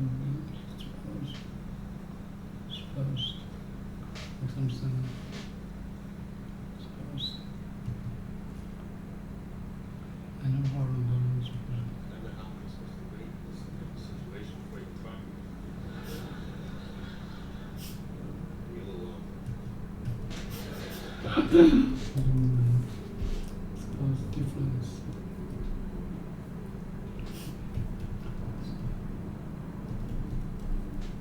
Suppose be like duty, intended,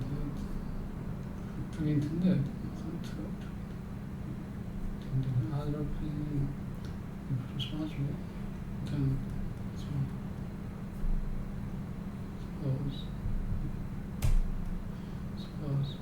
think like it or think like something like it. To think like it is true. I never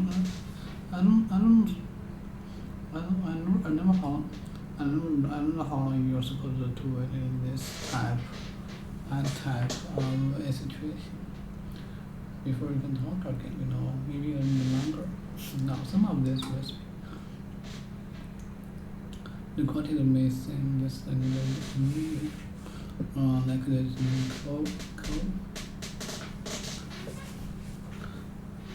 coconut.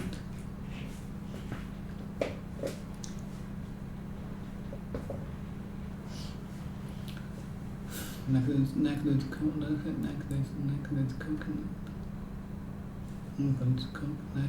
Necklace coconut.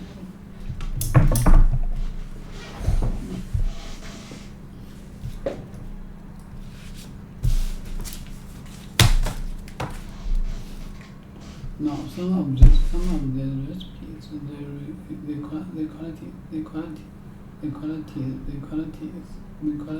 the qualities may seem destiny down in you, like this as coconut. Suppose it's a black meat.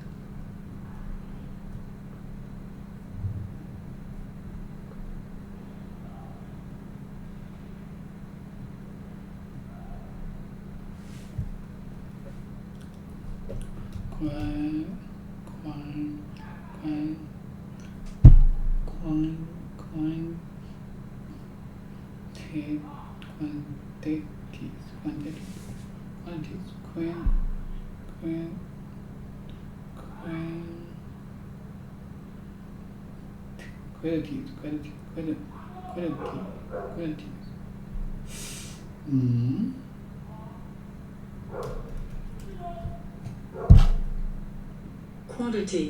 Quantity. Quantity.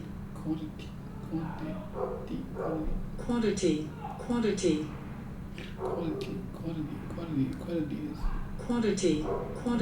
Quantity. And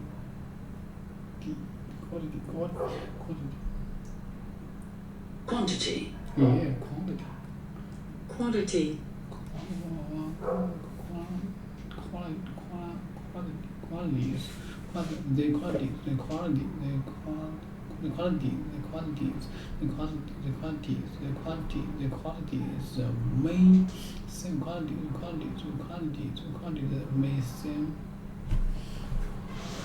Their amount or number of something especially that can be made qualities. They some of these recipes qualities may seem unusual next counter mark is called the number.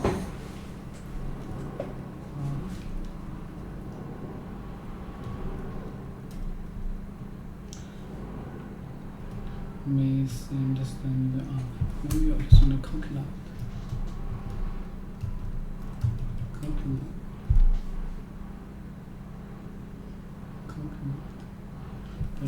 Just like this coconut mark the holiday number.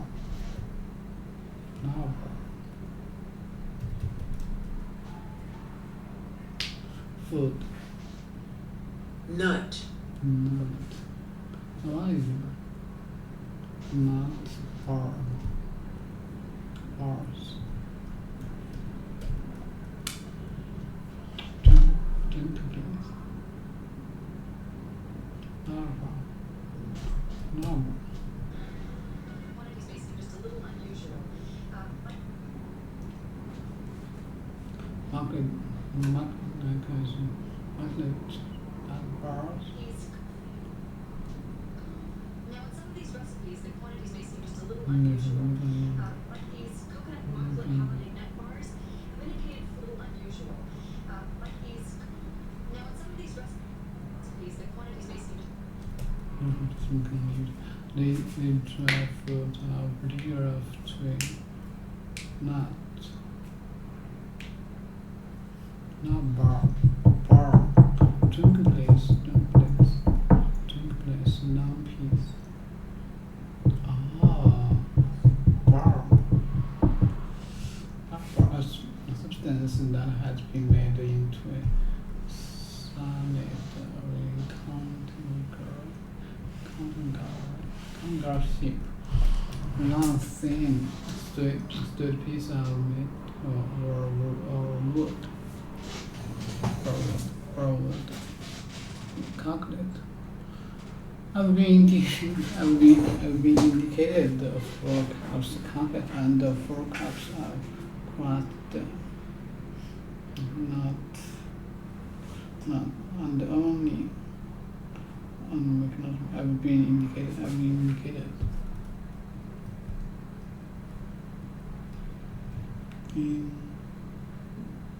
Indicated.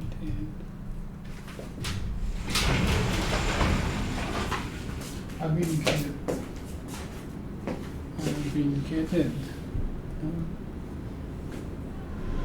Mentality set you up to be a founder down the line and pays you in that sense. You can get a lot out of almost any position you just have to put a lot into it. If I'm working a job and I want to figure out if I should get accountability, judgment, specific knowledge, leverage, it sounds like you're saying the one thing to optimize for is specific knowledge out of all those things if you can. Judgment takes experience, takes a lot of time to build out. You have to put yourself in positions where you can exercise judgment that will come from taking on accountability. Leverage is something that society gives you much later once you've demonstrated your judgment, unless you learn the code or you have good media. These are permissionless leverage. Leverage kind of comes later, judgment comes later. Accountability you can take on immediately. You can say, hey, I'll take charge of this thing that nobody wants to take charge of. So accountability is where you can step up, but then you're publicly putting your neck on the chopping block. So you have to deliver.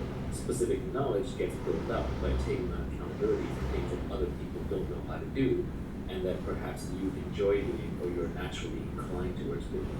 You could be working in a factory, and it may turn out the hardest thing in the factory is knowing how to raise capital to keep the factory running. That's what the owner of the factory is always stressed out about.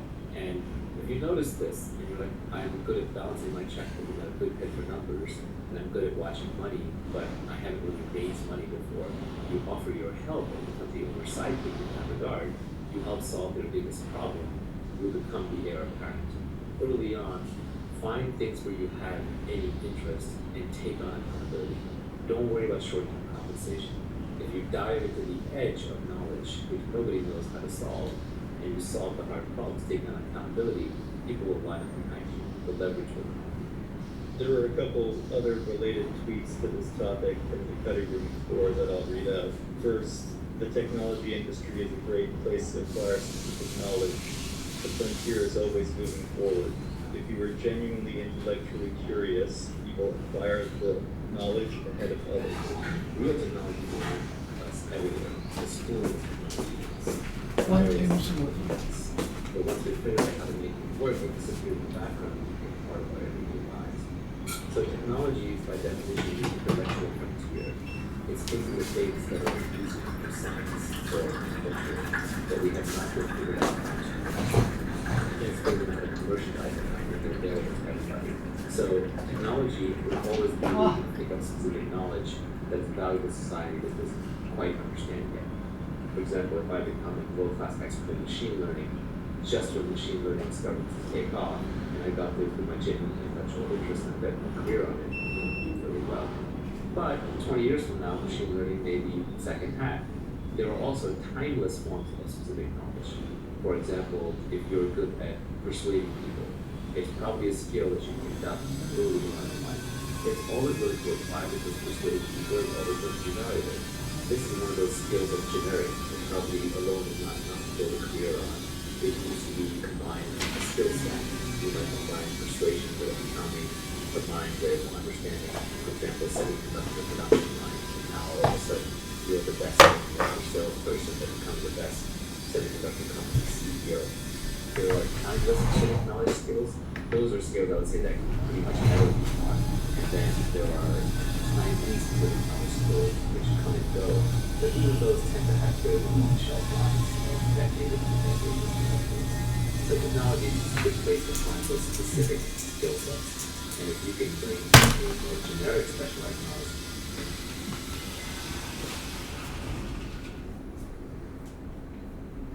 Indicate to pointer to make clear your other.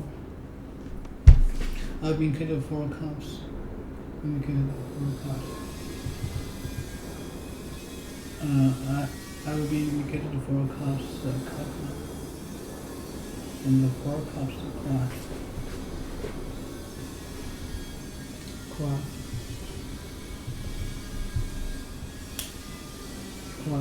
The 4 cups crushed. To press something real hard, so that it is broken or its chip is destroyed. 4 cups coconut. 4 cups and 4 cups of crushed nut and almond. Then 1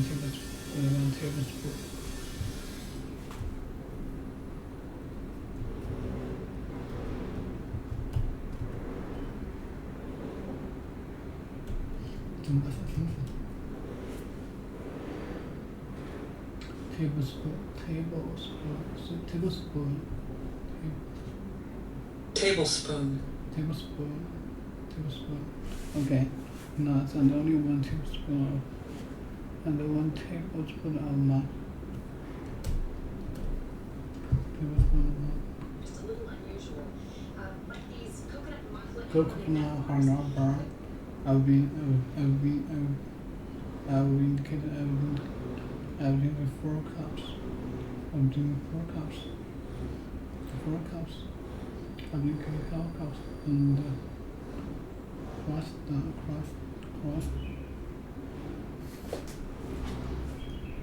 4 cups of crushed nut. Indicated 4 cups of coconut and 4 cups of crushed nut and only And 1 tablespoon of Margaret. no, Margaret. 1 tablespoon of nut. 1 tablespoon of nut. And 1 tablespoon of nut. 1 tablespoon. Okay. I've been 4 cups coconut. 4 cups coconut. This coconut milk is just brown. And 4 cups of crushed nut. Coconut.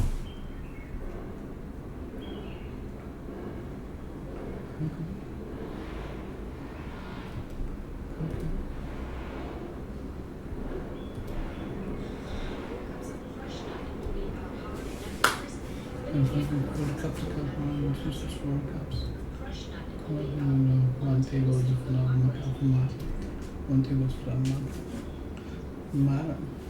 Well, after didn't comes through. Didn't come through. Didn't comes through. RFDA didn't come through. Something about laboratories. Laboratory weight. Some laboratories. Tablespoon.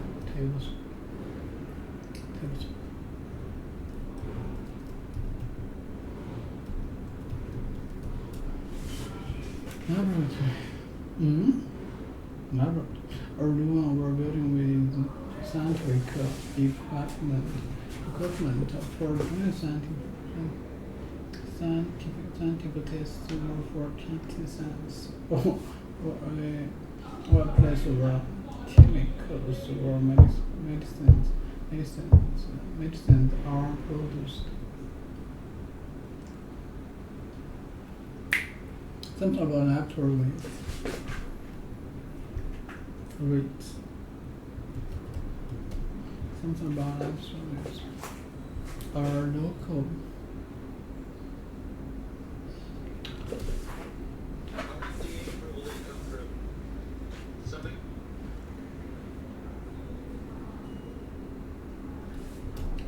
Rates.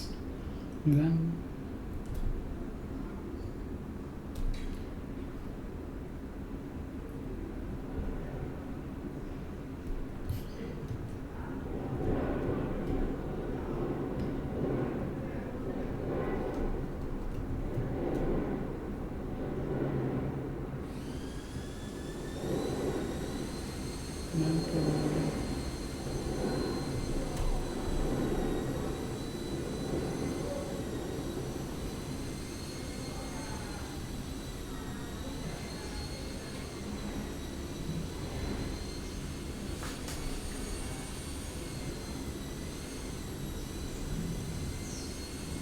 rates.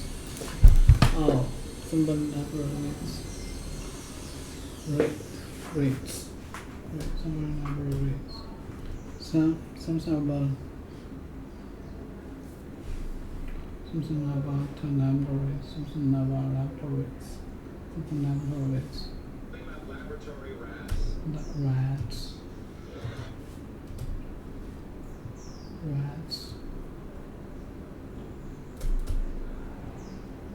Rats. Okay. Rats. But laboratory rats. Rats. Okay, I'm sorry.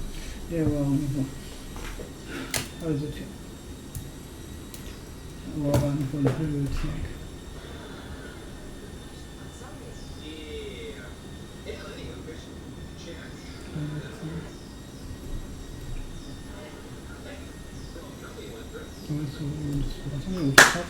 Okay. And thank you for all your talk about your straw. I'm just going to turn that out while you were cooking. Did you? Oh, I and some. Listen, you didn't eat a lot of it while you were cooking, did you? Well, I ate some. And some.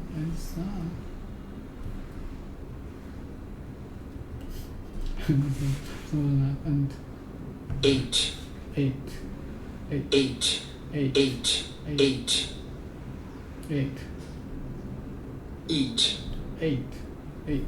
I some. 8. Some. It's fine. Some is fine. Some is not enough. Some is not enough. Some is not. 8.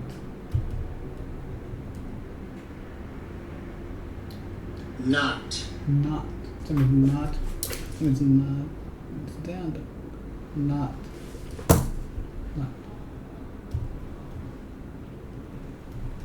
Some is not.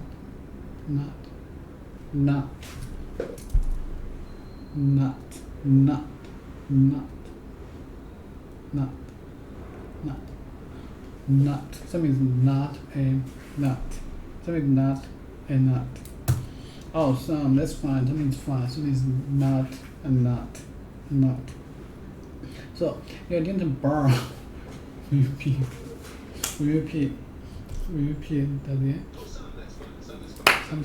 Some is So it doesn't P. burn when you pee, does it?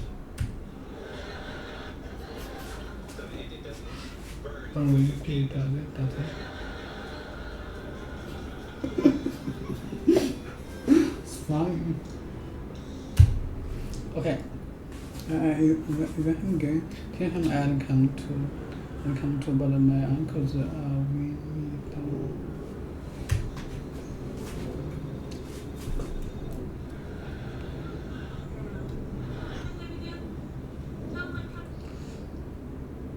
my uncles tell him I'll come to the phone, but my uncles are winning me down. Listen, I don't think this is the best time. Look up. Can you do something for me? Sure. Okay, music. This is the dedicated. Dedicated.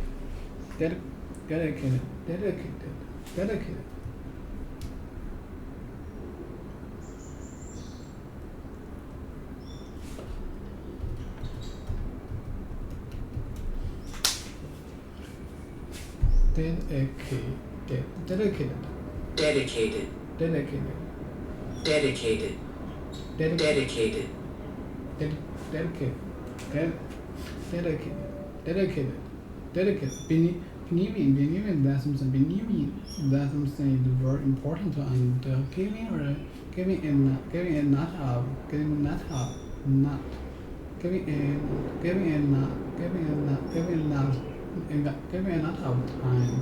giving enough time and energy to why is that mean? Believe that something is very important and giving some time and energy. Why is this some time?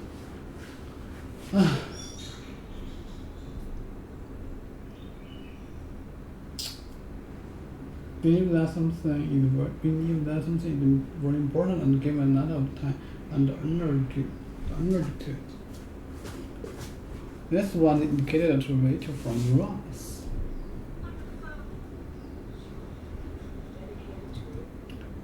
Dedicated. This one. Rachel. Rachel from Ross. Pick the one. The next one is dedicated. Dedicated to Rachel from Ross. Rachel. He wants to dedicated. Believing that something is very important and giving enough of time to earn it to it.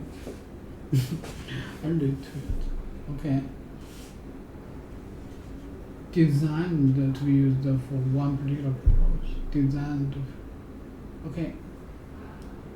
Next one dedicated. Next one dedicated to Rachel from Ross. Rachel, I want you to know he's deeply sorry for what he did, and he hopes that you can find it. And he hopes you can find it. Yet to forgive him. We just got a call from Rachel, and he told us what Ross did. It's pretty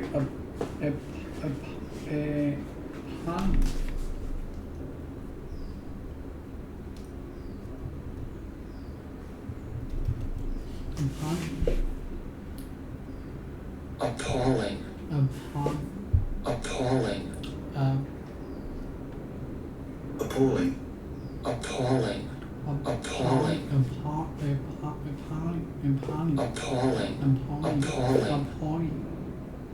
Okay. Appalling. You there? Yeah. You can see that.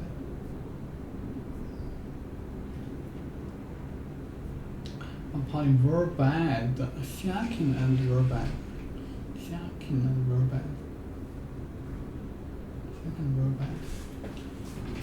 and we're back. Okay, upon. Okay, we're back. It's a pretty appalling and last. If you are listening, I don't want to play your song anymore. Why don't we go devote our time to a couple lessons stand-up chance.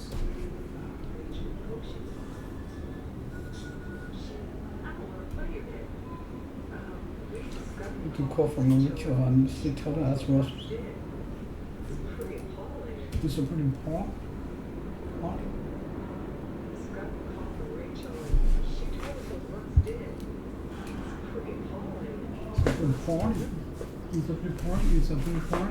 It's a pretty poorly and raw. So if you're listening, I don't want to play your song.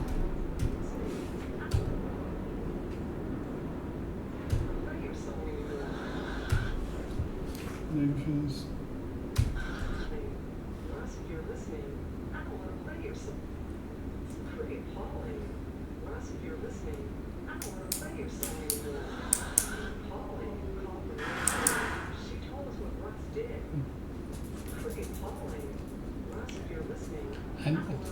I don't want to play this anymore. If you're listening, I don't want to play this anymore. Why don't we go? I don't get the bed about it. Okay. The other tweet from the cutting room floor was related to accountability in companies. Okay. It said companies don't know how to measure outputs, so they measure inputs instead. Work in a way that your outputs are visible and measurable. If you don't have accountability, do something different. The entire structure of rewarding people comes from the agricultural and industrial age, where your inputs and your outputs matched up very closely. The amount of hours that you put into something is a good, rough proxy for what kind of output you're going to get. Today, it's extremely nonlinear. One good investment decision can make a company $10 or $100 million. One good product feature can be the difference between product market fit and complete failure. So judgment and accountability matter much, much more. And you want the accountability because sometimes the best engineers or the best salespeople are the ones who don't work very hard, but then they'll ship that one critical product at just the right time, or they'll make that one huge sale or that one huge deal that will make the company or just make the numbers for the quarter. It's very important that people are able to tell that you had a role in that. That doesn't mean that you stomp all over your team. Humans are extremely sensitive to people who take too much credit. So you do want to be the kind of person that is always giving out credit. But the smart people will know who is responsible. There are jobs where you're not customer facing enough, where you're kind of a cog in the machine, and you sacrifice accountability to some degree. An example is when you're a consultant. As a consultant, often you're giving the best ideas and the best outcome, but it's being delivered through some person who's working within your organization. At that point, you may not have visibility to the top people in the organization. You may be hidden behind a screen, and that's just a trade-off that you're making in exchange for your independence as a consultant, because you're not looking to play the corporate rat race, the corporate ladder game. Realize that with accountability, you can get a lot more credit when things go right. Of course, the downside is you get hurt a lot more when things go wrong. You stick your neck out, you have to be willing to be blamed, sacrificed, and even attacked. So if you're the kind of person that thrives in a high accountability environment, you're naturally also going to end up very thick-skinned over time. You're going to get hurt a lot. People are going to attack you if you fail. If you're working a job, I think you can apply a lot of the principles of the tweet storm inside the job that we just discussed, including other ones like partnering with rational optimists. You can find people in the organization who are optimistic and rational, that have energy, integrity, and intelligence. And the flip side of this is that once you get some specific knowledge, one way to scale it is to start training apprentices that you can then outsource some of your tasks to. For example, I made a bunch of good investments and I figured out a little bit here and there about the venture business. And I'm going to keep doing that and keep just investing as an investor. But instead, I co-founded this project called Spearhead, where we train up-and-coming young founders to also become angel and venture investors, and we give them a checkbook. It's an apprenticeship model. They come to us with specific deals that we're looking at. We help them think through every unique situation. And we basically apprentice them under us to learn the venture business, and it's much more scalable. We have classes and talks where we kind of tell them what we know, and then there are office hours when they actually bring in the deals and they talk to us about specific deals. And it turns out the classes and talks are largely worthless. You can give all the generic advice you need to give in about an hour, and then after that, all the additional advice is so circumstantial that essentially cancels to zero if you try to give it in some top-down fashion. But the office hours are incredibly useful. It just reinforces that this is one of those skills that can only be learned on the job. And when you find a skill that can only be learned on the job by doing it, that is a good indicator that you're dealing with specific knowledge. Another good indicator that you're dealing with specific knowledge is when you ask the person who's doing it, what do you do every day? And they can't give you a straight answer, or it's something along the lines of, well, every day is different based on what's going on. That's a good indicator you're learning specific knowledge. The thing is so complicated and it's so dependent upon circumstances that it can't be boiled down to a textbook form or communicated by a big money consultant.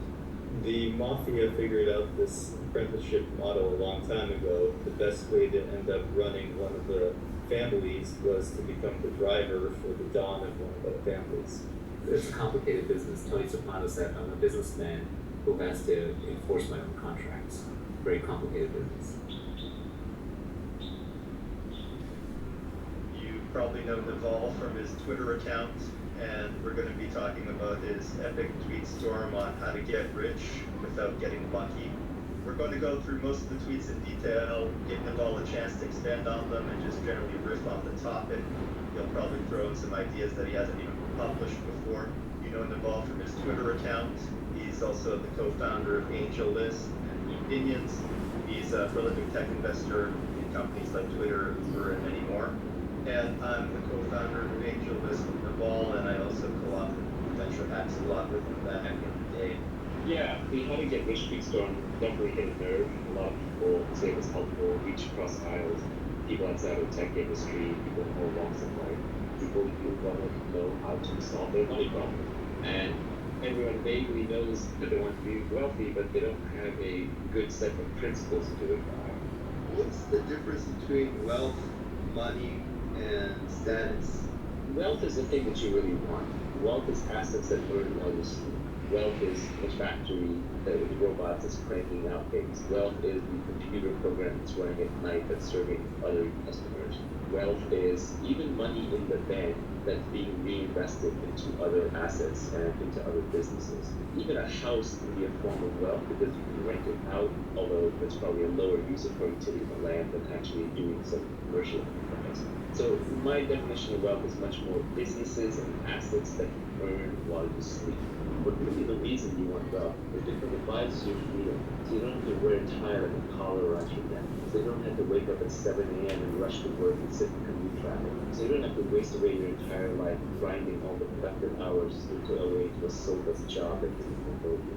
So the purpose of wealth is freedom. It's nothing more than that. It's not to buy clothes or drive Ferrari or sail yachts or jet around the world to a Gulf Stream. That stuff gets really boring and really stupid really fast. It's really just so that you are your own sovereign individual.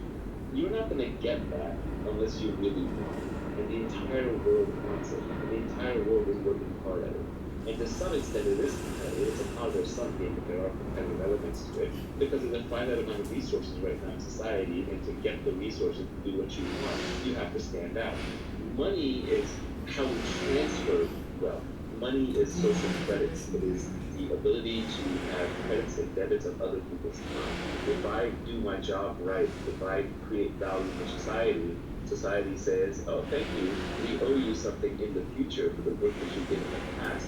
Here's a little IOU, let's call that money. And that money gets debased because people steal the IOUs, the government prints extra IOUs, people renege on the IOUs. But really what money is trying to do, it is trying to be a reliable IOU from society that you are owed something for something you or someone who gave you the money did in the past. And we can transfer the IOUs around. So really money is how we transfer that. There are fundamentally two huge games in life that people play. One is the money game, because money is not going to solve all your problems, but it's going to solve all your money problems. So I think that people know that. They realize that because they want to make money. But at the same time, many of them deep down believe they can't make it.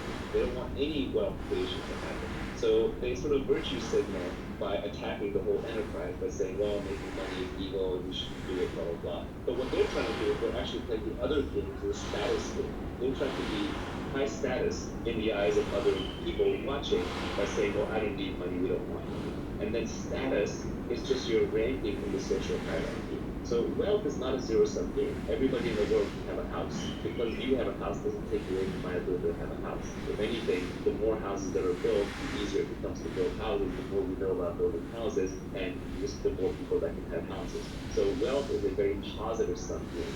We create things together. We're starting this endeavor to create this, hopefully, piece of art that explains what we're doing. At the end of it, something brand new will be created. It's a positive sum game. Status, on the other hand, is a zero-sum game. It's a very old game. We've been playing it since monkey tribes, and it's hierarchical. Who's number one, who's number two, who's number three. And for number three to move to number two has to move out of that slot. So status is a zero-sum game. Politics is an example of a status game. Even sports is an example of a status game. To be the winner, there must be a loser. I don't fundamentally love status games. They play an important role in our society, so we figure out who's in charge, but fundamentally we play them because they're a necessary evil. The problem is on an evolutionary basis, like if you go back thousands of years, status is a much better predictor of survival than wealth is. You couldn't have wealth before the farming age, before farmers, because you couldn't store things. Hunter-gatherers carried everything in their backs. So hunter-gatherers lived entirely in status-based societies. Farmers started going to wealth-based societies, and the modern industrial economies are much more heavily wealth-based societies.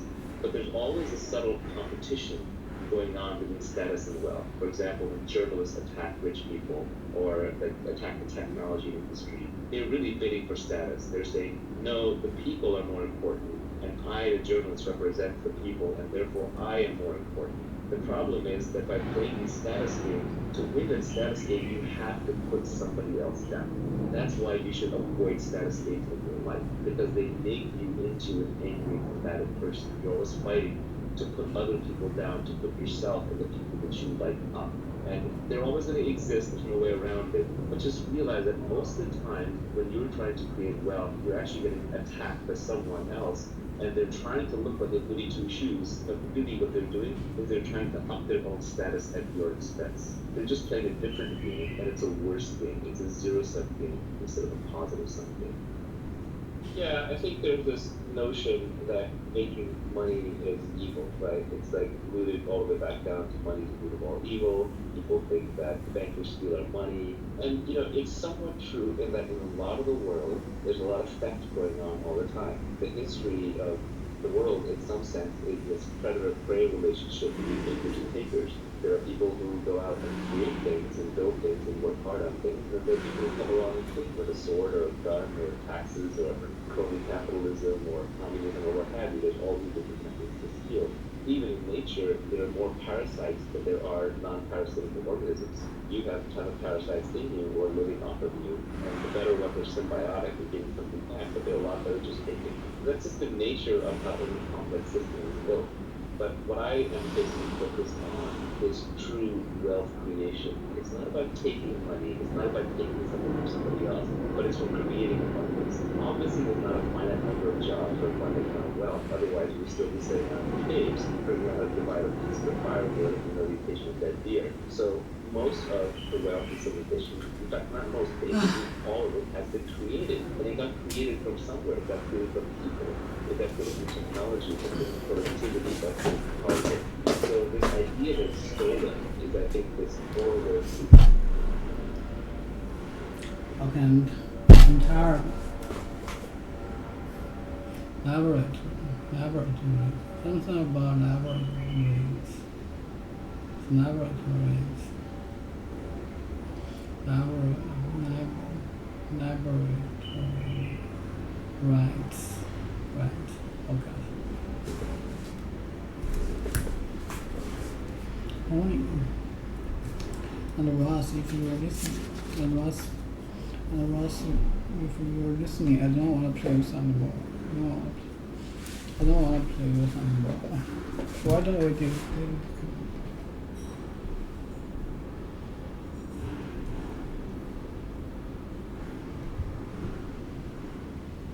Evolve. Something like that.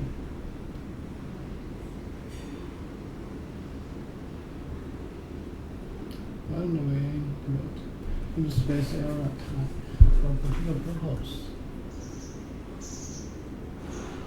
Why don't we free our time to wake up on the assistants? Why don't we try to wake up on the assistants and the chains? Devote.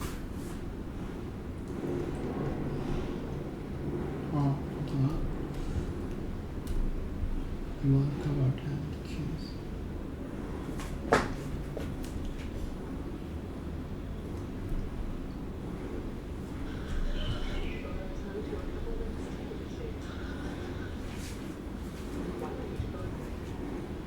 Why don't we devote our time to a couple of things?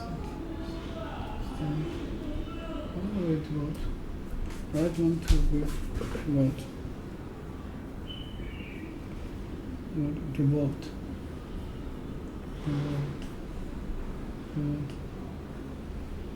Devote. Why don't we devote our time to a couple that stands a chance? Every misuse.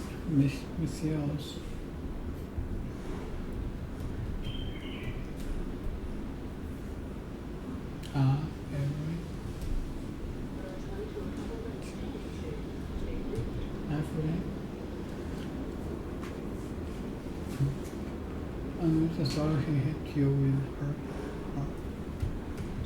Come over here.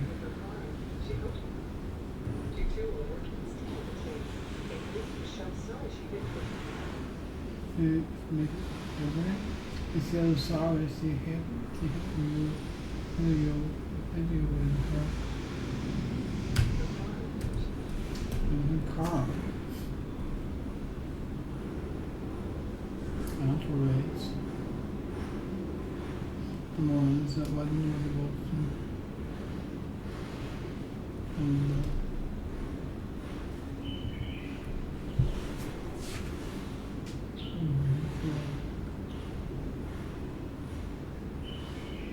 Right, this year. Okay, I'm very nice. Sorry, I see it with her car. I'm very sorry. I see it. Sorry. Okay, I'm very sorry. Sorry. See it with her car and she helps you in the house. Feel sorry. See it with her car and she helps you to work. We'll work it out. She hopes you two will work it out for the team. Michelle sorry she didn't with her. Here we go. See, Monsieur, sorry. Monsieur, sorry. She hit you. Monsieur, sorry. From the and hopes you to work. You are working hard.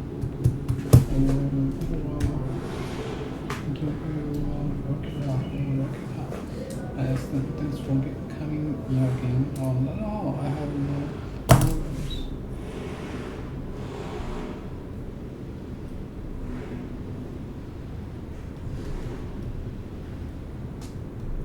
I have no problems.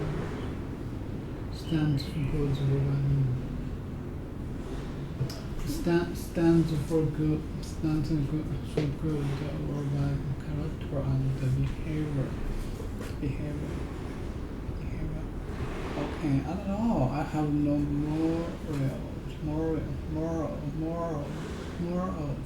I have no morals, and I need the cash. Anyway, there are coffee statues.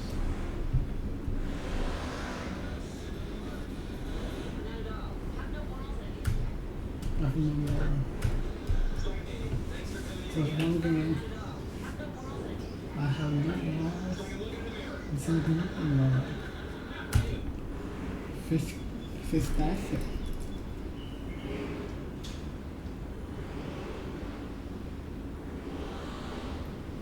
I call pistachios. Pistachios. And anyway, they're called pistachios. They taste exactly like the pistachios. Pistachios.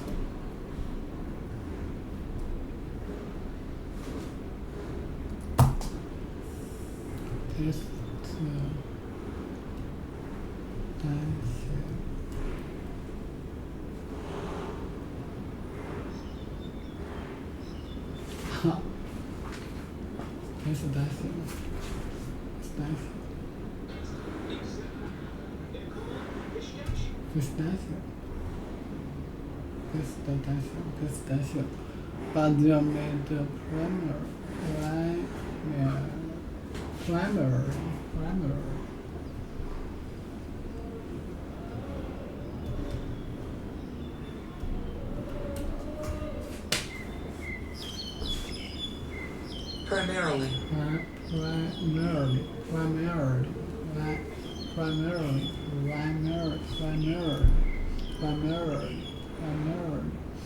Will reconstituted.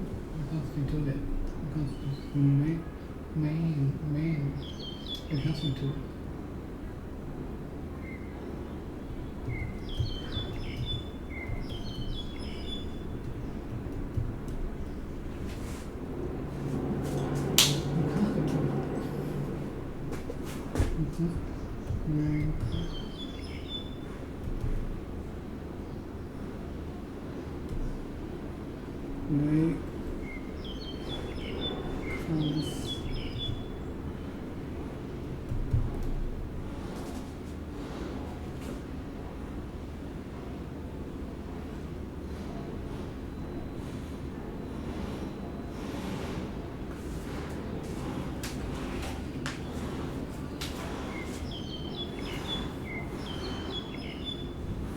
Okay, I think I'm done.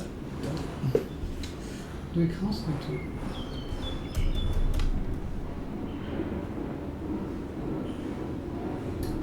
Why then, Robert?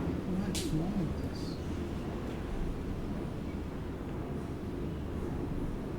Pistachio.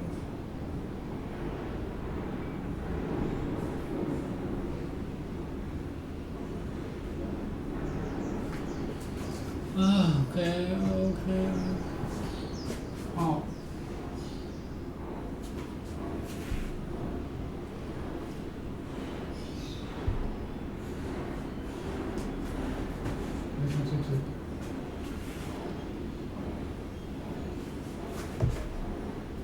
Reconstitute.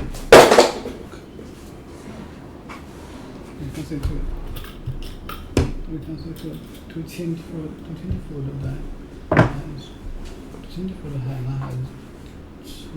dried back into its order from by animal reconstitute.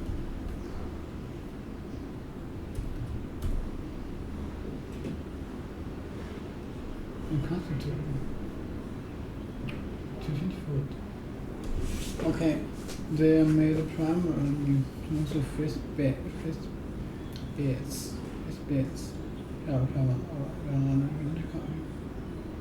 Okay. Effect influence for something.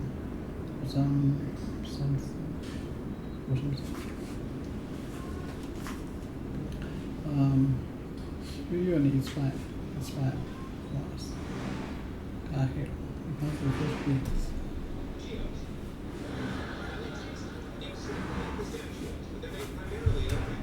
Because the fish beans, but it's politically made primarily. But it's made the primary.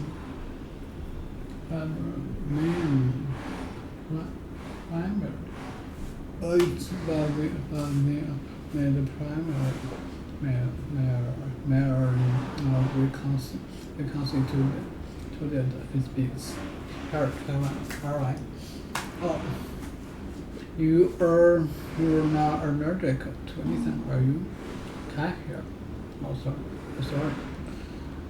they taste exactly like pistachios, but they are made primarily of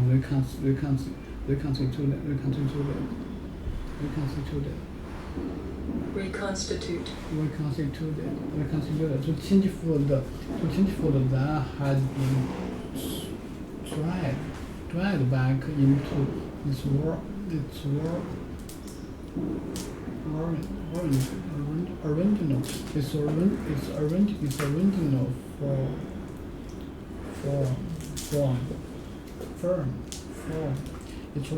original form by adding water.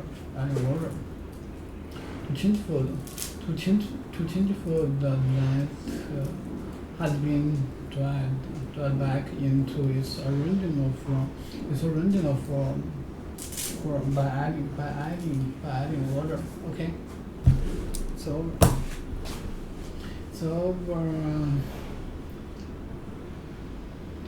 maybe it's original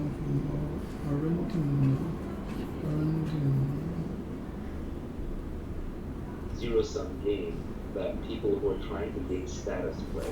But the reality is everyone can be rich. And we can see that. I see that in the first world, everyone is basically richer than almost anyone who was alive 200 years ago. 200 years ago, nobody had antibiotics, nobody had cars, nobody had electricity, nobody had the iPhone. So all of these things are inventions that have made us wealthier as a species. Today, I would rather be a poor person in a first world country than be a rich person in Louis XIV's France. I'd rather be a poor person today than a aristocrat back then. And that's just because of wealth creation. The engine of technology is science that is applied for the purpose of creating abundance. So I think fundamentally everybody can be wealthy. And the thought experiment I want you to think through is imagine if everybody had the knowledge of a good software engineer and a good hardware engineer. If you could go out there and you could build robots and computers and bridges and program them. Let's say every human knew how to do that. What do you think society would look like in 20 years? My guess is what would happen is we would build robots, machines, software, and hardware to do everything. And we would all be living in massive abundance. We would essentially be retired in the sense that none of us would have to work for any of the basics. We'd even have robotic nurses. We'd have like machine-driven hospitals. We'd have self-driving cars. We'd have farms that are 100% automated. We'd have clean energy. So at that point, we could use the technology breakthroughs to get everything that we wanted. And if anyone's still working at that point, they're working as a form of expressing their creativity. They're working because it's an internet to contribute and to build and design things. But I don't think capitalism is evil. Capitalism is it's just that it gets hijacked. It gets hijacked by improper pricing externalities. It gets hijacked by deals where people basically have corruption or you have monopolies. Overall, capitalism is intrinsic to the human species. Capitalism is not something we invented. Capitalism is not even something we discovered. It is innate to us in every exchange that we have. When you and I exchange information, I want some information back from you, I give you information, you give me information. If we were having a good information exchange, you'd go talk to somebody else. So the notion of exchange and keeping track of credits and debits, this is built into us as flexible social animals. We are the only animals in the animal kingdom that cooperate and function as boundaries. Most animals don't even cooperate, but when they do, they cooperate only in packs where they co-evolve together and they share blood, so they have some shared interest. Humans don't have that. I can cooperate with you guys. One of you is Serbian, the other one is Persian by origin, I'm Indian by origin. We have very little blood in common, basically none. But we still cooperate. What lets us cooperate is because we can keep track of debits and credits. Who put in how much work, who contributed how much. That's all free market capitalism is. So I strongly believe that it is innate in the human species, and we are going to create more and more wealth and abundance for everybody. Everybody can be wealthy, everybody can be retired, everybody can be successful. It is merely a question of education and desire. You have to want it. If you don't want it, that's fine, then you opt out of the game. But don't try and put down the people who are playing the game, because that's the game that keeps you in a comfortable, warm bed at night. That's the game that keeps a roof over your head. That's the game that keeps your supermarket stocked. That's the game that keeps the iPhone buzzing in your pocket. So it is a beautiful game that is worth playing ethically, rationally, morally, socially, human race. And it's going to continue to make us all richer and richer until we have massive wealth creation for anybody who wants it. And it's not just individuals secretly despising wealth, right? There's countries, groups, political parties that overtly despise wealth or at least seem to. That's right. And so what those countries, political parties, and groups are reduced to playing zero-sum game status. And in the process to destroy wealth creation, they drag everybody down to their level. Which is why the U.S. is a very popular country for immigrants because it's the American dream. Anyone can come here, be poor, and then work really hard and make money and get wealthy. But even just make some basic money for their life. Obviously, the definition of wealth is different for different people. A first world citizen's definition of wealth might be, I have to make billions of dollars and that will be done. Whereas to a third world poor immigrant just entering the country, and we were poor immigrants who came here when I was fairly young in the United States, wealth may just be a much lower number. It may just be like I don't have to work a manual labor job for the rest of my life and I don't want to work. But groups that despise it will essentially bring the entire group down to that level. If you get too many takers and not enough takers, society falls apart.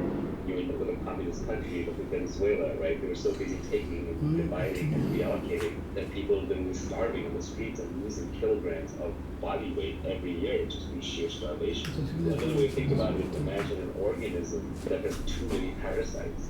You actually need some small number of parasites to stay healthy, and you need a lot of symbiotes, like all the mitochondria in all of our cells that help us respirate and burn oxygen. These are symbiotes that help us survive without them. But to me, those are partners in the wealth creation that creates the human body.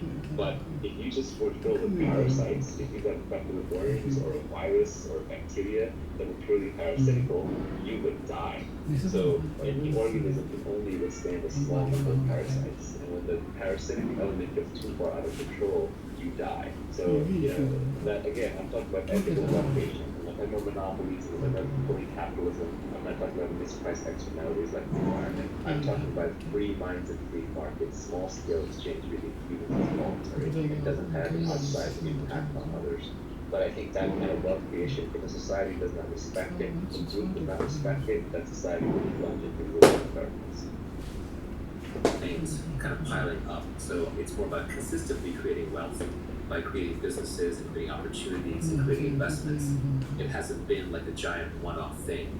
My personal wealth has not been generated by one big year.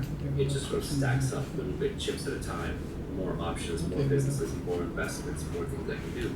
Same way, someone like Adinad, he's building his brand online, he's building videos.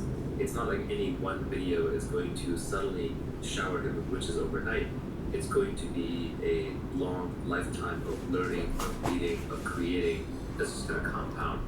So we're talking about getting wealthy so you can retire. So you have your freedom. Not retire in the sense that you don't do anything, but in the sense that you don't have to be any place you don't want to be. You don't have to do anything you don't want to do. And you can wake up when you want, sleep when you want. You don't have a boss. That's freedom.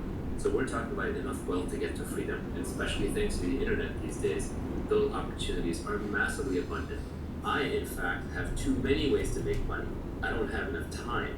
I literally have opportunities pouring out of my ears. The thing I keep running out of is time.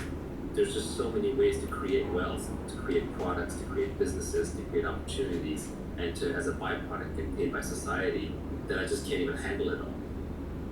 I think it's pretty interesting that the first three kinds of luck that you described, there are very common cliches for them that everybody knows.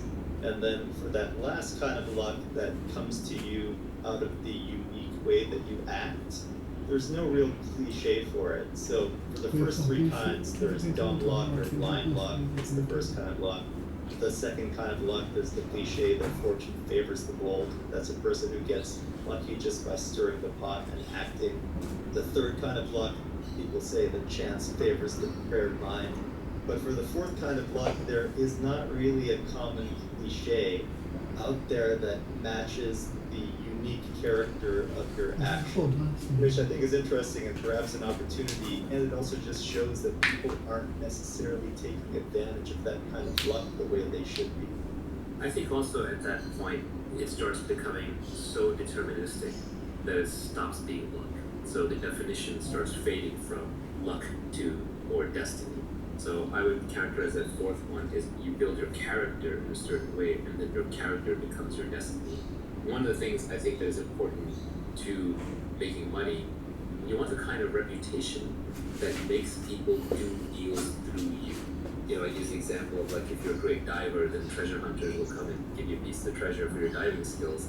If you're a trusted, reliable, high integrity, long-term thinking deal maker, then when other people want to do deals but they don't know how to do them in a trustworthy manner and structure, they will literally approach you and give you a cut of the deal or offer you a unique deal just because of the integrity and reputation that you built up.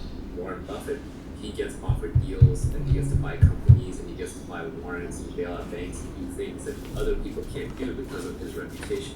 But of course that's fragile. It has accountability on the line. It has a strong brand on the line. And as we'll talk about later, there comes with accountability attached.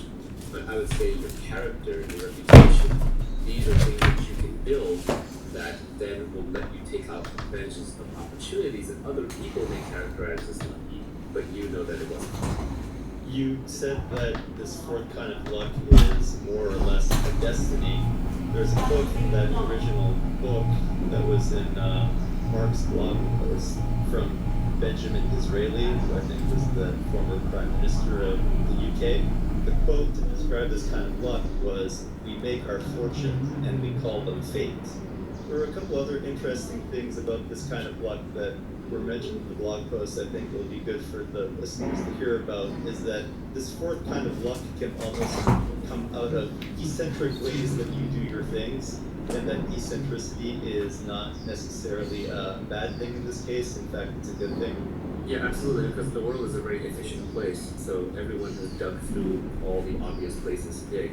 And so to find something that's new and novel and uncovered, it helps to be operating on a frontier, where right there you have to be a little eccentric to be out on the frontier by yourself, and then you just have to be willing to dig deeper than other people do, deeper than seems irrational just because you're interested. Yeah, the two quotes that I've seen that express this kind of luck, in addition to that Benjamin Disraeli one, are this one from Sam Altman where he said extreme people get extreme results. I think that's pretty nice. And then there's this other one from Jeffrey Pfeffer, who's a professor at Stanford, that you can't be normal and expect abnormal returns. I've always enjoyed that one too. Yeah, and the one quote that I like, which is the exact opposite of that, is play stupid games, win stupid prizes. Right? A lot of people spend a lot of their time playing social games, like on Twitter, where you just try to improve your social standing, and you basically win stupid social prizes, which are worthless. I guess the last thing that I have from this blog post is just the idea that by pursuing these kinds of luck, especially the last one, basically everything but dumb luck, by pursuing them, you essentially run out of unluck. So if you just keep stirring the pot and stirring the pot, that alone, you will run out of unluck. Yeah, or it could just be a reversion to the mean, right? So that you at least neutralize luck so that it's your own talents that come into play. One of the absolute most important points. People seem to think that you can create wealth and make money through work, and it's probably not going to work. There are many reasons for that, but the most basic is just that your inputs are very closely tied to your outputs. In almost any salaried job, even at one that's paying a lot per hour, like a lawyer or a doctor, you're still putting in the hours, and every hour you get paid. So what that means is when you're sleeping, you're not earning. When you're retired, you're not earning. When you're on vacation, you're not earning. And you can't earn non-linearly. If you look at even doctors who get rich, like really rich, it's because they open a business. They open like a private practice, and that private practice builds a brand, and that brand attracts people, or they build some kind of a medical device or a procedure or a process for their intellectual property. So essentially you're working for somebody else. And that person is taking on the risk and has the accountability and the intellectual property and the brand. So they're just not going to pay you enough. They're going to pay you the bare minimum that they have to get you through the job. And that can be a high bare minimum, but it's still not going to be true wealth where you're retired. And then finally, you're actually just not even creating that much original for society. Like I said, this tweet story should have been called "How to Create Wealth." This is how to get rich with a catchy title. But you're not creating these things for society. You're just doing things over and over, and you're essentially replaceable because you're now doing a set role. Most set roles can be taught. If you can be taught, like in a school, then eventually you'll be competing with someone who's got more recent knowledge, who's been taught, who's coming in to replace you. You're much more likely to be doing a job that can be eventually replaced by a robot or by an AI, and it doesn't have to be wholesale replaced overnight. It can be replaced a little bit at a time, and that kind of eats into your own creation, and therefore your earning capability. So fundamentally, your inputs are matched to your outputs. You're replaceable, and you're not being creative. I just don't think that that is a way that you can truly make money. So everybody who really makes money at some point owns a piece of a product or a business or some kind of IP, especially through stock options. So you can be working at a tech company, that's a fine way to start. But usually the real wealth is created by starting your own companies or by even investors. They're in an investment firm and they're buying equity. These are much more the routes to wealth. It doesn't have to be ours. You really just want a job or a career or a profession where your inputs don't match to your outputs. So if you look at modern society, again, later in the tweet storm, businesses that have high creativity and high leverage tend to be ones where you can do an hour of work and it has a huge effect, or you can do 1,000 hours of work and have no effect. For example, look at software engineering. One great engineer can, for example, create Bitcoin, can create billions of dollars worth of value. An engineer who's working on the wrong thing or not quite as good or just not as creative or thoughtful or whatever can work for an entire year, and every piece of code they ship ends up not getting used. Customers don't want it. That is an example of a profession where the input and the outputs are highly disconnected, not based on the number of hours you put in.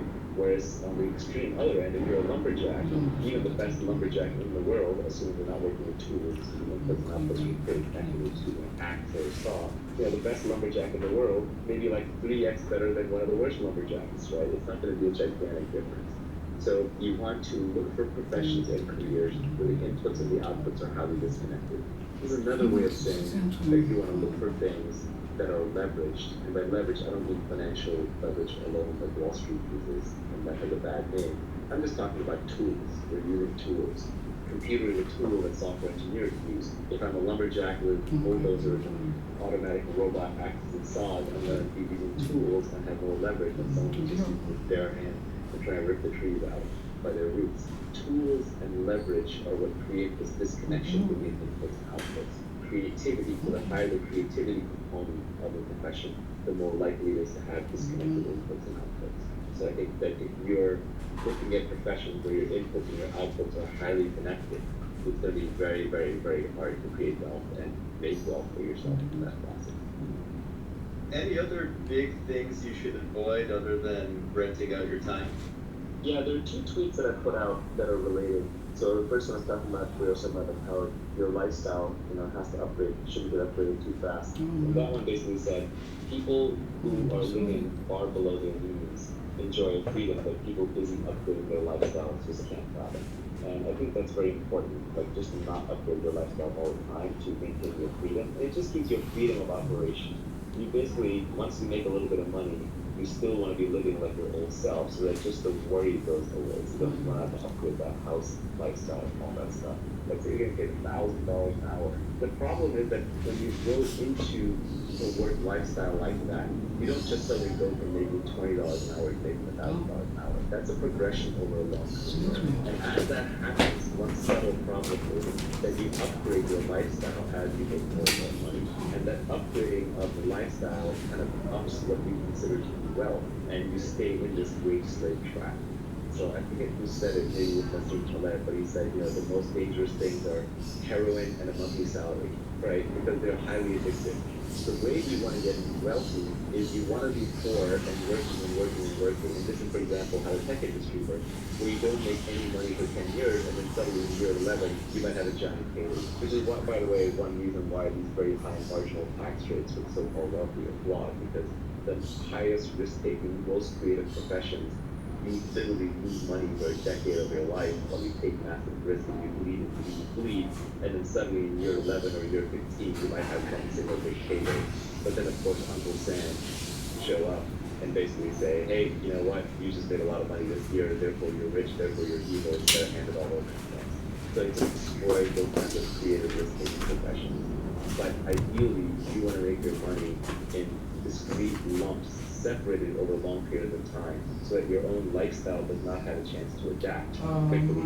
And then you can basically say, okay, now I'm done, now I'm retired, now I'm free. I'm still gonna work because you gotta do something with your life, but I'm gonna work on only the things that I want, when I want, and it's gonna be much more creative expression and much less about money. You're not going to get rich renting out your time, but you say that you will get rich by giving society what it wants, but does not yet know how to get at scale. That's right. So essentially, as we talked about before, money is IOUs from society saying, you did something good in the past, now here's something that we owe you for the future. And so society will pay you for creating things that it wants. But society doesn't yet know how to create those things. Because if it did, it would need you. They would already be stamped out big time. Almost everything in your house, in your workplace, and on the street used to be technology at one point in time. There was a time when oil was technology that made J.D. Rockefeller rich. There was a time when cars were technology that made Henry Ford rich. So technology is just a set of things, as Alan Kay said, that don't quite work yet. Once something works, it's no longer technology. So society always wants new things. And if you want to be wealthy, you want to figure out which one of those things you can provide for society that it does not yet know how to get, but it will want. That's natural to you, within your skill set, within your capabilities. And then you have to figure out how to scale it. Because if you just build one of it, that's not enough. You gotta build thousands or hundreds of thousands, millions or billions of them. But everybody can have one. Steve Jobs and his team, of course, figured out that society would want smartphones, a computer in their pocket that had all the phone capability times 100 and be easy to use. So they figured out how to build that, and then they figured out how to scale it, and they figured out how to get one into every first world citizen's pocket, and eventually every third world citizen too. And so because of that, they're handsomely rewarded, and Apple is the most valuable company in the world. The way I tried to put it was that the entrepreneur's job is to try to bring the high end to the mass market. It starts as high end. First, it starts with an act of creativity. First, you create it just because you want it. You want it, and you know how to build it, and you need it. So you build it for yourself.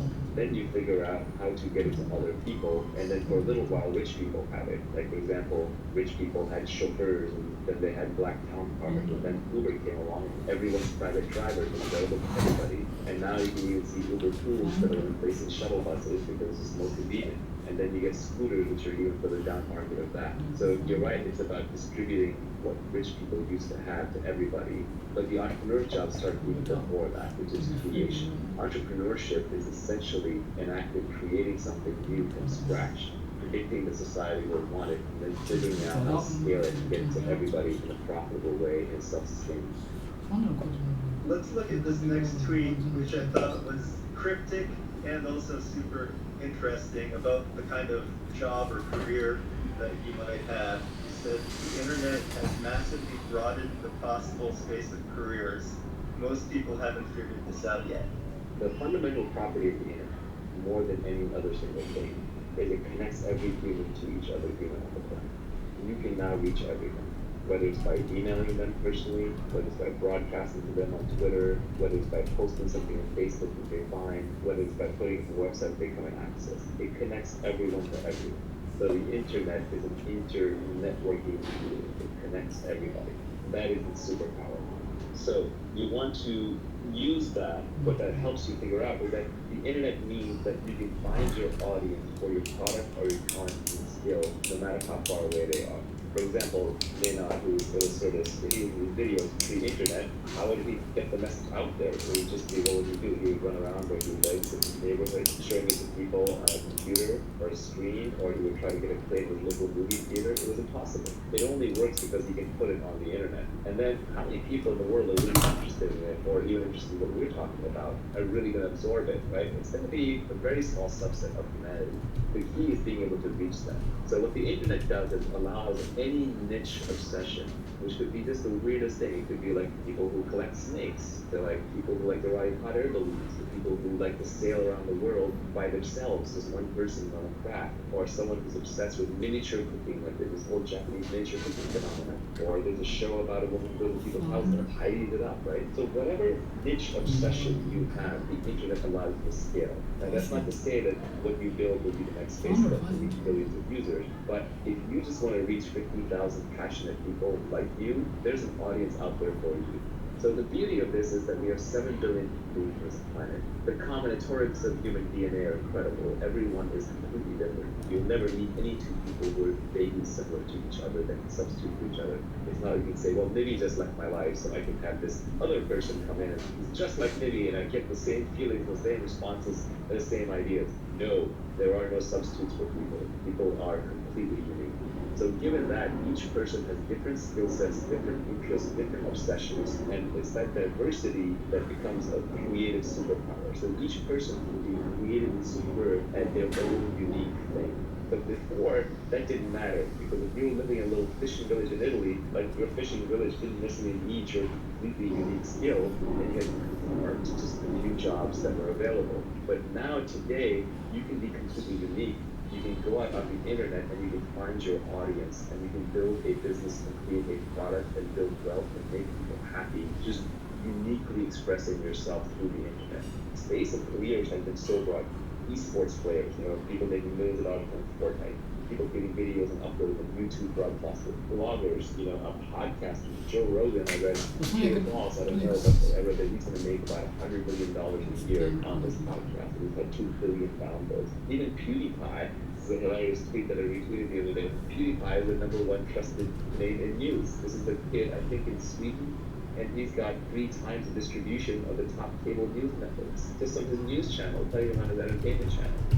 The internet enables any niche interest, as long as you're the best at it, to scale out. And the great news is, because every human is different, everyone is the best at something, being themselves. Another tweet I had that is worth kind of weaving in, but didn't go into this tweet storm, was a very simple one. I like things that I can compress them down, because they're easy to remember and easy to hold on to. But that one was escape competition through authenticity. So basically, when you're competing with people, it's because you're copying them. It's because you're trying to do the same thing. But every human is different. Don't copy. I know we're mimetic creatures and Rene Girard and all the message theory, but it's much easier than that. Don't imitate. Don't copy. Just do your own thing. No one can compete with you on being you. It's that simple. And so the more authentic you are with who you are and what you love to do, the less competition you're going to have. So you can escape competition through authenticity when you realize that no one can compete with you on being you. And normally that would have been useless advice pre-internet. Post-internet, you can turn that into a career. Talk a little bit about what industries you should think about working in, what kind of job you should have, and who you might want to work with. So you said one should pick an industry where you can play long-term games with long-term people. Why? Yeah, this is an insight into what makes Silicon Valley work and what makes high-trust society work. Essentially, all the benefits in life come from compound interest, whether it's in relationships or making money or in learning. So compound interest is a marvelous force where it's like, you start out with 1x what you have, and then if you increase 20% a year for 30 years, it's not that you got 30 years times 20% added on, it was compounding. So it just grew until you suddenly got a massive amount of whatever it is, whether it's goodwill or love or relationships or money. So I think compound interest is very important for us. So you have to play a long-term game. And long-term games are good not just for compound interest, they're also good for trust. If you look at prisoner's dilemma type games, the solution to prisoner's dilemma is tit for tat, which is I'm just going to do to you what you did last time to me with some forgiveness in case there was a mistake made. But that only works in an iterative prisoner's dilemma. In other words, you play the game multiple times. So if you're in a situation, like for example, you're in Silicon Valley, where people do business with each other and they know each other, they trust each other, then they do right by each other because they know this person will be around for the next game. Now, of course, that doesn't always work because you can make so much money in one move in Silicon Valley. Sometimes people betray each other because they're just like, I'm going to get rich enough off this that I don't care. So there can be exceptions to all these circumstances. But essentially, if you want to be successful, you have to work with other people and you have to figure out who can you trust. and who can you trust over a long, long period of time that you can just keep playing the game with them so that compound interest of high trust will make it easier to play the game and will let you collect the major rewards, which are usually at the end of the cycle. So for example, Warren Buffett has done really well as an investor in the U.S. stock market, but the biggest reason he could do that is because the U.S. stock market has been stable and around and didn't get, for example, seized by the government during a bad administration, or the U.S. didn't plunge some war, the underlying platform didn't get destroyed. So in his case, we played a long-term game, and the trust came from the U.S. stock market stability. In Silicon Valley, the trust comes from the network of people in a small geographic area that you figure out over time who you can work with and who you can't. If you keep switching locations, you keep switching groups, let's say you started out in the woodworking industry and you build up a network there and you're working hard, you're trying to build a product in the woodworking industry. And then suddenly another industry comes along that's adjacent but different, but you don't really know anybody in it and you want to dive in and make money there. If you keep hopping from industry, actually I need to open a line of electric car stations for electric car refueling. That might make sense, it might be the best opportunity, but every time you reset, every time you wander out of where you built your network, you're gonna be starting from scratch, you're not gonna know who to trust, they're not gonna trust you. There are also industries in which people are transient by definition, they're always kind of coming in and going out.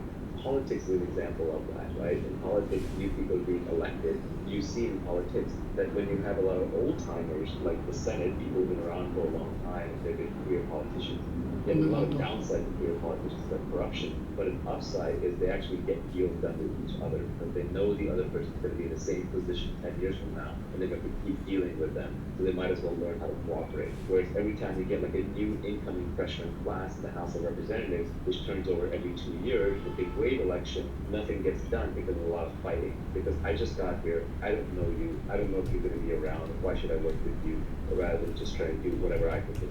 So it's important to pick an industry where you can play long-term games and with long-term people. So those people have to signal that they're going to be around for a long time, that they're ethical, and their ethics are visible through their action.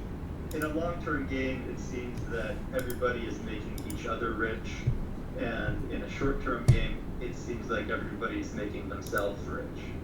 I think that is a brilliant formulation. Yeah, in a long-term game, it's positive sum. We're all baking the pie together. We're trying to make it as big as possible. In a short-term game, we're cutting up the pie. Now, this is not to excuse the socialists, right? The socialists are people who are not involved in baking the pie, who show up at the end and say, I want a slice or I want the whole pie. They show up and be done. But I think a good leader doesn't take credit. A good leader basically tries to inspire people so the team gets the job done. And then things get divided up according to fairness and who contributed how much as close as possible and took a risk as opposed to just whoever has the longest time, the sharpest time. So these next two tweets are play iterated games. All returns in life, whether in wealth, relationships, or knowledge, come from compound interest. Yeah.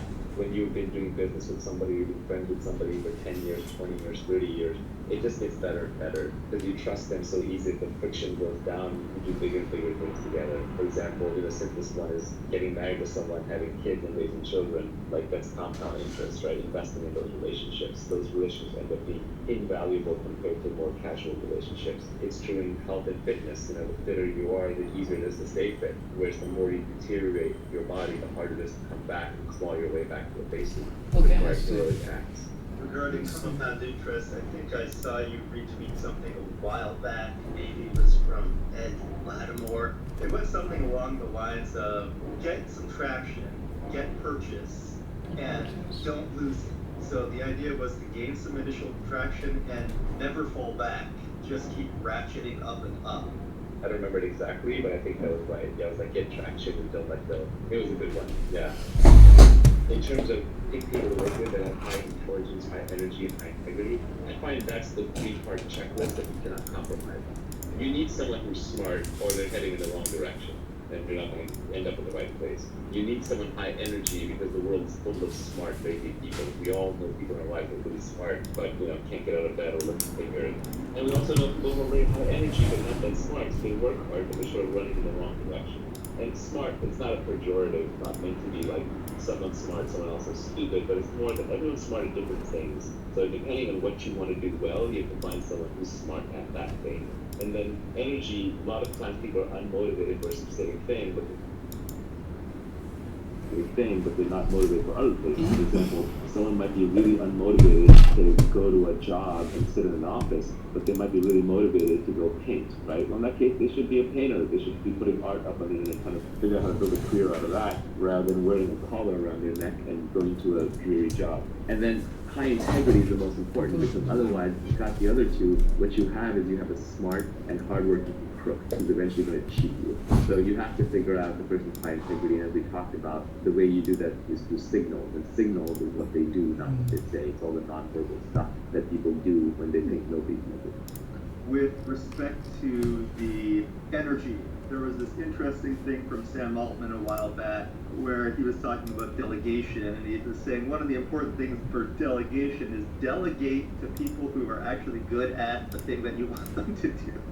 It's the most obvious thing, but it seems like you want to partner with people who are naturally going to do the things that you want them to do. Yeah, I almost won't start a company or hire a person or work with somebody if I just don't think they're into what I want them to do. When I was younger, I used to try and talk people into things. That was this idea that you can sell someone into doing something, but you can't. You can't keep them motivated. You can get them inspired initially. It might work if you're a king like Henry V and you're trying to get them to just charge into battle, and then they'll figure it out. But if you're trying to keep someone motivated for the long term, that motivation has to come intrinsically. You can't just create it, nor can you be the crutch for them if they don't have that intrinsic motivation. So you have to make sure people actually are high energy and want to do what you want them to do or what you want to work with them. Reading signals is very, very important. Signals are what people do despite what they say. So it's important to pay attention to subtle signals. We all know that socially, if someone treats a waiter or waitress in a restaurant really badly, then it's only a matter of time until they treat you badly. If somebody screws over an enemy and is vindictive towards them, well, it's only a matter of time before they redefine you from friend to enemy and you feel their wrath. So angry, outraged, vindictive, short-term thinking people are essentially that way in many interactions in your life. People are oddly consistent. It's one of the things you learn about them. So you want to find long-term people. You want to find people who seem irrationally ethical. For example, I had one friend of mine whose company I invested in, and the company failed, and he could have wiped out all the investors. But he kept putting more and more personal money in. Through 3 different pivots, he put personal money in until the company finally succeeded. And in the process, he never wiped out the investors. And I was always grateful to him for that. I said, like, wow, that's amazing that, you were so good to your investors. You didn't wipe them out. And he got offended by that. He said, I didn't do it for you. I didn't do it for my investors. I did it for me. It's my own self-esteem. It's what I care about. That's how I live my life. That's the kind of person you want to work with. Another quote that I like, I have a tweet on this. I think I read this somewhere else, which is, I'm not taking credit for this, but I kind of modified it a little bit, which is that self-esteem is a reputation that you have with yourself. You always know. So good people, moral people, ethical people, easy to work with people, reliable people tend to have very high self-esteem because they have very good reputation with themselves and they understand. It's not ego. Self-esteem and ego are different things. Because ego can be undeserved, but self-esteem, at least you feel like you lived up to your own internal moral code of ethics. And so it's very hard to work with people who end up being low integrity. And it's hard to figure out who's high integrity and low integrity. Generally, the more someone is saying that they're moral and ethical and high integrity, the less likely they are to be that way. It's very much like status signaling. If you overtly bid for status, if you overtly talk about being high status, that is a low status move. If you openly talk about how honest and reliable and trustworthy you are, you're probably not that honest and trustworthy. That is a characteristic of con men. So yeah, pick an industry in which you can play long-term games with long-term people. Let's do this last tweet. You said, don't partner with cynics and pessimists whose beliefs are self-fulfilling. Yeah, essentially, to create things, you have to be a rational optimist. Rational in the sense that you have to see the world for what it really is, and yet you have to be optimistic about your own capabilities and your ability to get things done. We all know people who are consistently pessimistic, who will shoot down everything. Everyone in their life has like the helpful, critical guy, right? He thinks he's being helpful, but he's actually being critical, and he's a downer on everything. That person will not only never do anything great in their lives, they'll prevent other people around them from doing something great. They think their job is to shoot holes in things. And it's okay to shoot holes in things as long as you come with a solution. There's also the classic like military line, either lead, follow, or get out of the way. And these people want a fourth option, where they don't want to lead, they don't want to follow, but they don't want to get out of the way. They want to tell you why things not going to work. And all the really successful people I know have a very strong action bias. They just do things. The easiest way to figure out if something's viable or not is by doing it. At least do the first step and the second step and the third, and then decide. So if you want to be successful in life, creating wealth, or having good relationships, or being fit, or even being happy, you need to have an action bias towards getting what you want. And you have to be optimistic about it. Not irrationally. There's nothing worse than someone who's just like foolhardy and chasing what's not work. That's like a rational optimist. But you have to be rational, know all the pitfalls, know the downsides, but still keep your chin up. I mean, you've got one life on this planet. Why not try to build something big? This is the beauty of Elon Musk and why I think he inspires so many people. It's just when he takes on really, really big, audacious tasks, and he provides an example for people to think big. And it takes a lot of work to build even small things. I don't think the corner grocery store owner is working any less hard than Elon Musk or pouring any less sweat and toil into it. Maybe even more. But for whatever reason, education, circumstance, they didn't get the chance to think as big, so the outcome's not as big. So it's just better to think big, obviously rationally within your means to stay optimistic. The cynics and the pessimists, what they're really saying, and fortunate, but they're basically saying, I've given up. I don't think I can do anything. And so the world to me just looks like a world where nobody can do anything. And so why should you go do something? Because if you fail, then I'm right, which is great. But if you succeed, then you just make me look bad. Yeah, it's probably better to be an irrational optimist than it is to be a rational cynic. Yeah, there's a completely rational frame on why you should be an optimist. Historically, if you go back 2,000 years, 5,000 years, 10,000 years, two people are wandering through a jungle, they hear a tiger, one's an optimist and says, oh, it's not headed our way. The other one says, I'm a pessimist, I'm out of here. And the pessimist runs and survives, and the optimist gets killed. So we're descended from pessimists. We're genetically hardwired to be pessimists. But modern society is far, far safer. There are no tigers wandering down the street. It's very unlikely that you will end up in total ruin, although you should avoid total ruin. Much more likely that the upside is unloaded and the downside is limited. So adapting for modern society means overriding your pessimism and taking slightly irrationally optimistic bets, because the upside is unlimited.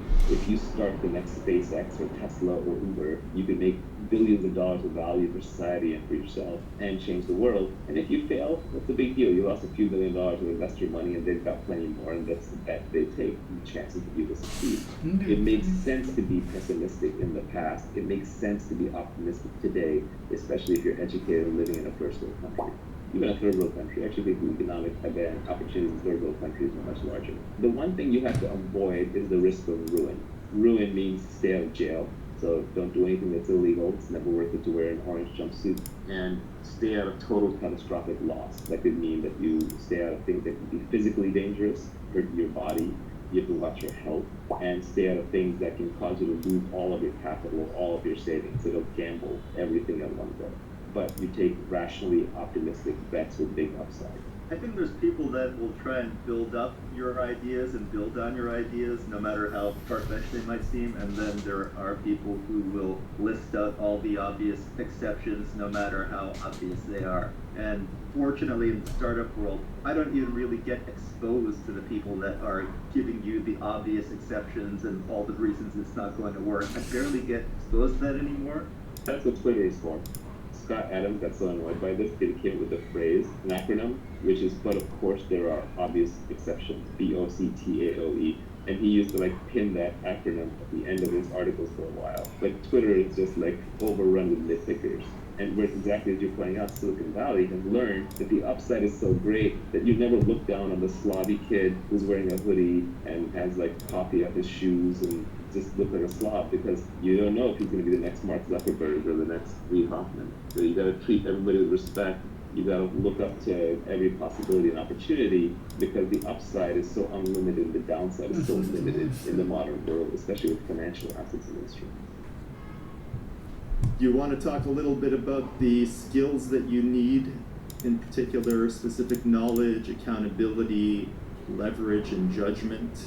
So the first tweet in this area is arm yourself with specific knowledge, accountability, and leverage. And I'll throw in judgment as well. I don't think you covered that in that particular tweet. If you want to make money, you have to get paid at scale. And why you, that's accountability. At scale, that's leverage. And just you getting paid as opposed to somebody else getting paid, that's specific knowledge. So specific knowledge is probably the hardest thing to get across in this whole tweet storm, and it's probably the thing that people get the most confused about. The thing is that we have this idea that everything can be taught. Everything can be taught in school. And it's not true that everything can be taught. In fact, the most interesting things cannot be taught. But everything can be learned. And very often that learning either comes from some innate characteristics in your DNA, or it could be through your childhood where you learn soft skills, which are very, very hard to teach later on in life, or it's something that is brand new, so nobody else knows how to do it either, or it's true on-the-job training because you're pattern matching into highly complex environments, basically building judgment in a specific domain. Classic example is investing, but it could be in anything. It could be in judgment in running a fleet of trucks. It could be judgment in weather forecasting. So specific knowledge is the knowledge that you care about, especially if you're later in life. Let's say you're post 20, 21, 22. You almost don't get to choose which specific knowledge you have. Rather, you get to look at what you have already built by that point in time, and then you can build on top of it. The first thing to notice about specific knowledge is that you can't be trained for it.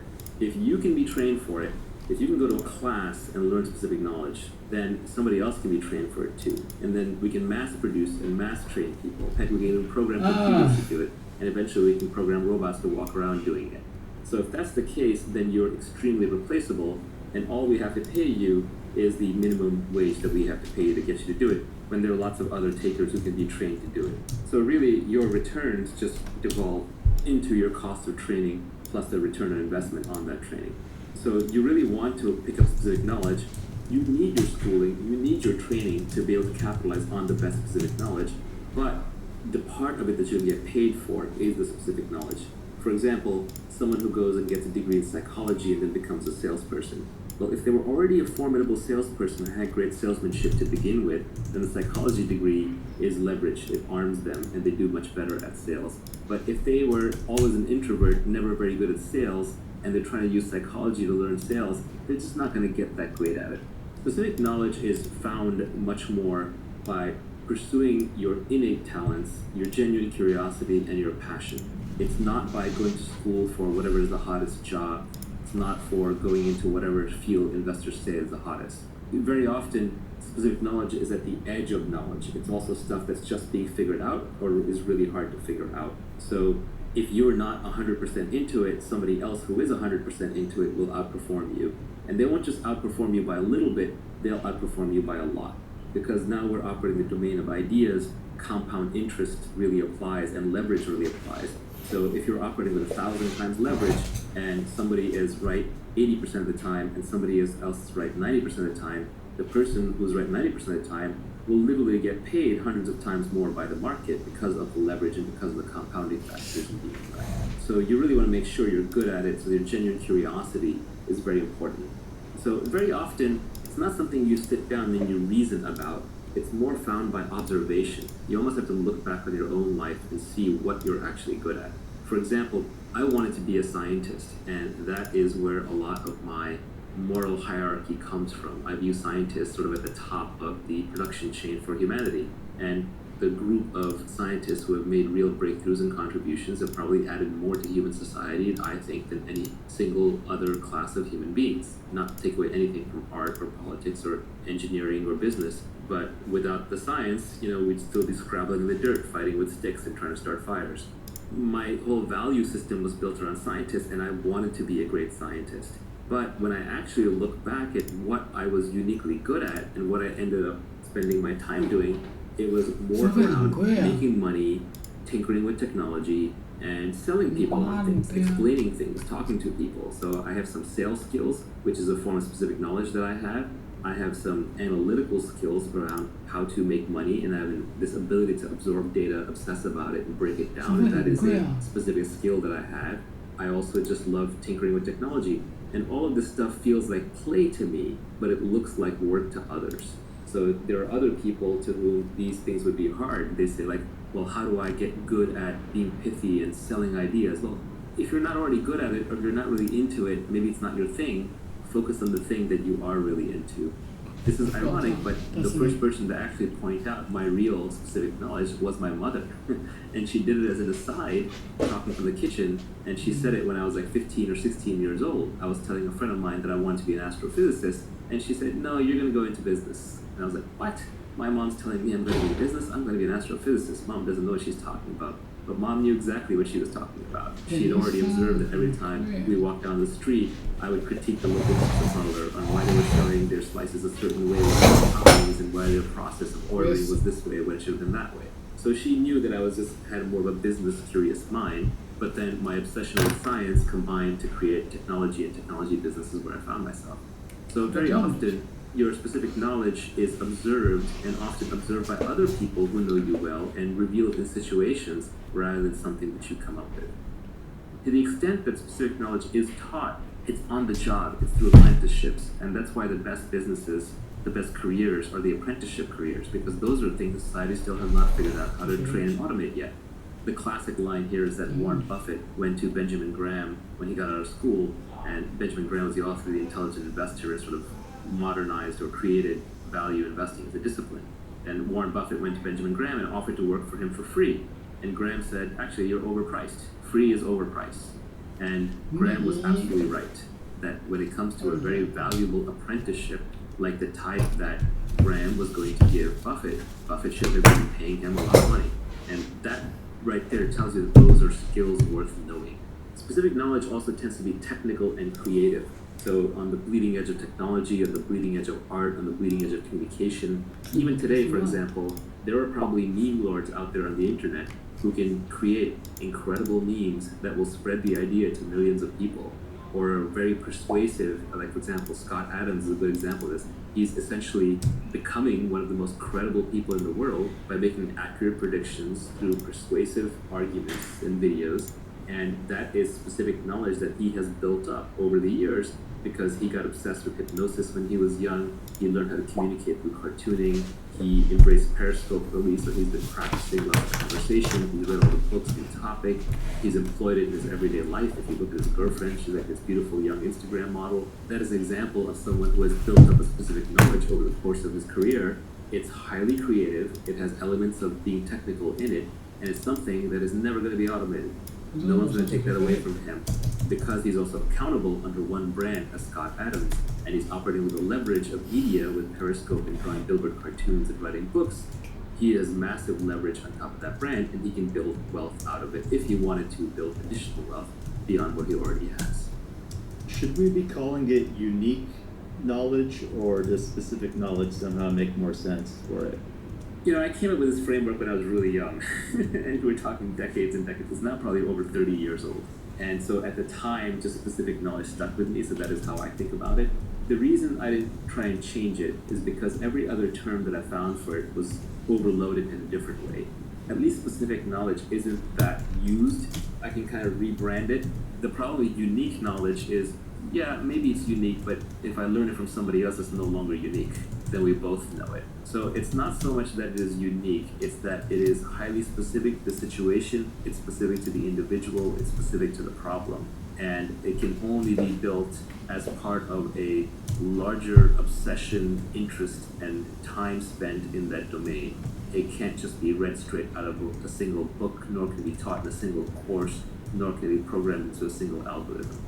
Speaking of Scott Adams, he's got a blog post on how to build your career by getting in, say, the top 25 percentile at 3 or more things. And by doing that, you become the only person in the world who can do those 3 things in the 25th percentile. So instead of trying to be the best at one thing, you just try to be very, very good at 3 or more things. Is that a way of building specific knowledge? I actually think the best way is just to follow your own obsession. And somewhere in the back of your mind, you can realize that, hey, actually, this obsession, like, I'll keep an eye out for the commercial aspects of it. But I think if you go around trying to build it a little too deliberately, if you become too goal-oriented on the money, then you won't pick the right thing. You won't actually pick the thing that you love to do, so you won't go deep enough into it. Scott Adams' observation is a good one. It's predicated on statistics. Let's say there's 10,000 areas that are valuable to the human race today in terms of knowledge to have. and the number one in those 10,000 slots is taken, right? Someone else is likely to be the number one in each of those 10,000 unless you happen to be one of the 10,000 most obsessed people in the world at a given thing.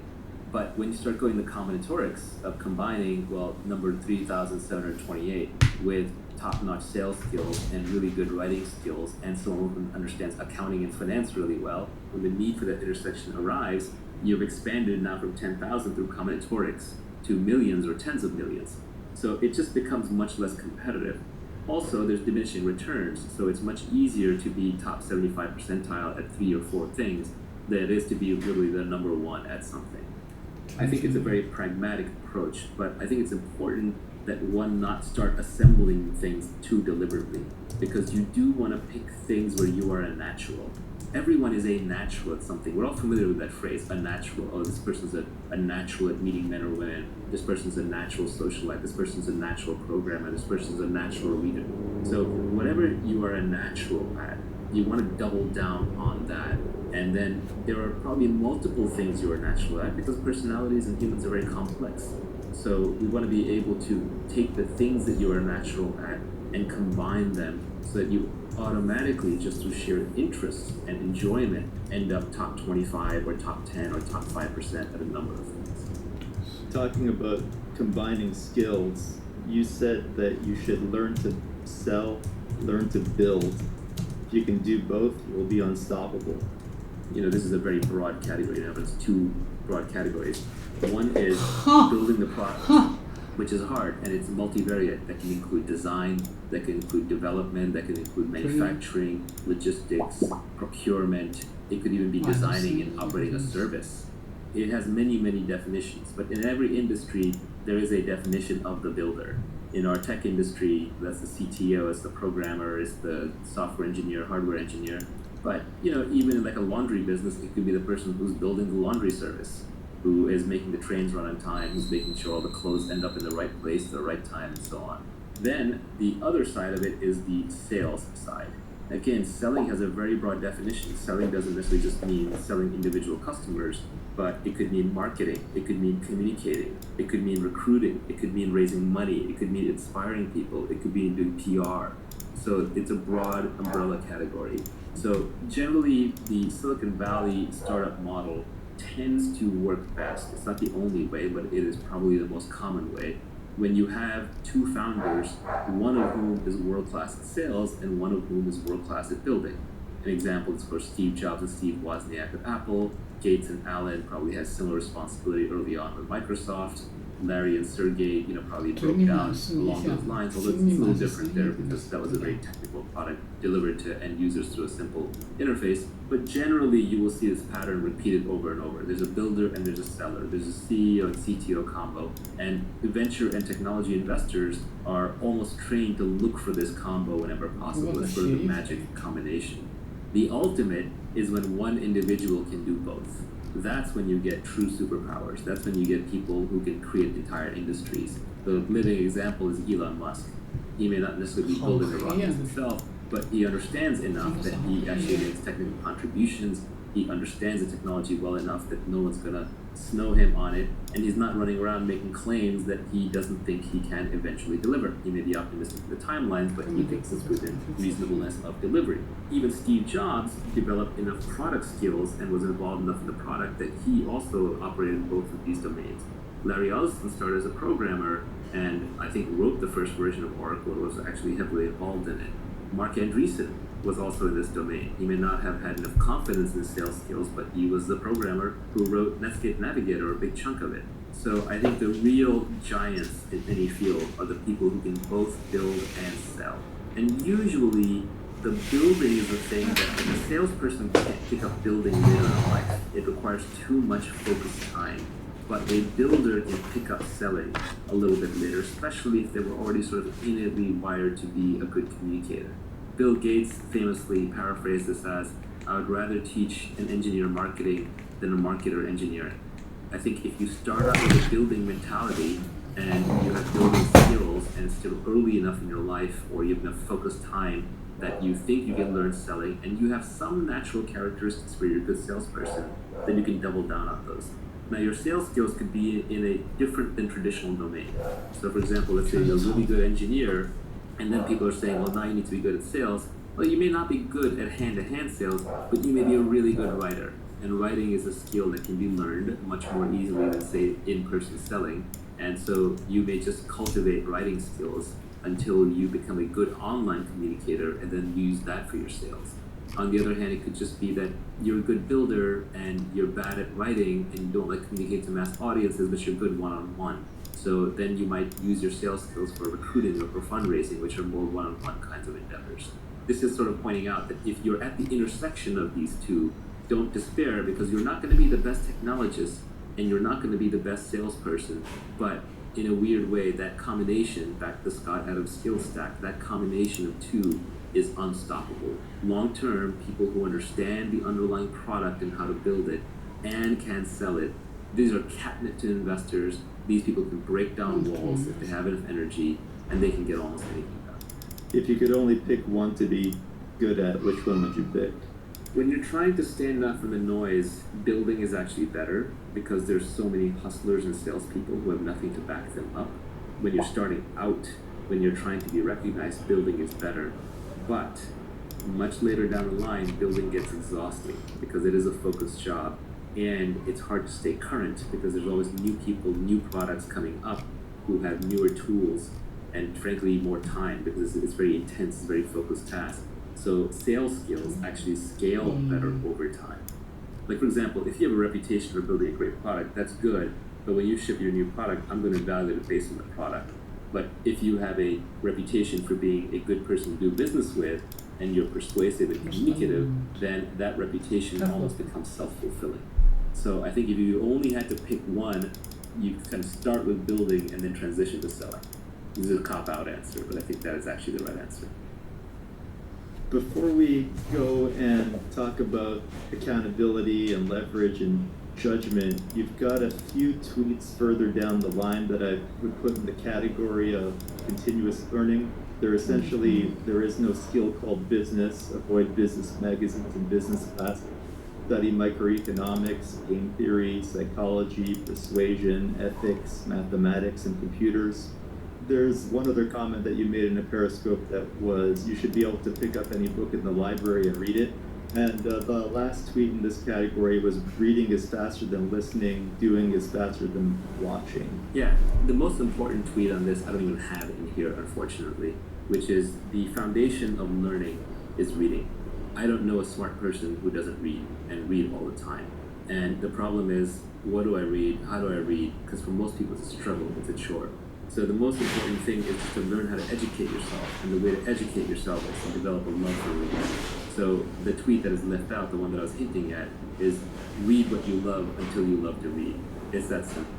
Everybody I know who reads a lot loves to read, and they love to read because they read books that they loved. It's a little bit of a catch-22, but you basically want to start off just reading wherever you are, and then keep building up from there until reading becomes a habit, and then eventually you will just get bored of the simple stuff. So you may start off reading fiction, then you might graduate to science fiction, then you may graduate to nonfiction, then you may graduate to science or philosophy or mathematics or whatever it is, but take your natural path and just read the things that interest you until you kind of understand them, and then you'll naturally move to the next thing and the next thing and the next thing. Now, there is an exception to this, which is where I was hinting with what things you actually do want to learn, which is at some point there's too much out there to read. And even reading is full of junk. There are actually things you can read, especially early on, that will program your brain a certain way.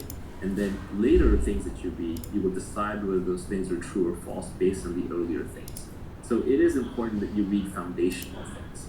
And foundational things, I would say, are the original books in a given field that are very scientific in their nature. So for example, instead of reading a business book, pick up Adam Smith's The Wealth of Nations. Instead of reading a book on biology or evolution that's written today, I would pick up Darwin's Origin of the Species. Instead of reading a book on biotech right now that may be very advanced, I would just pick up The Eighth Day of Creation by Watson and Crick. Instead of reading advanced books on what cosmology and what Neil deGrasse Tyson and Stephen Hawking have been saying, you can pick up Richard Feynman's 6 Easy Pieces and start with basic physics. If you understand the basics, especially in mathematics and physics and sciences, then you will not be afraid of any book.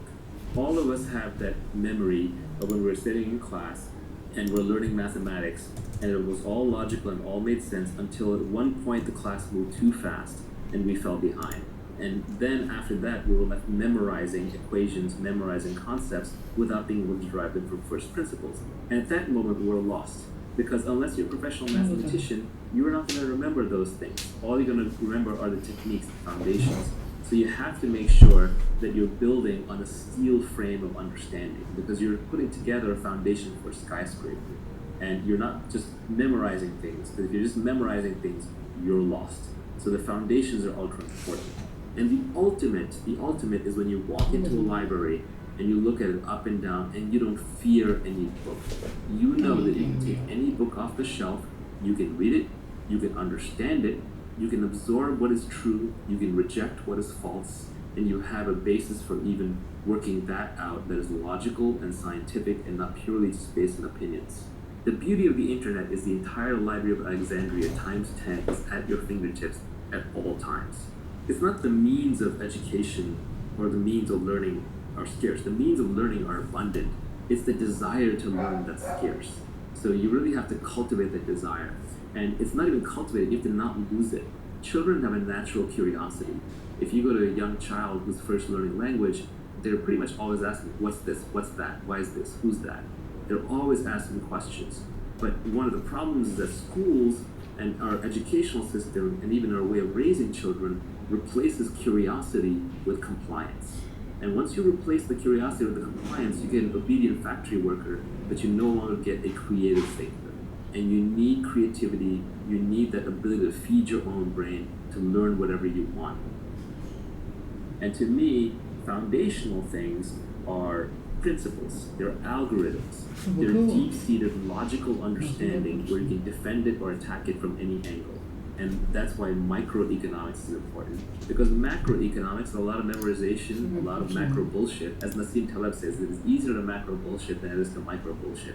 Because macroeconomics is voodoo complex science meets politics. You can't find two macroeconomists to agree on anything these days, and different macroeconomists get used by different politicians to peddle their different pet theories. There are even macroeconomists out there now peddling something called modern monetary theory, which basically says, hey, except for this pesky thing called inflation, we can just print all the money that we want.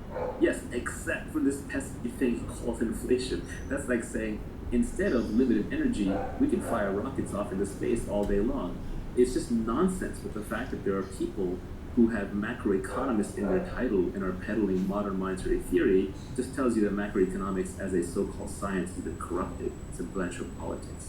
So you really want to focus on the foundations. The ultimate foundation are mathematics and logic.